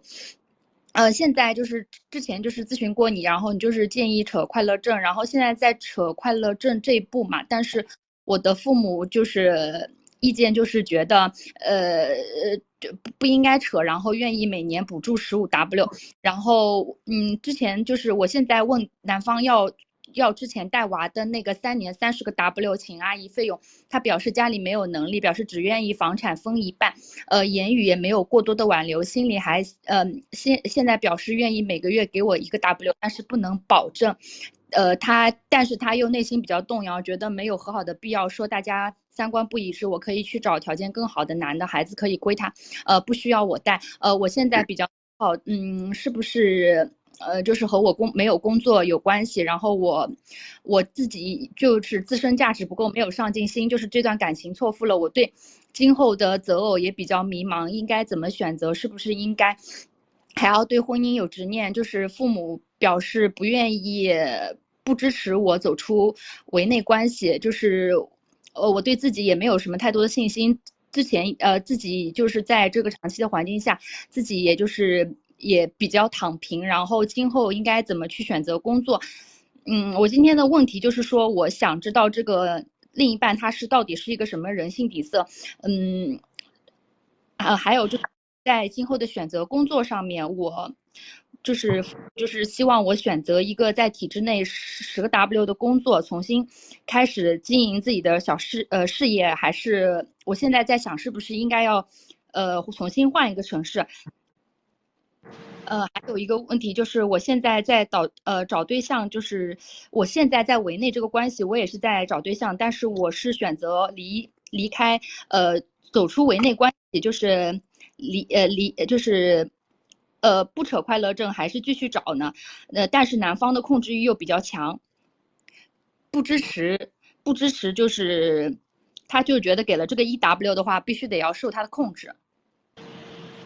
你当时是为什么要扯快乐证啊？什么？是为什么要扯快乐证的？为什么要扯快乐证嘛？就是在这段关系里，我觉得就是这个男方不能给我提供太多的情绪价值，他觉得这个生活水平上面觉得达不到我的理想，然后平时会因为一些小事经常闹矛盾吧。有劈叉吗？我上次跟你连麦的时候，你是建议我扯快乐证，然后他可能是在我孕期也有过劈叉行为，就是PC。有 PC， 然后呢，现在还有持续是吧？没有，他没有这些行为。所以说我听下来的意思是说你不想扯，对吗？就是上一次咨询的时候你说是扯，因为我不知道为什么了，我现在已经不记得你的案例了。就是就是他觉得我已经在外面找人了，然后他。然后就是包括他，就是他的经济价值不够，然后每年只能给我5-6个 W。那你是不是在外面找人了呢？对，就是我有点骑驴找马。你找没找到底？现在找了一个比自己小的一个小男生，但是觉得也不合适，经济这上面就是不是很符合，然后形象气质各方面可以，比自己小。你想找有米的，你找个小男生。你是因为你这个老公米提供不了，你去找外面的男的，你找外面的男的，你不找米，你去找个年纪小的好玩的。对，就是对自己，就是觉得自己段位也不够，就是在如果走出这个围内关系的话，应该要去怎么去找这个，应该要往什么方向去找？大姐啊，你就是自己没能力，也没什么收入水平啊。然后呢，就是目标也没有目标，啥也没有，主打就是啥也没有。就是你现在呢，如果说啊，你这个老公呢，他不能原谅你啊，你也不管你在外面这些啦，能回头，我觉得呢，你也可以不用扯这个快乐证。你要扯快乐证的前提，一定是因为你找到一个能给你更大的物质支持的。但是我跟你沟通听下来啊，你没有这个能力，你找不到。就是这个快乐证不应该扯是吧？因为你找不到，因为你找不到，你懂不懂吗？就是扯快乐证是因为什么？是因为我要去找一个比我老公有的，对吧？因为这个是我们的矛盾核心，我们的矛盾核心是在于我老公给我提供的物质生活我满足不了，那这个是矛盾核心，所以我在外面找是为了什么？我是为了把这个矛盾核心解决掉，我才去找，所以我要找的是一个有钱的，能供给我的，这个是我出去找的原因。如果我能找得到这么一个下家，那我当然可以放弃这个维生关系。但问题在于你找不到，因为我现在跟你沟通听下来，你的脑子不好，脑子糊找不到。我就是希望找一个比自己老公有能力的，然后就是，但是现在对方他也是在围内，然后比我大2岁，然后各方面条件也比我老公能力强。给米吗？没。你看，这不是一回事吗？你看到这种有米的男的，要不围内就算了，而且也不给是为什么？不给是因为你没有这个命，你没这个脑子，知道吧？一个是能力，一个是命运，就2个东西你没有。那就是没有必要，就是那我应该接下来应该在工作，你应该降低欲望，你应该认清自我，降低欲望，回归到普通的生活里，拿着你爸妈每年给你的15个 W 好好过日子，这个是我对你的建议。主要是因为你不能道高骛远，因为你想要的生活你够不到。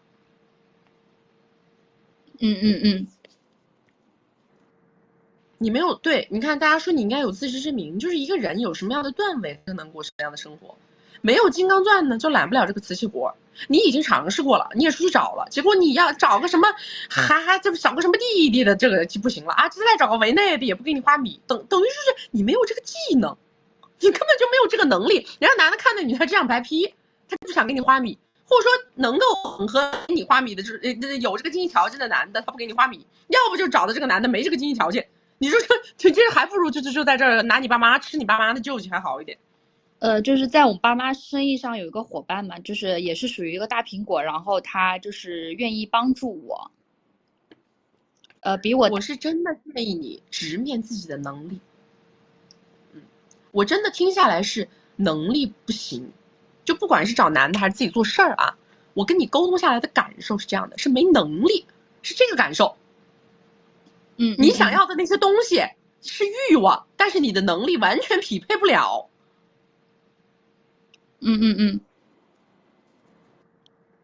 那我就是有没有必要就是在工作这块，就是说去选择做主播之类呢？或者是还是说让父母就是接受父母的这类工作，就是去体制内，然后比较安稳一点？好好听你父母的吧，听你父母的吧。我觉得你父母好像条件还行是吧？就是他们是资产有1000到2000 W。好好听你父母的吧，你的能力是超越不了你的父母的认知的，这个是我给你的结论。就是这个快乐证不应该扯是吧？对的，别扯了，扯了也没有更好的选择，扯了干啥呢？那可不可以就是不扯快乐证，就是在围内再找？这个你就别问我可不可以了，好不好？这个是你自己的事儿，你想找你不想找，这你自己看着办。总而言之，你想要的那种人，你肯定找不着。我就是觉得这个在就是另一半在这个围内关系里面，就是每年付出的太少。你不要再重复了，他不是他付出的少，是你的能力只能承载这么个玩意儿。他要愿意付出多，他就不找你啦。他要能挣更多或者能付出更多，他都不找你，听懂了吗？明白。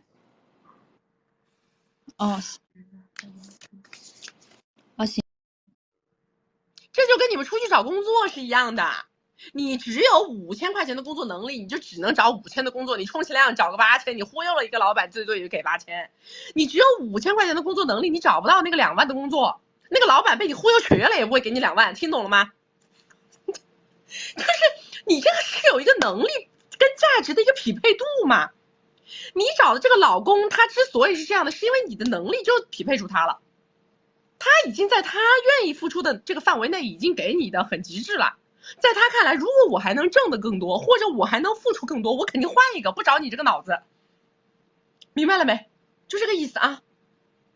所以你自己出去找，为什么找不着？这是能力就卡在这儿了，没有办法，你现在这个能力就是这样，你找不到比你老公更有钱的，或者比你老公更愿意付出的，你找不到，因为你的能力不够。明白了吗？多大的能力才能承载多大的盘子？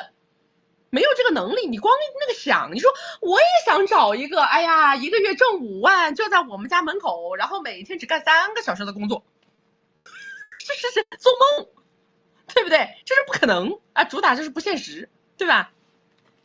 是一个道理，好不好？我嫌这份工作工资少，我嫌这份工作离家远，我嫌这份工作压力大。你能不能找到更好的？如果你能找到更好的，你就走。但问题是你找不到更好的，对不对？因为你已经用自己的实际行动验证了你找不到，对吧？目标呢？就是他本来想着吧，这个工作收入又低，对不对？离家又远，结果呢，他就骑驴找马。然后他骑驴找马的时候呢，他找了一个收入更低、离家更远的，对不对？这是什么问题？这是能力的问题，因为你根本就看不懂，你根本就看不懂你在追求什么，你的核心诉求是什么，目标是什么，你根本就没有办法去锁定你的目标，然后去追逐你的目标。所以说，你明明就是因为这个工作挣的少、离家远，你才换工作，结果呢，你找了一个挣的更少、离家更远的，听懂了吗？就是这个意思，好不好？就是你脑子不对啊，脑子不对，就不要去做那些自己就是够不着的那些事儿了，还不如好好听爸妈的。反正你这辈子肯定是挣不着你爸妈那个1000万，你反正挣不着你爸妈那个1000万，你的认知肯定就比他们低，他们已经把你看透了，也知道你是个什么德行，什么能力范围，已经都说了，只要你这好好过，我一年给你整个15万，是不是很好了呀？你还要怎么样呢？再加上你自己随随便便挣一点，一年有个20几万的收入，对吧？你想玩呗，想怎么开心怎么开心呗，对吧？哎，来，大家最后啊，赶快把我们这个微信二维码扫一下，右下角这个微信二维码，大家赶快扫一扫啊！我们今天的直播已经要结束了，然后右下角的小黄车点开以后，可以看到我们有这么多的服务给到大家啊，我们的包年语音、包月文字，还有单次的关于哼哈的这个专门的单词卡啊，以及我的闺蜜圈儿，好不好？以及我们的金贵的关系啊。金贵的关系，我们会有相应的正版的金贵的社群，我们会有管理员管理我们的每一个社群，每天会在社群里面给大家提供一些今天的消息啊、新闻呐、等等，这个只是一个很小的一个部分，同时呢还会给大家我们的这个直播金句总结、直播的经典案例总结，还会有如果大家需要的话，也可以有我们的这个金贵的关系的一些大纲啊。思维导图啊等等，有任何的问题都可以去跟你们的管理员随时的去沟通、去联系，好不好？然后我们在1月1号之前都是在这个平台单平台直播，不在任何的公开平台直播。我们今天直播结束之后，马上就会生成回放，直播回放我们待会儿会给它放到我们的朋友圈里头，以及我们的社群里头，我们会给大家放链接。好吗？大家到时候直接去我们的朋友圈或者是社群里头就可以看到我们回放链接了，好吧？今天就到这里啦，我要下播了，累了，倦了，拜拜，拜拜。